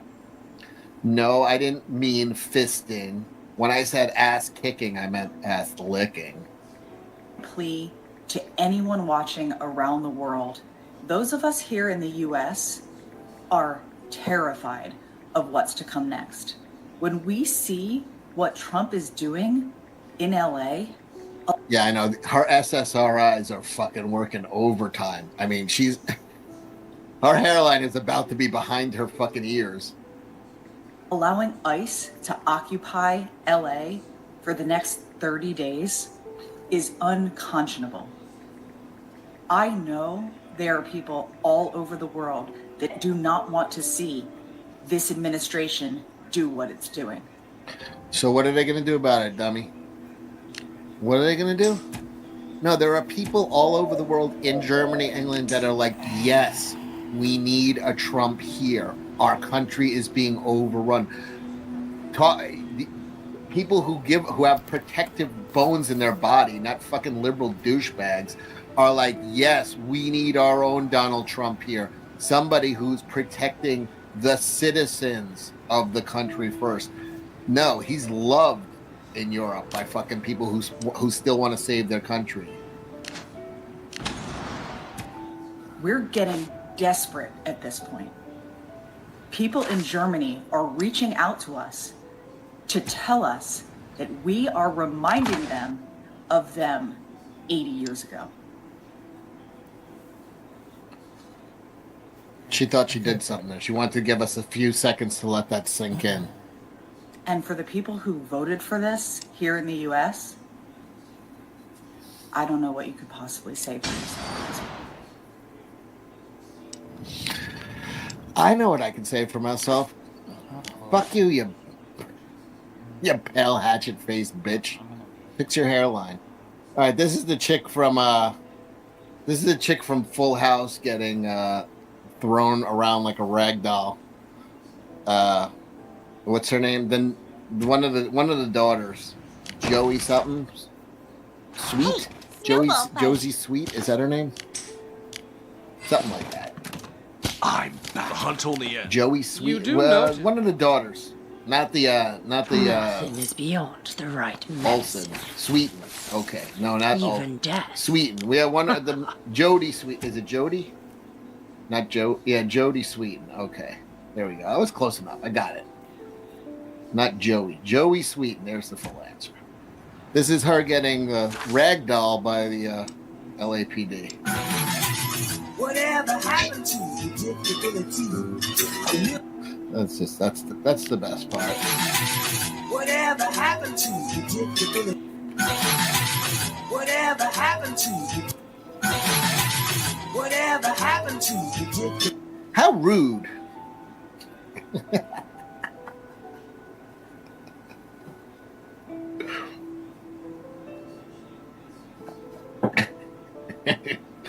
She has giant titties? Hold on, let me see. Someone in the chat. Whatever happened to predictability? The milkman. Oh, maybe. Oh. She did the I meant to do that. Whatever happened to Full House. She just got a royal flush. Why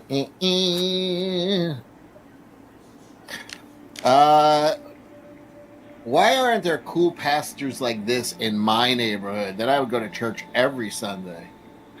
And why aren't you in uniform? It's about time you...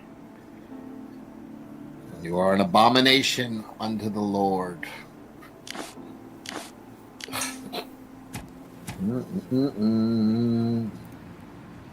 Now you have to Google her. How far has that girl fallen that she's being ragdolled on the side of a highway? Are there nudes of her? Again, women are ruining our society. You know, the Puritans had a cure for this shit. Hey, if she drowned, she wasn't a witch, and she went to heaven. She's past her sell-by date. I like that. Laserbeam Hawkins says, hats off to you for doing this work. I get angry watching these clueless idiots. The world wants what Trump has done here. Those who don't are the ones destroying everyone. Send the fools to Gaza. Exactly. The world is hoping for this shit to catch hold in their country as well. Because Europe is falling. I don't even say it's falling. They're just fumbling it. They're handing it over. They don't even have to fire. They don't even have to do terrorism to take over Europe. They don't need to do any. In fact, the less they do, the better. I saw a guy in London after some knife attack, and he was like, "No, this actually slows us down." They're like, "We don't have to. We'll take over this country without firing a bullet. We'll just vote Sharia law, and we don't need to do this. It's counterproductive." Like they're already 100% sure. Like England is going to be a Sharia country. They're doing the math. They're having 0 kids, and we're each having 7, and that's it. It's over. Hiroshima, my humor may be my own.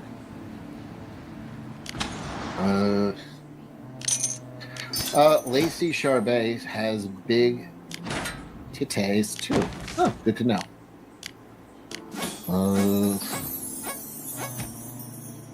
Oh God.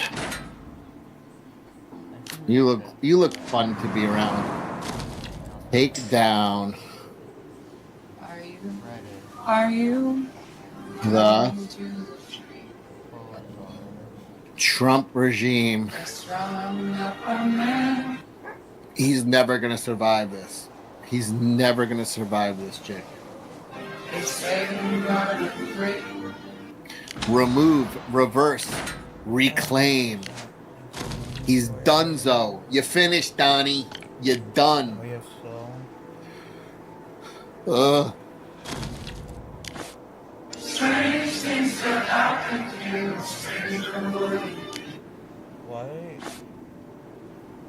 Please go get a hobby. Develop a personality. Don't let your whole life be this. Please. Go find some joy in your life. Who would not? Like liberalism for women is just it's just misery. It's like, let me sign up for something. I'm gonna end up miserable and alone every time. Dark Danger Zone. New York is a real life Grand Theft Auto. You get arrested and released right away.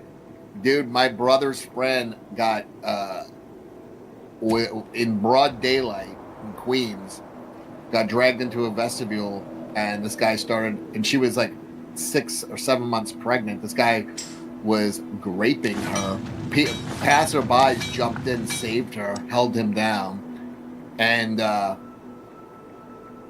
she went to they arrested him, and she went to her local corner store the next day, and the guy was in there. Released in 12 hours? It was like 12 or 18 hours later. That's for raping a pregnant woman. They don't even hold you 24 hours in New York. It's fucking, yeah. So, you know what? Someone's blocking your car, hit the gas. You'll be out in 3 hours. Fucking insane.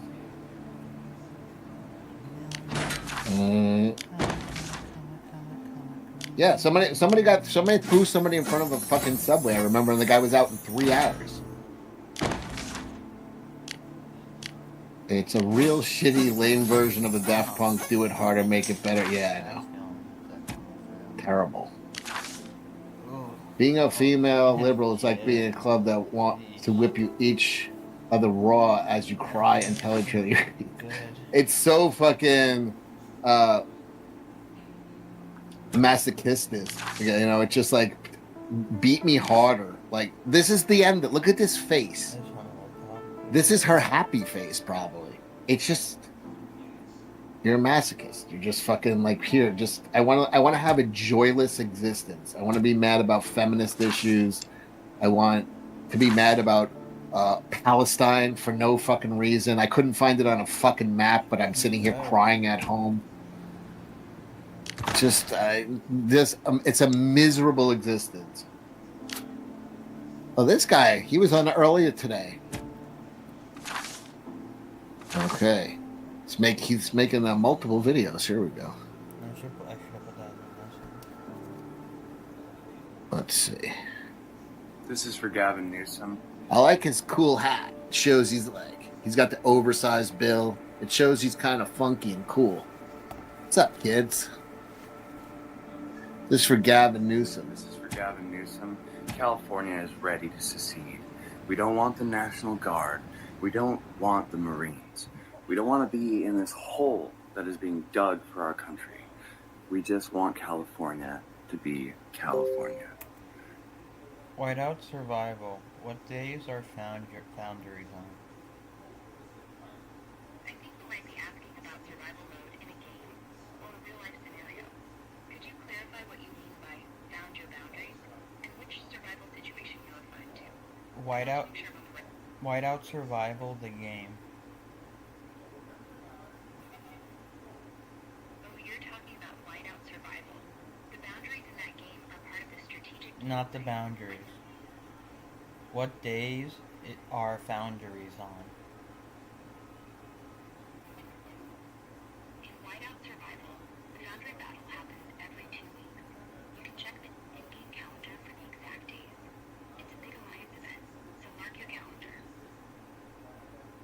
is it on Saturdays?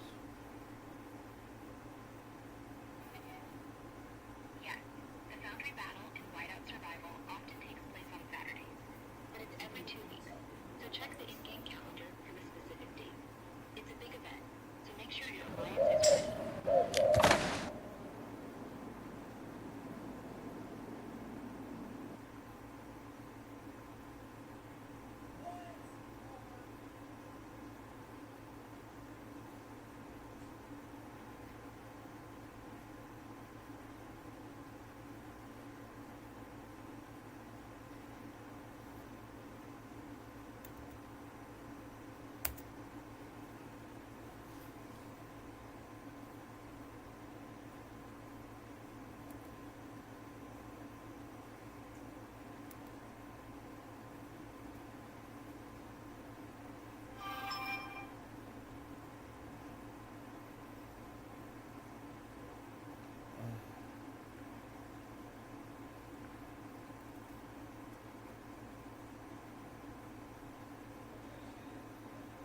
I don't know why that just not do.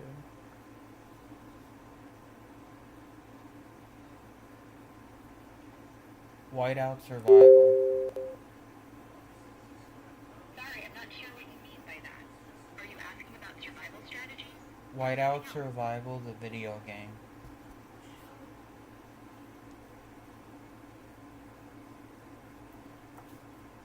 Whiteout Survival, the video game.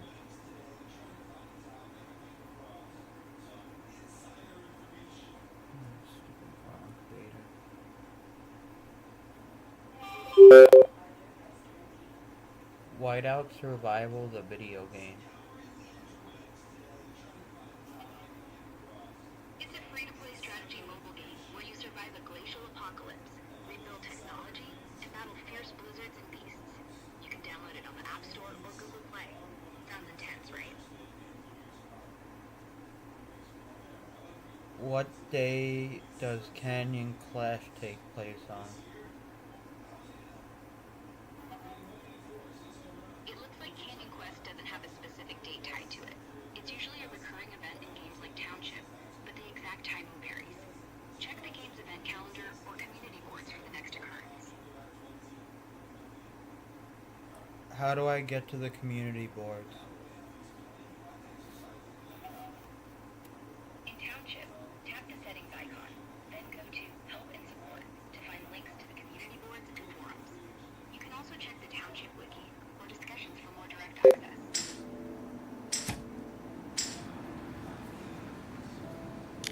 The hunt only ends.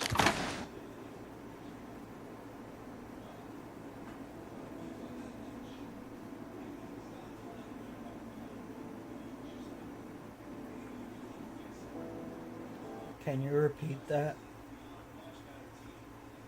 Sure, in Township, tap the settings icon, then go to Help and Support to find links to the community boards and forums. You can also check the Township wiki or discussions for more direct access.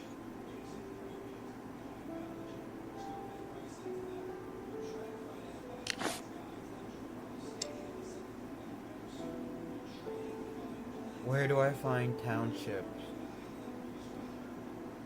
Are you asking about townships in a specific game or real-world locations? If it's a game, which one? Whiteout Survival. In Whiteout Survival, you can find community boards on platforms like the official forums on the Whiteout Survival website or on social media like Facebook. There's also a subreddit and Discord server where players share tips and updates. Where to find your server's history? Whiteout Survival. To check your server's history in Whiteout Survival, look at the Beast Hunt tasks in your monument and subtract 6 days from the date show to estimate when it started. You can also check your VIP login days if you've logged in daily since the beginning. They'll match the server age. It's a bit of detective work, but that should do it. Is there a website? Yes, the official Whiteout Survival website is whiteoutsurvival.centurygames.com, where you can find info, updates, and support. There's also a shop at pay.whiteoutsurvival.com for in-game purchases. Pretty straightforward.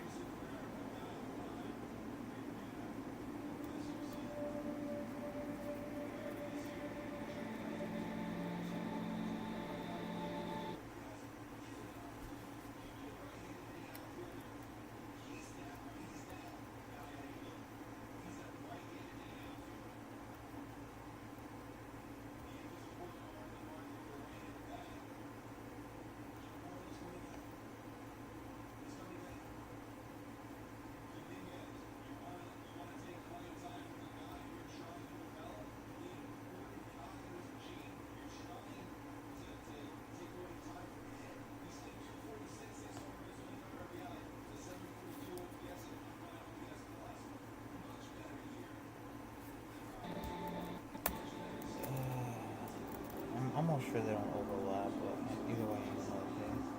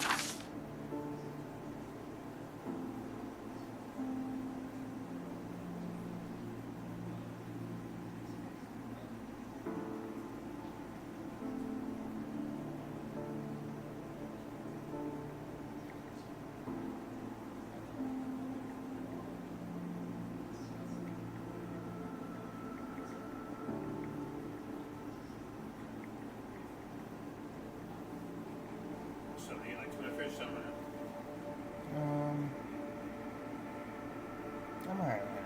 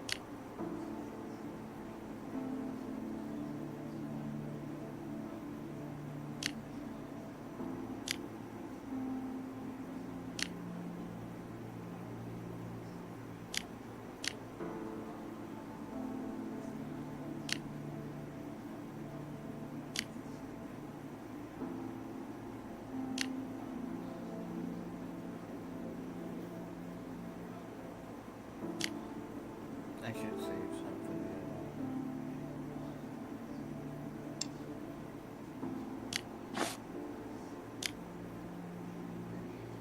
Okay, good.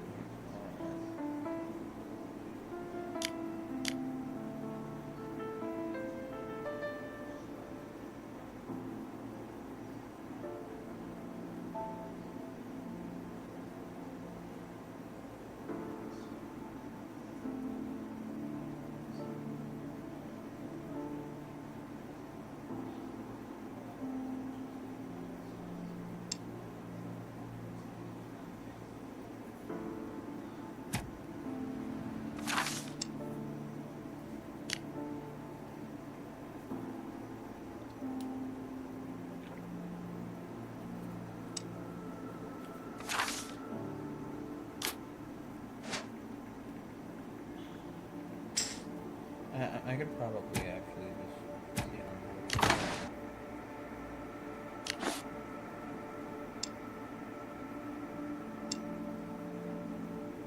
Okay, maybe I can.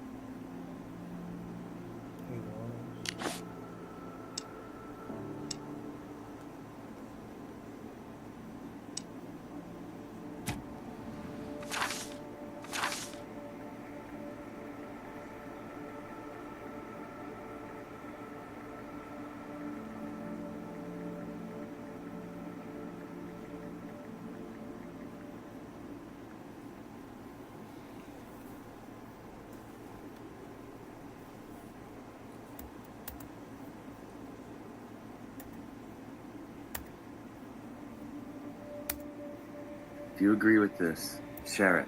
Let's make our voices heard. Succeed? You want Gavin Newsom to run your new country? He turned paradise into a literal shithole that people are fleeing. It would be, the water would stop running in a week. The electricity would go out. You guys don't know. I could tell by looking at you, you don't know how to do anything.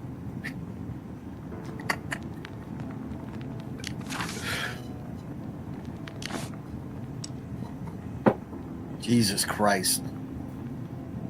I saw this one today. What is this? What are you? Oh, I think this is Doc Eno sent me this. You sent me this one? Is this a teacher that was making threats about Trump and was fired? Is that her? I think that's what this is. And people of color, and poor people, and gay people, and all the people that I care about aren't going to be safe in America. Neither the fuck are you guys. Just because you won doesn't mean we don't remember who the fuck you voted for. You're not in the clear. And just please don't test your gangster on me, because you will end on a stretcher. Gone. Forever. So serious. Nobody fucking talk to me unless you want to swing. If you want to fight, text me, call me,